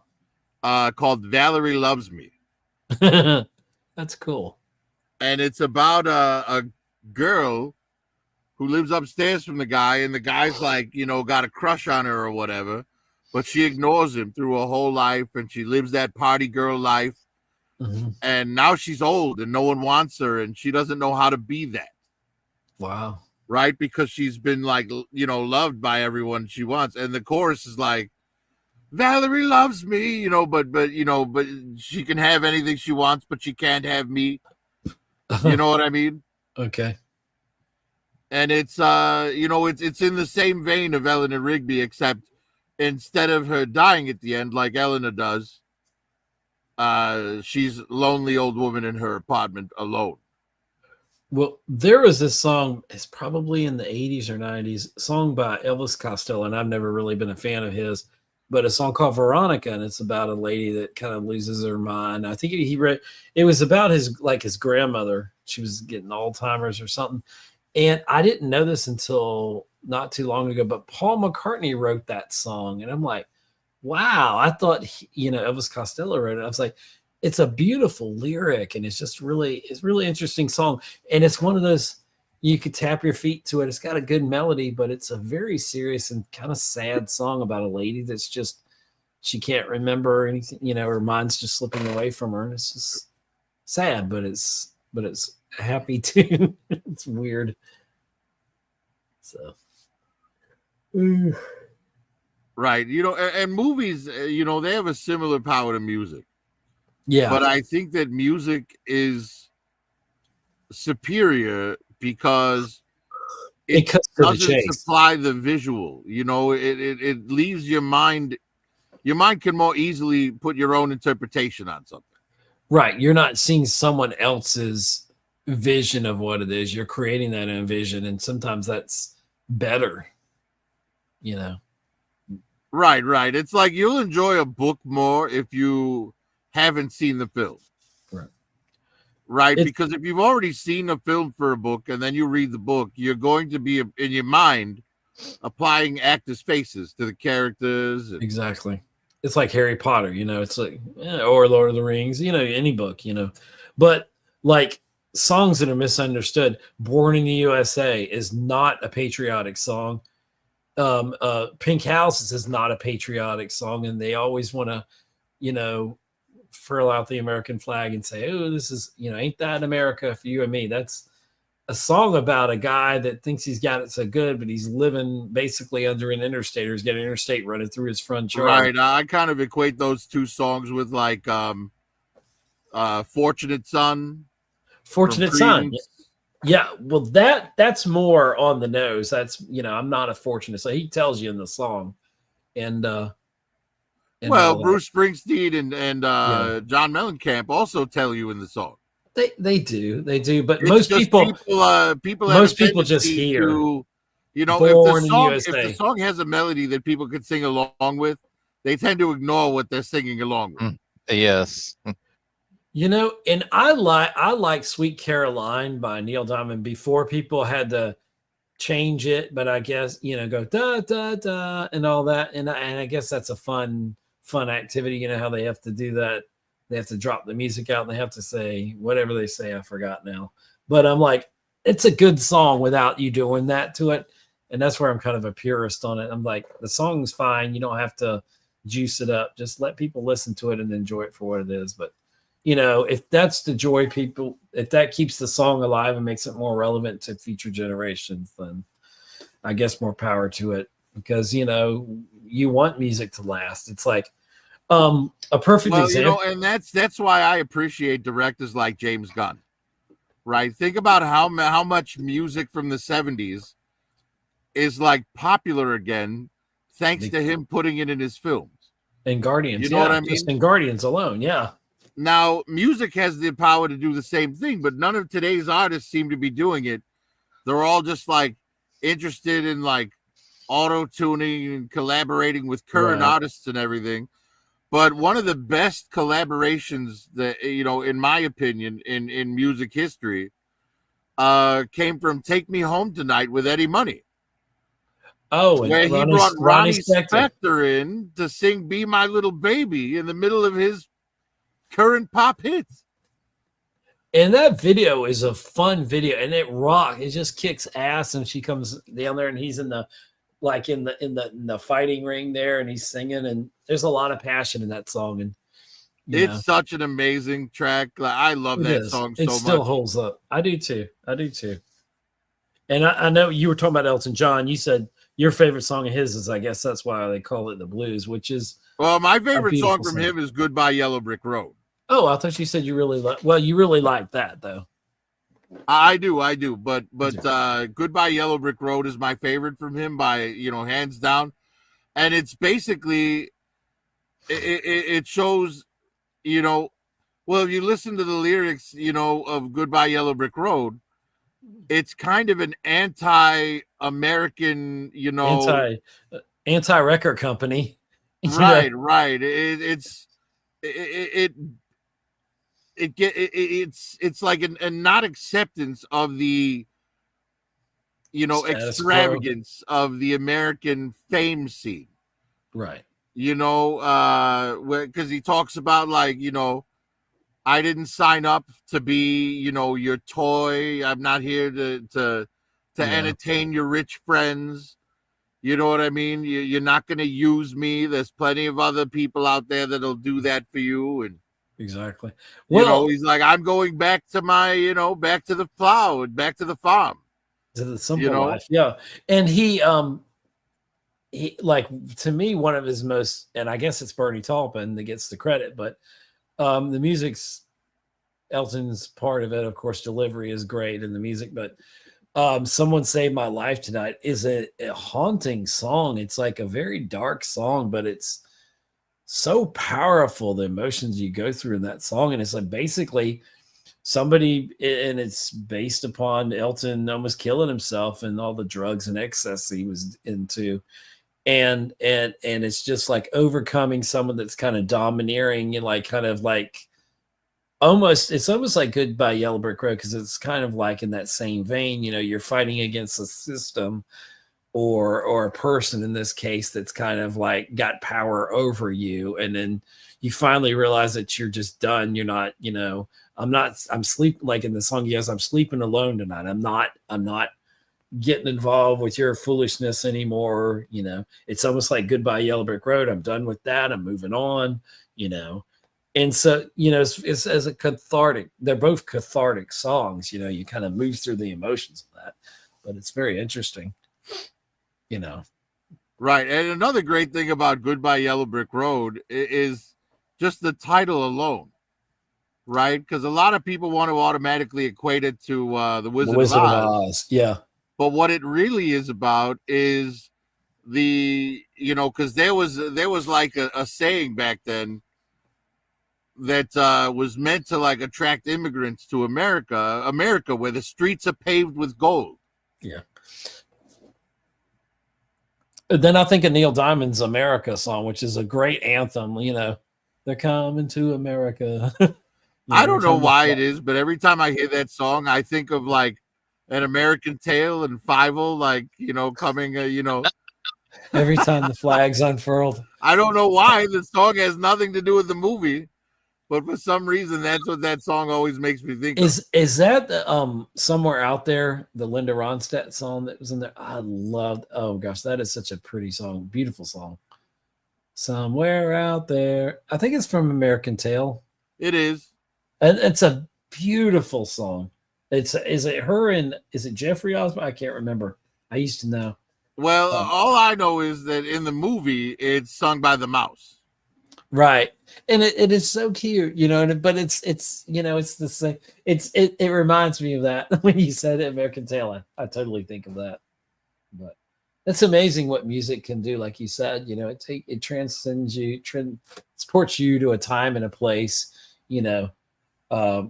Like I can pinpoint a lot of significant things in my life by certain songs or music, or, you know, I know where I was when a certain song hit number one, you know, or when this Def Leppard song came out, or, you know, it's like I knew the Eagles growing up, but it wasn't until the 90s that I really kind of discovered their music and really delved into it. You know, like, holy crap, they've got a lot of great music, you know, obviously became one of my favorite bands. Well, you know, and we love different music for different reasons. We do. And for different emotions, right? Different times in your life. Like sometimes we love, like, for example, High Hopes from Panic at the Disco. I love that song because it makes me feel good. You know, it makes me feel hopeful. Right. Whereas a song like Goodbye Yellow Brick Road or Dust in the Wind from Kansas, those songs, I love them for the meaning behind them. Yeah. You know what I mean? It's like not Dust in the Wind is the kind of melody haunting. It's haunting because it's just like we're just dust in the wind. It just that phrase itself says everything about that song. Right. So. And that song it's my favorite song of all time. Okay. And the best line in that song, in my opinion, is, "And all your money won't another minute buy." Yeah. Right? It basically tells you, you know, enjoy now. Because now does not last. Right. And it's such an amazing song. It's my favorite song of all time. I tell you, one of the songs that cracks me up, well, not cracks me up, not like laughing, but like really puts me in a, it's just Looking for Space by John Denver. If I hear that, that's one of those songs, if I hear it will stop me dead in my tracks. I'm like, because there's like sometimes I fly like an eagle, and sometimes I'm deep in despair. And I was like, wow, you know, if you think about that, that's, sometimes I'm on top of the world, and sometimes I'm at the bottom. But and I'm just looking for the space I can find who I am. And it's like, and it's so, and he kind of goes up with the song, and, you know, it kind of lifts, and, you know, it's like the tide, it comes in, it comes out. It's a really interesting song. And, you know, that's one of those songs I was creating, like on Spotify, like, I think it was on Spotify, like I have my ultimate list, and I try to do like my top 100 of all time. And I keep adding songs to it and different genres of songs. And then, you know, I was like, because it depends on my mood, you know, it's like, it's hard to say, okay, this is the best song ever. It really depends on the mood and where you are in your life. Say it's going to be, it's going to depend. It totally depends. Yeah. Where you are and what you're going through. You could be getting married, or you could be getting divorced. You can have a birth of a child, or death of someone you love, you know, puts you in different moods and different things. Like, all right. Here's a question for you. Sure. What would you say the greatest breakup song of all time is?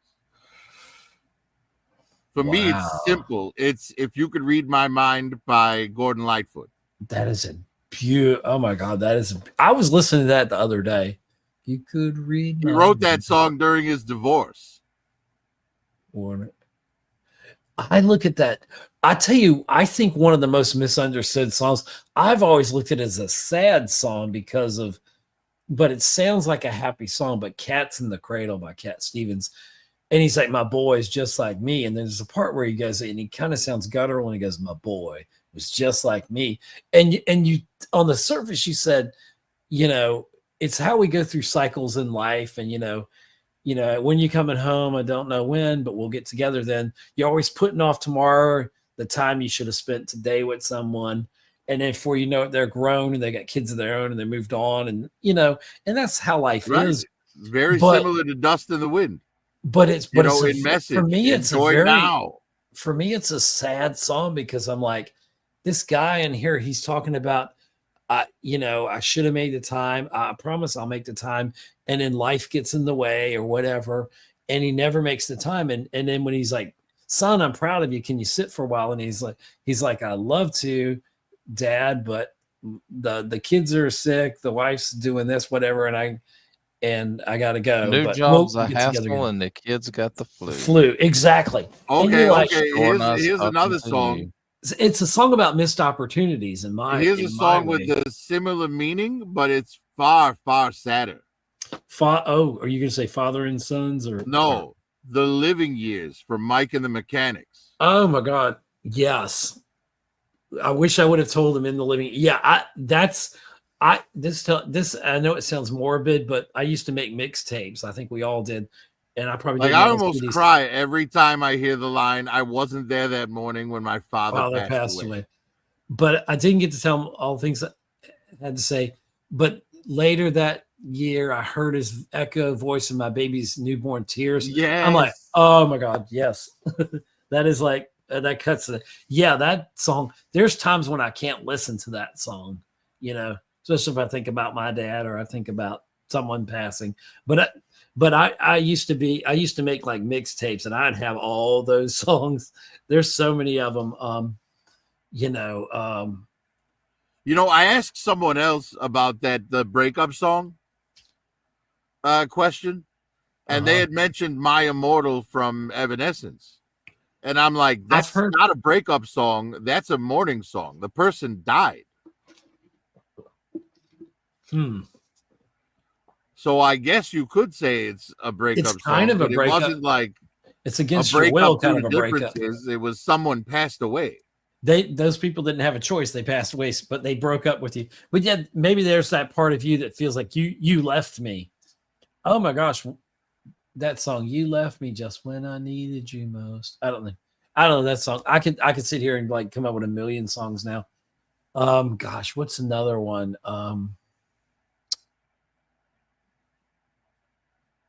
This is like a total pop song, and it's not a lot of people heard it. There's a song by she was a Christian artist, but she had a minor hit in the 90s. A song called Kathy Tricoli. It's called Everything Changes, and it's got this most upbeat kind of message to it. And when I hear that, it's one of those songs that just makes me smile. And if I'm like in a mood, it brings me out of it. If I'm feeling, like today's a blah kind of day, I'll listen to that song and it's one of the songs that just kind of uplifts me, See, what's nice? What's nice? I ask about breakup songs. And since there's no women here between the ages of 20 and 40, Taylor Swift didn't even get mentioned, even though her entire fucking catalog is breakup songs. Yep. Yeah, she's got some catchy stuff, but Adele crushes her at the breakup song thing. Oh my God, Someone Like You. Oh my gosh, Someone Like You is a masterpiece. That's probably her best song. And I would also say the better female singer with the last name Perry, Christina Perry, her song Jar of Hearts is a fucking great song. I don't know that I've heard that is a good song. I like. Unfortunately, it was used for a Twilight movie. Oh, well. Yeah, they did use a lot of her, but I refuse to give Christina Perry a knock just because the studio gave her music to those movies. No. I was just saying it was unfortunate that it got used that way. Yeah. I think one of Guns N' Roses' best songs was on Use Your Illusion 1, Coma. It's like 16 minutes. And it's about Axl Rose overdosing and wanting to die. I think it's a sonic masterpiece musically, but the lyrics are very interesting. Very dark song. You could never play that on radio. Oh, no. But that whole album kicks ass. I think the volume 1 kicks butt. There's a lot of good songs. It's funny that you say you could never play that on radio. When they'll play what's her name? Little Red, My Coochie Be Juicy. They'll play that on the radio. Well, the WAP song that was like a big hit, Wet Ass Bleep. You can't. Come on, man. If they'll play that, that's crazy. And they say our music's racy. Good Lord. And that's those are our role models now. Yeah. But I got to be nice to these kids. They're going to be taking care of me in the nursing home one day. So when they're dropping it like it's hot, I hope they're checking my colostomy bag and make sure the respirator's working and all that. When hey fam, I'm here at the nursing home. Another decrepit soul. I'm taking care of on their phone. Well, trust me, they'll take good care of you until your money runs out. Exactly. Yeah. Then they'll ship you off to hospice. Oopsies. He was a nice guy. It's like, you're out of money. Just die already. Exactly. You can't afford to stay here. You cannot stay here.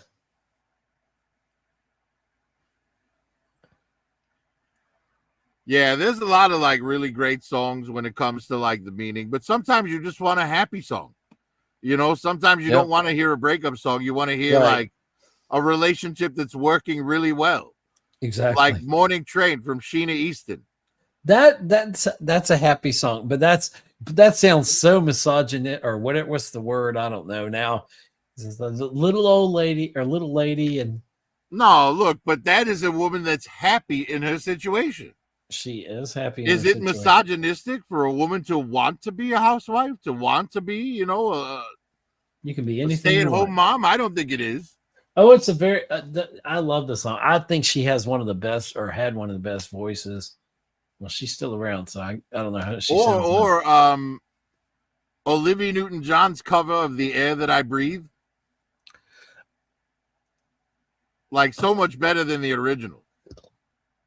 It's just about a woman who's completely content right after. Oh my God! Some of her stuff, like "I Honestly Love You," "Don't Stop Believing," was a kind of country '70s song she did. I thought it was beautiful. It was a flip side of one of her hits. She started out like in Australia. She was a country singer, not you know. Some of her stuff like is pop star. Beautiful. She had a beautiful voice. Magic. Here you go. Song. "Eternal Flame" from the Bangles. It's a good one. Such a great song. That is a good one. But every time I hear Manic Monday, that just puts me in okay, it's like the grind. It's another Monday. Let's do our thing. It's Tuesday. You know, it's like, and I always look for Sunday. That's my fun day. Or that song was written by "We Prince. Belong" from Pat Benatar. That's my favorite song of her. Well, my favorite song of hers is actually "Hit Me With Your Best Shot," but it's the 45 version because her writing partner, her husband, he puts a guitar riff in there that elevates that song to the next level. And you can hardly find that anywhere, but it's the version that I had on the 45. It's like the 7-inch mix, they would call it, or something like that. But it's got a more rock. "Shadows of the Night." Well, but "We Belong" is a masterpiece. That song just totally rocks, kicks ass. Yeah, well, Benatar, she just made anthem after anthem. So she did. "Love's the Battlefield's" a good one, but I've heard it so much, you know, it's like I've almost heard it too much. But "Love Is the Battlefield" is the one that introduced her to our generation. Right. What's the one? "You better do right"? Or what is it? "You better treat me right" or something. I can't remember. It's like one of her it's kind of like an anthem song. A lot of her stuff is "Invincible" from The Legend of Billie Jean in like '86. That was a good song. "We will be invincible. Stand up, fight." Something, I don't know.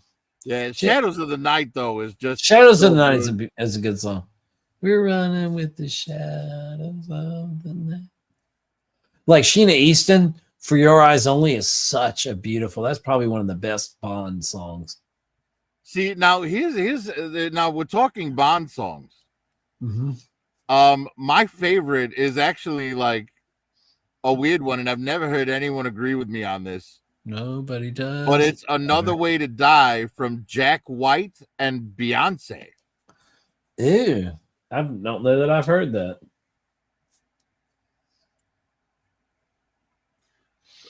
Adele's Bond song's really good too. "Skyfall."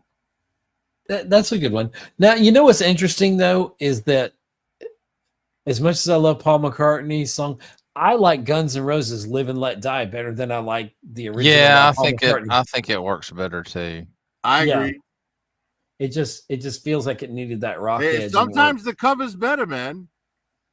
I think Walk This Way with Run DMC is better than the original, but I do appreciate the original as well. But I like the Run DMC version. That's what I heard first. So maybe that's why I like it. And it works like better as a song. It's a very interesting rap rock. That was one of the most interesting Well, because Steven Tyler kind of raps it.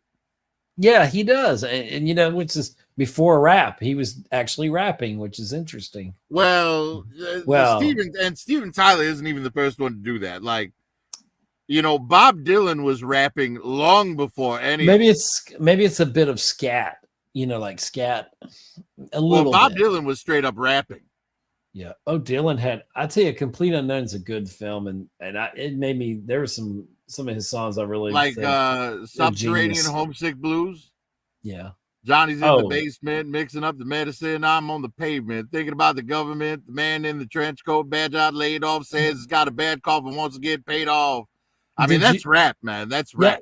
That is. Rap. Do you remember when NXS did Need You Tonight and the second part of the video was Mediate, and they sat there and they did the same thing with the little cards, Mediate, the segregate. Oh man, that what is I his like name? That. Michael Hutchins. Hutchins, like what a loss, man. Yeah, I mean, he had a career ahead of him, and then he fell and hit his head Never on the Tear curb Us and Apart lost is such a masterpiece. I love that song.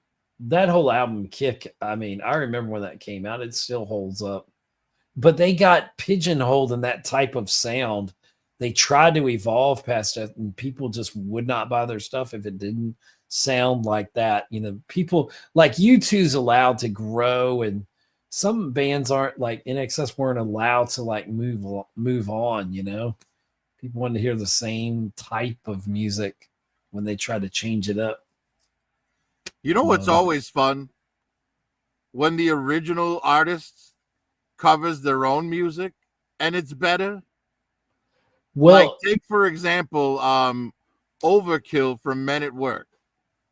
The acoustic cover he did for that episode of Scrubs is so much better than the original.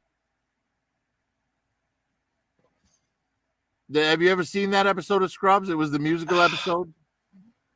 I remember it, but I don't. It's been so long since I've seen it. Overkill for me is the perfect anxiety song. When I think of anxiety, I listen to the lyrics of that, and it makes me like more anxious. I can't get to sleep. I think about the implications of diving in too deep. And I got a screen to share. I'm not falling for that.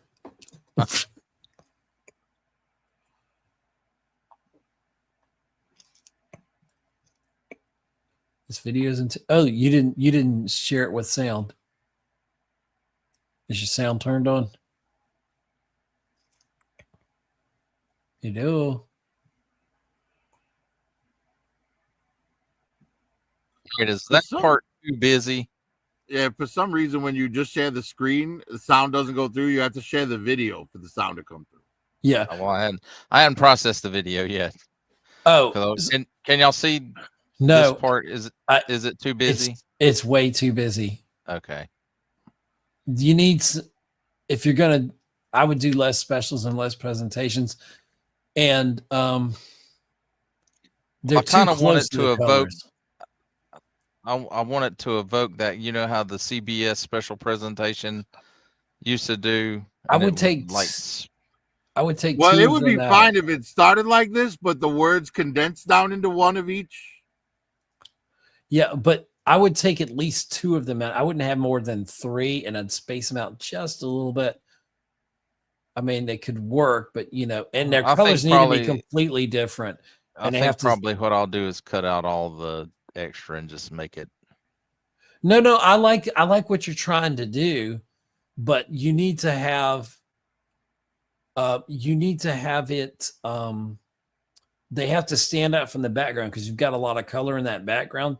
You need something that just kind of, even if you do a little layer around them, what do you call, like a stroke or something? I'm not sure. Like the black looks fine, but when you get in, you just got too many of them in there. If you took a couple, like 3 of them out, just had instead of having like I can't tell how many you've gotten there. To be honest, it looks like about 5 or 6, but I 1, wouldn't have. 2, 3, more 4, like 8, I 5, think. 6, 7, 8. Yeah. Oh my gosh, I would cut that down to about 3 or 4. And then the presentation is such a long word. You definitely, I would have for me, I'd have equal on top, equal on bottom. I wouldn't have more than 3 top and 3 bottom. And well, it is equal amounts.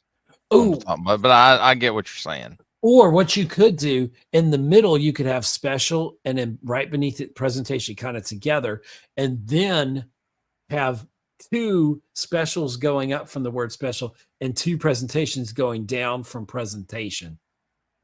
So in total, you could have 3 or 4. Yeah. And here's another suggestion. Instead of having them all the same size, like slightly off from each other, like going on an angle, make the special presentation at the center the largest and have them get smaller as they go away from it. Right. That's good. Yeah. Yeah. So basically your eye would be drawn to what they come together. The specials are coming down from the top. The presentations are coming up from the bottom, and they meet in the middle. And both of those are the same color. They like, let's say you did that. If you were doing blue, then special and presentation, they should be the same size as well. And they should meet and be presentation, more like the size of presentation, but because they're much taller letters. I would get them the same size letters, and I would only have 2 specials going up from special presentation would stand out, and then you want that fade out effect for special. So you'd have special. Right. Like have the largest version of special presentation at the center. Exactly. And then have you could still do 8 behind it, but have them get smaller as they go back. They definitely need to. I don't know that I would do 8. I wouldn't do more than 3, because I don't think but he's right. They should all get smaller, almost to like they're coming from a point. Because remember, their specials coming from the back of that, from the top there. Right, and both seem to be like dropping down. The bottom should be dropping down. The top should be rising up. The special should be rising up while the presentation should be dropping down.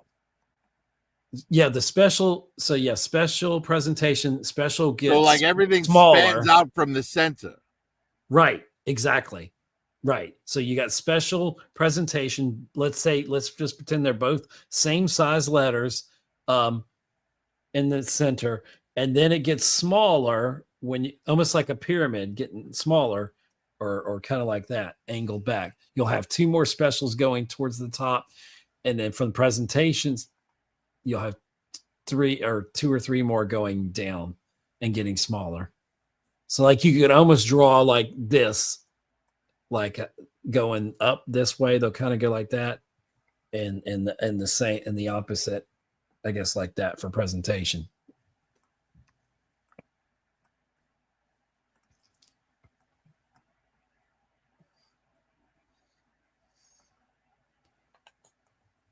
Okie dokie. You just got 2 graphic designers to help you out there. That's free. Ooh. We're not charging you.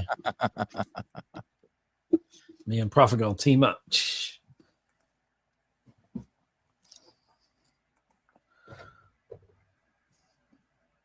That's something else I want to do on the channel. I want to once I get my studio set up, and if I get a good workspace, I want to go on and do put some really chill kind of music on, and maybe do some drawing or something. I figure out how I can do that, or do some design, just kind of play with designs and stuff.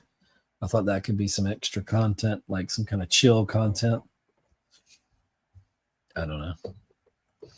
Yeah, that video was much harder than when I rendered. My system, I think, screwed it up or something. And the one thing with the blooper, it took that, I don't know where that little 3-second thing went, but it blacked it out when I was trying to finalize stuff.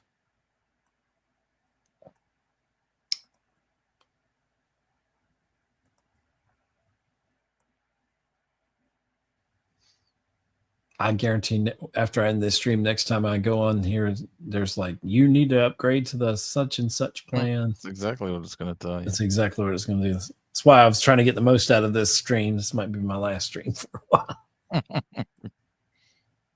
But we've gone 4 hours and 24 minutes. Jeez. This is a lot of fun. We went down a lot of going down a nice little musical rabbit hole is definitely a pleasure. Well, you brought the music in, so when you came in, well, usually when you show up, the stream takes a different turn. It gets interesting. But we had fun with Death Whisperer in there. Me and him, I have a lot in common, even like our hometown cities possibly, and so it was really wild. I got to meet him in person. He's a really nice dude, and some other folks from the community. Oh, I can't. So yeah, I had to stay. So when I was ready to be done around 7 or so, I got done with the video. Finally got it uploaded and ready, and I was like, "Well, damn it! In about an hour or so, the TV guy's going to be here," and then so I'd stay up for several more hours. So I slept most of the afternoon off and on, and then we went to the movie, and then it was, I don't know if you heard, but it was Jurassic World Rebirth, the brand new one. So I already saw it a couple of weeks in advance because it was the Regal Monday mystery movie. And they were like locked down on it. They were like, no recording equipment allowed whatsoever. And all that, because I'm sure that there's probably a review embargo on it, like, but probably, yeah. Because I thought of putting out some content, but no one's ever contacted me and said you can't say anything about it. But I wouldn't spoil it anyway till it came out. I would just say, here are my thoughts, but they're very generalized. I'll tell you right now, some of the CGI didn't work for me. I thought it was shoddy in a few places. But I think Scarlett Johansson and most of the cast, I enjoyed the story. It felt a little by the numbers on some of it. I felt like I could predict the way the story was kind of going. But there are parts of it that looked really cool. And I think if you're a dinosaur person, you like dinosaurs, you'll enjoy it. I just wish there were more of them in the film. I thought they could have done more with that. But, I liked what I got. It was an okay movie. It's a fun popcorn movie. If you miss it in the theater, you're not missing much. But, Now, I'm excited to see F1, the trailers for that. That looks very interesting because this is from the director of Maverick. And what's his name? It just looks like an interesting movie. The trailer's been really exciting for it.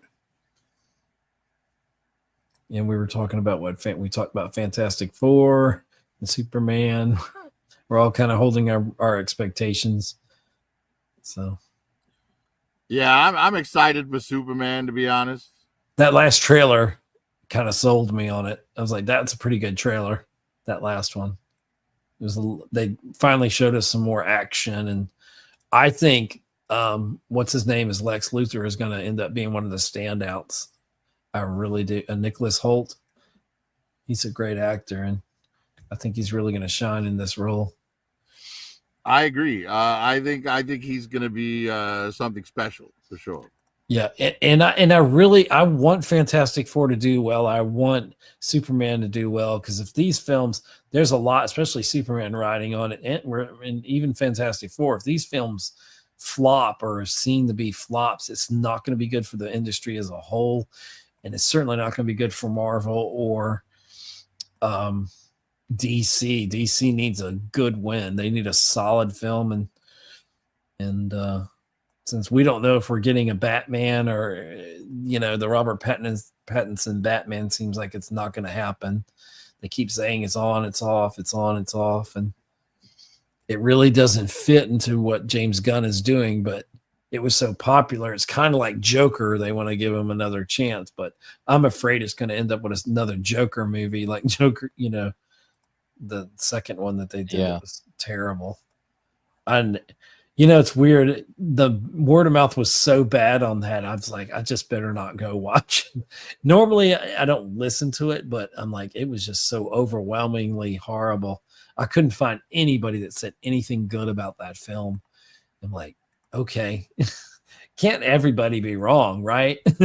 See, I'm honestly more excited for Fantastic Four than I am for Superman, but that's just me. I shared a screen there real quick, Ed, if you wouldn't mind. Sure. Yeah, I'm excited for Galactus, but something along those lines, digital. Yeah, that's basically what I was thinking of too. Let me pull it back up. I'm working on what you need to do is just copy, cut, and paste, and then make it your own. Steal from the best, or whatever that book is they had. I see what you're talking about. Yeah. Right, and I was gonna add just a few more versions, like getting smaller as it went back, but this was just I just threw this together in a couple of minutes to make an example. You know what I mean? Yeah, and you see that the different colors they match top and bottom. The blues are in the back, then you have the reds, and you have the black. Don't make fun of handicapped people. God damn it. Right. I would probably add a yellow behind the blue there just to get all the primaries in there. Good point.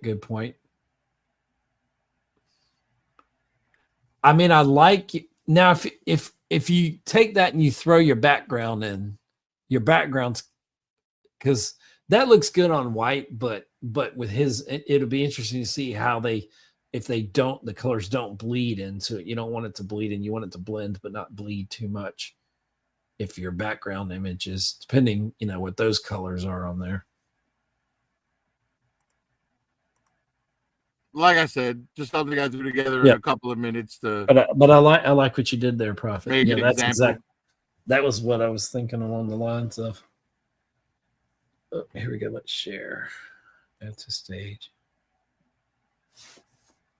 Oh, which program are you in now? Is this? Oh, there's the. Okay. Fixing to use that shit right there. That's what I anyway. That's got that like late 70s, early 80s vibe to it. I saw Glenn. I'm gonna cut the audio. I saw Glenn Beck use that. Well, you better do something and dirty it up or something. But I watched a video, y'all, the other day, and they're talking about copyright and all that. They said they are about to have a big YouTube crackdown on even people blurring images and stuff. They said they're about to come for the copyrights on stuff. So you better. Well, so many people are like just making money off other people's content. I agree. Yeah, I can't stand when somebody is sitting there in the video and they may laugh or they may not even react, and they're like reacting, and it's so fake and over the top. Well, what's the worst is these. Have you seen these, like, what are they called, VTubers, where it's like a animated avatar? Oh, really? No, and they're making reaction videos as their animated avatar, and it's like, dude, we can't even see you reacting, you dumb shit. Yeah, we're just seeing AI basically. And you have to, if you put in any altered image now, you have to, like, especially with AI, YouTube will force you to, you have to identify it in there. And yes, this has been altered by AI, which in some ways I appreciate that for news reports, or somebody comes out and said, okay, they blew up something, I want to know that it's not something fabricated or, or something that's right. panic. Well, but what we do on the movie show where I show the trailers, like, we're fine with copyright on that because, it's for criticism or review. Yeah. Right. And it's right in their copyright bylaws for YouTube. Yeah. But I listen, this one guy in podcasting, it's different, but it's the same, when it comes to copyright. And this guy was a copyright lawyer, and he's like, if you don't own it, don't use it. He said that's the best rule to go by. A lawyer is going to tell you that, Right. He's just going to say a blanket thing and say, you're just better to. It's like, if there's trouble in that house, don't even open the door. Don't go in. Right, and that's like, to me, that's like that's what killed the sense of community in this country. I agree. We used to look out for each other. Would you? It used to be you could go on vacation and you could trust your neighbors to watch over your house while you were gone. Well, the thing is, like, now your neighbors will watch your house get unloaded into a fucking box truck without even calling the police. I'm a big Def Leppard fan, and I wanted to do, when I started out, I wanted to do a Def Leppard podcast. I wanted the YouTube channels. Like, I want to do one where I just talk about, hey, their concerts and I want to play their songs and take their songs apart and say, I love this verse. I love the guitar part here. I love how they did this phrasing, the whatever, you know. But then I always see people that have done it 10 times better. And that, you know, that's one thing. But then, you know, the least little thing, you put up a trailer and you talk about it. And if you don't talk enough or stop it every 10 seconds or whatever the rule is, then, you know, they'll throw a copyright claim at you. And I'm like, that sucks. You know, you should be able to go on there. And if you want to take somebody's music and you're criticizing it, even if it's, you know, you're doing constructive criticism, you know, you should be able to do that, I think, you know. Well, technically you can. The reason they throw copyright strikes at everything is because they know most people aren't going to fight it.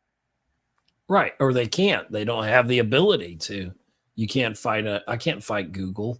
But that's just it. You don't usually need legal. If you haven't actually like broken their copyright rules, then you just appeal it and they'll be like, all right, and we can see that you haven't broken their rules, and they'll let your video back up.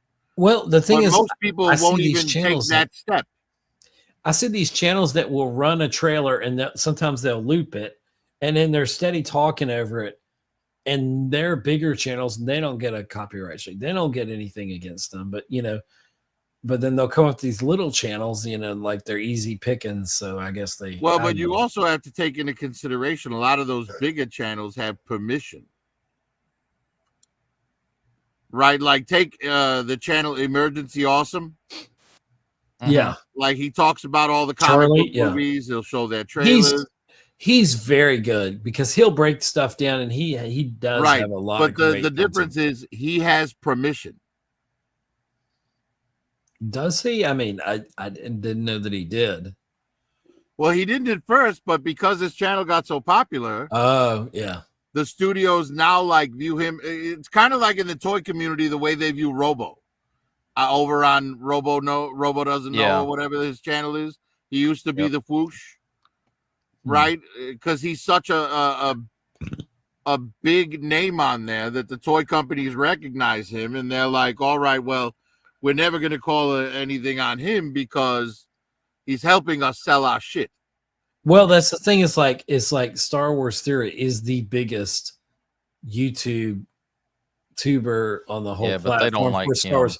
But they don't like him because even though he made his Vader Shards of the whatever it was, that first Vader film that he made, he financed it with his own money and everything, and he couldn't, you know, he abided by all the rules, got where they're legal. He followed everything, and then he even had paid for and created music that sounded similar to John Williams' score and ran it by them, and they said it was fine. Then they came back later and put a copyright strike on it, put ads on it, took his ad revenue for that video. And then maybe, I don't know, months later, he was finally got them to agree. Oh yeah, you didn't infringe on any copyright, but I don't know if they ever compensated him back because he lost a lot of revenue just off of that one video. But he abided by all the rules. And then you see these other people that just go and make these fan things and throw them up. And yeah, they're good and they don't get strikes against them or anything. And when he started, well, you know, here's one of the differences, right? Because Star Wars Theory, like, he tends to be honest. If he doesn't like it, he'll say he doesn't like it. That's what I was getting at. Yeah. Whereas and when he started, Awesome never has anything but positivity for their stuff.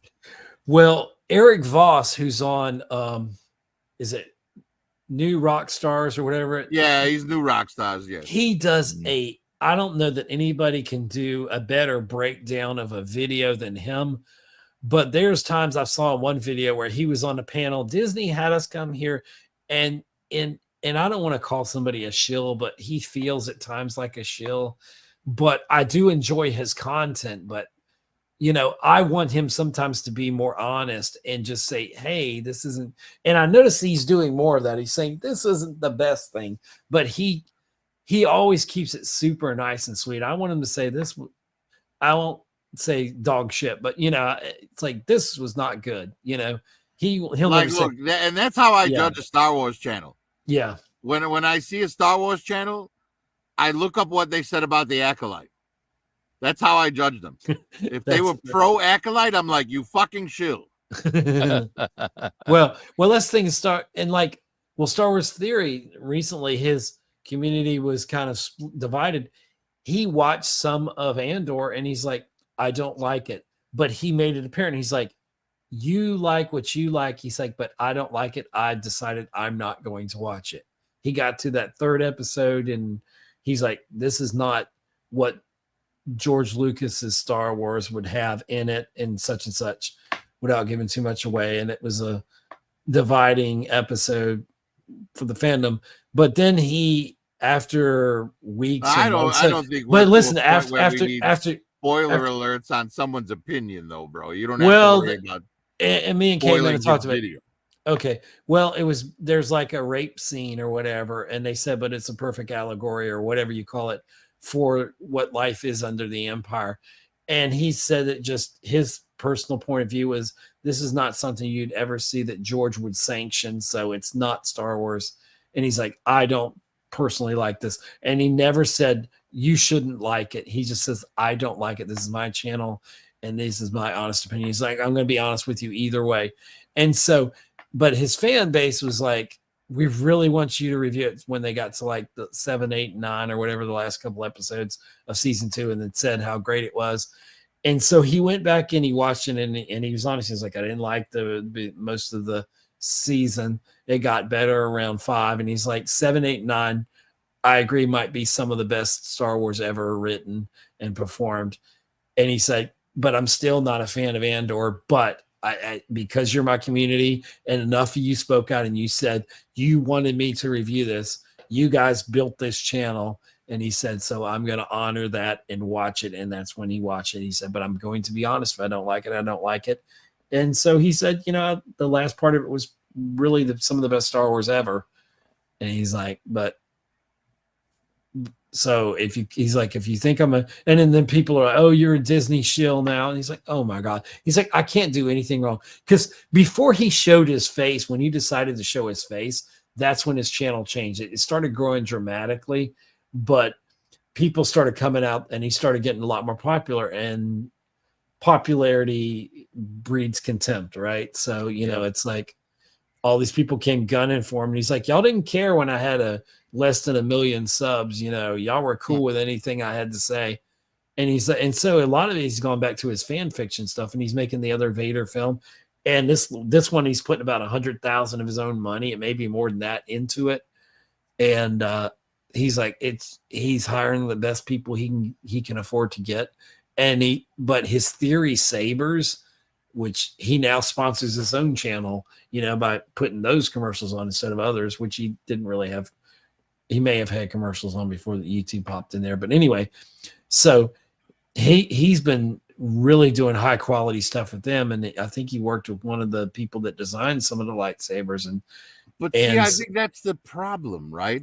He spent all that money to make a movie on someone else's IP. He did, but the thing is, just made original content. Well, he did actually make, and he's made some original content. His story is original. He picked it up but it's still inside someone else's universe. It's in the sandbox. It's a love project. It really is, and it's like the Star Wars that he wanted to see. Like, he literally just did an animated thing, and he used AI, and of course he got some backup for that, blowback. But the AI looks good, and it looks like Mark Hamill's, or close enough that you think that's Luke Skywalker. And he's got a point where he goes against an Imperial walker and uses the Force, and it's a small little short he just did. And it's really good. And it's like, and there's a lot of introspection with like Luke is like, when he's facing, he's trying to rebuild the new Jedi Order and stuff like that. And like the Vader stuff, he went through a lot of like what Vader really physically went like. And he actually was in the suit and did prosthetic makeup. So on that Vader friend, so he did that, and he's got like really good CGI now and different things he's going to do with the second Vader film. And he's going to have it where Mace Windu comes across Vader and all that. So, you know, it's because he did a lot. He's done What Ifs, he's done that, and he's playing in the sandbox of Star Wars. But what he does is always in line. It still feels like that if George Lucas looked at any of that, he said that, you know, George would like that. He's not going like Acolyte or Rian Johnson subverting expectations. If anything, he's added popularity to the brand, and so much so that people, like, there's a lot of channels people will go to instead of watching movies. They'll watch the trailer. And like a friend of mine, I love watching Ryan George, who does Pitch Meeting, and he is really spot on his reviews of stuff. But I make sure I watch the film before I watch his pitch meeting, because if I watch the pitch meeting, he's going to point out stuff that I might overlook because I like whatever film I'm watching. You know what I'm saying? So, but then he'll make valid points. Well, why is that? And yeah, like, I just feel like it's kind of a waste of talent that all of these like talented people insist on playing in someone else's sandbox instead of building their own. But there's a difference between like Star Wars theory, what he does, and like the fiction that he creates, based in Star Wars. But I know that sounds weird coming from me.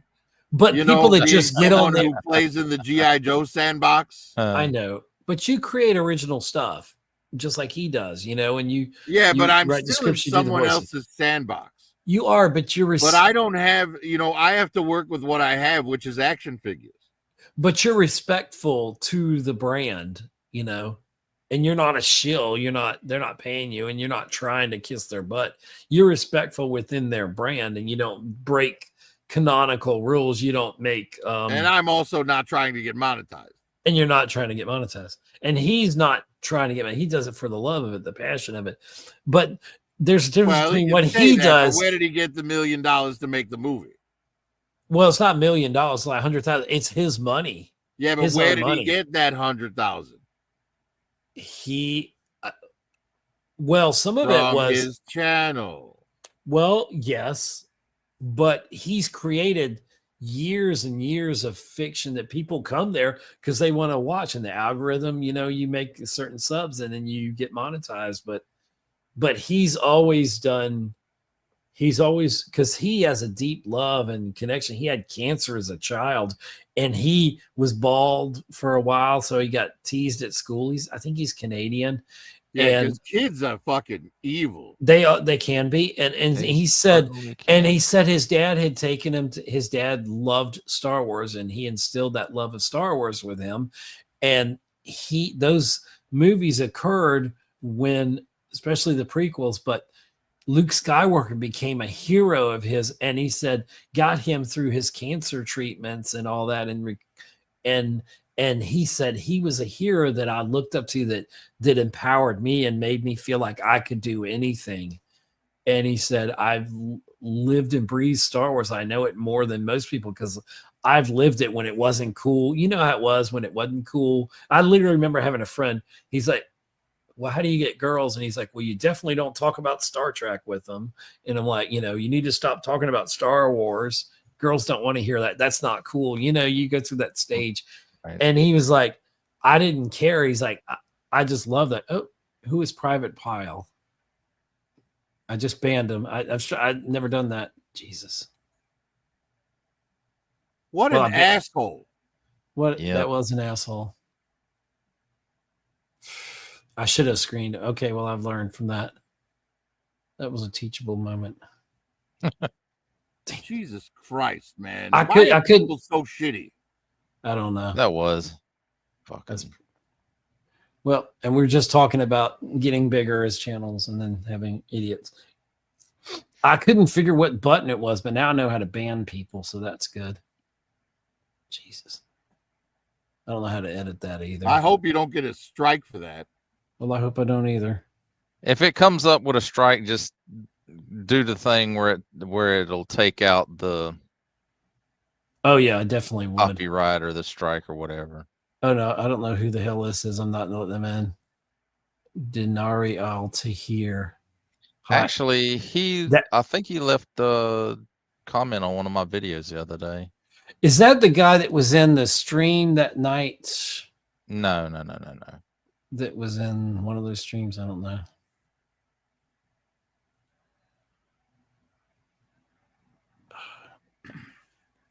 Man, I wish you would have. People are just degenerate losers, man. Nothing better to do than come on and try and ruin someone's channel. I know, and I was like I couldn't find where the button was. I was trying to remove him.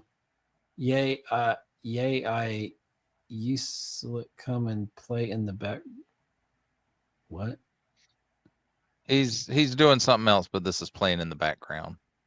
Oh, okay. So greetings and thank you for dropping a comment the other day. What a scumbag, dude. Yeah, I don't know who that was, but I banned him, so hopefully that'll keep him away. That has never happened. That freaked me out. Well, it's happened on Kaz's channel, so more than once. In the future, before you let them on, like, make sure they show themselves backstage. Okay. That's good to know. Wow. That freaked me out because I didn't even know how to remove them. I was like, I couldn't find the remove button. I was like, I was trying to stop that. Sorry, my yelling at you probably wasn't helping either. Well, I didn't know what to do. It's like, hurry! That's quick. Jesus, man. Some people, dude. That's pretty much a low life there. So, yeah, what an idiot. So, scumbags, man. I guess I should. Now I don't even want to share the link anymore.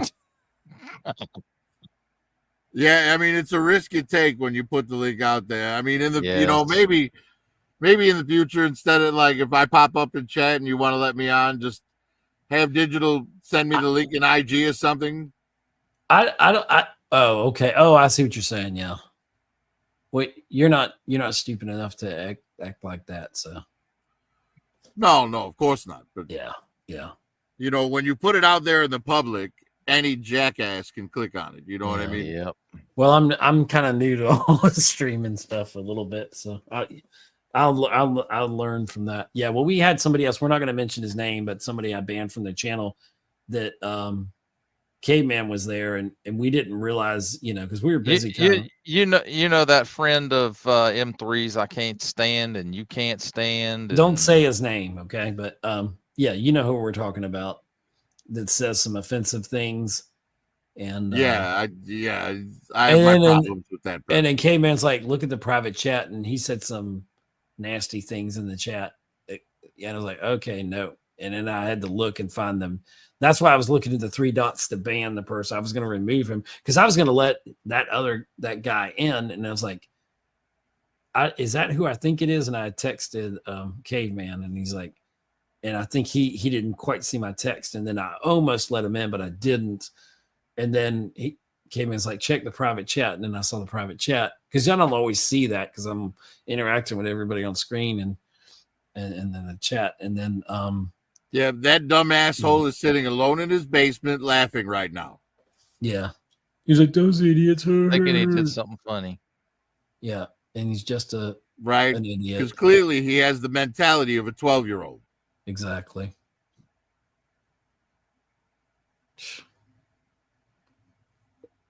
Well, there ought to be some safeguards built in. If you're going live, there ought to be some safeguards that, protects the creator like that. Well, that's what I'm saying. But you have to make him show himself backstage before you let him on. Okay. Huh. Yeah, I'd much rather police myself than. Yeah. I don't want to be policed, but because my channel's up, right? I don't do stuff like that on my channel. I wouldn't certainly allow it. But well, like I said, man, in the future, just like don't put the link in the public chat. Okay. If you want to invite somebody, just send the link to them private message through Instagram or something. Right. Okay. It's the safest way. I mean, Kaz takes that risk every time he goes on. Yeah. But that's why Kaz, he won't put someone on live until they've shown themselves backstage. Oh, okay. See, I didn't know to do that, but I know to do that now. Yeah, honestly, I would say when we're done here, you might want to just pull the video down, edit that piece out, and then put it back up. Well, I don't have, is it premium or whatever, so I can't download the video. It's behind a paywall. No, you could, but it's on YouTube. You could take it off of YouTube. No, I can't download it off of YouTube. Why can't you?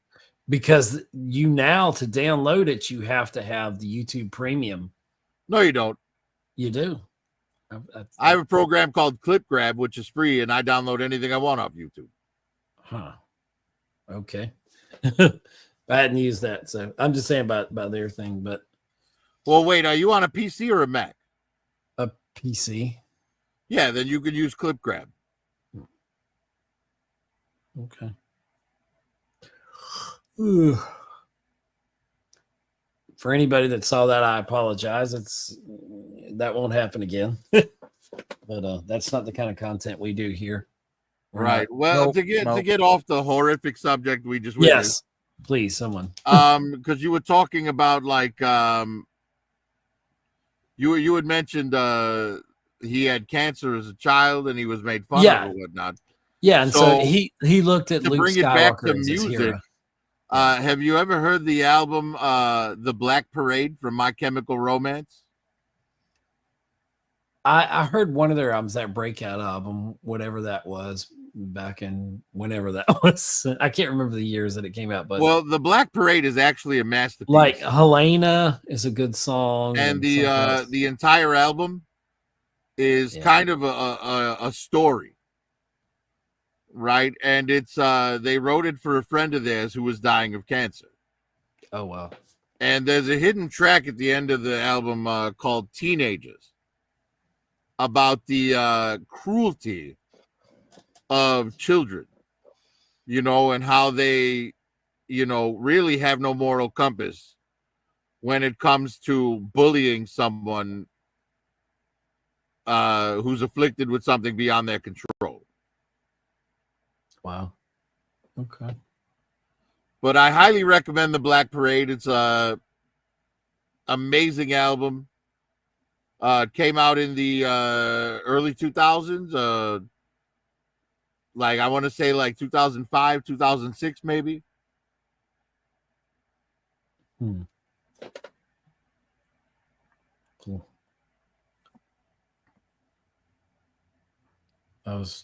But again, that whole album is about a story about a friend of theirs who was dying of cancer.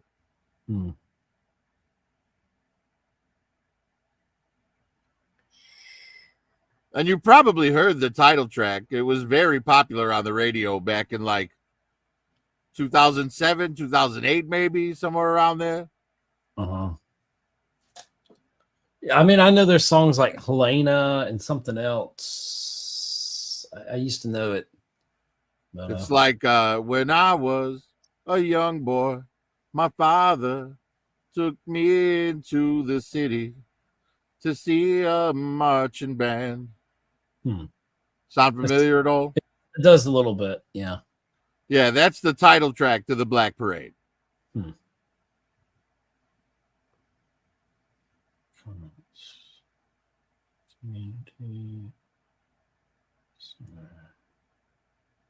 Sorry, I'm just looking at something here.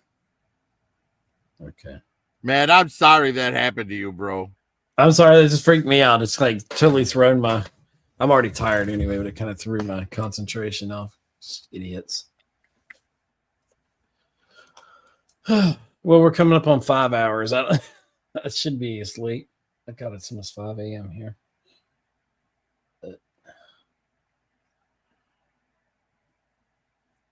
Well, we had a pretty good conversation for a good long while there. Fantastic conversation. Several of them. So yeah, I guess we'll just roll out here and I'll roll out my credits. Yep, Sunday on Sergeant Curtis Schultz Squawk Box. His link is in the chat. Yep, we'll be doing 1989. Hope to see everyone there. Next month we'll be doing the 80s. No. We'll be doing yes, be we doing will. the decade. End of the decade. The decade. Where we all pick our top 10 from all the S rank movies throughout the rest of the years. Yep. So that's where you can see us. Thanks for everybody who's he says hi. Okay. Oh, I'm sorry. That's me. He said have a good night, Diari. Diari, thank you for being here. Hit that thumbs up if you appreciate our content, and sorry that if you glad to see you in the chat. That's not that craziness was not our content. We have a lot more deeper discussions here and fun, but not that kind of fun. Anyway, so yep. Alrighty, I guess I'll roll the credits and roll out. Thank you guys. Welcome to the Geek Homeworld podcast. I'm your host, Ed, aka the Savage Tech Man. We talk film, TV, and tech, all from a geek perspective. You can find us on X, Instagram, Facebook, and you can subscribe and follow on YouTube at Geek Homeworld. Don't forget to subscribe wherever you get your podcasts. Be a part of the Geek Homeworld. In stream.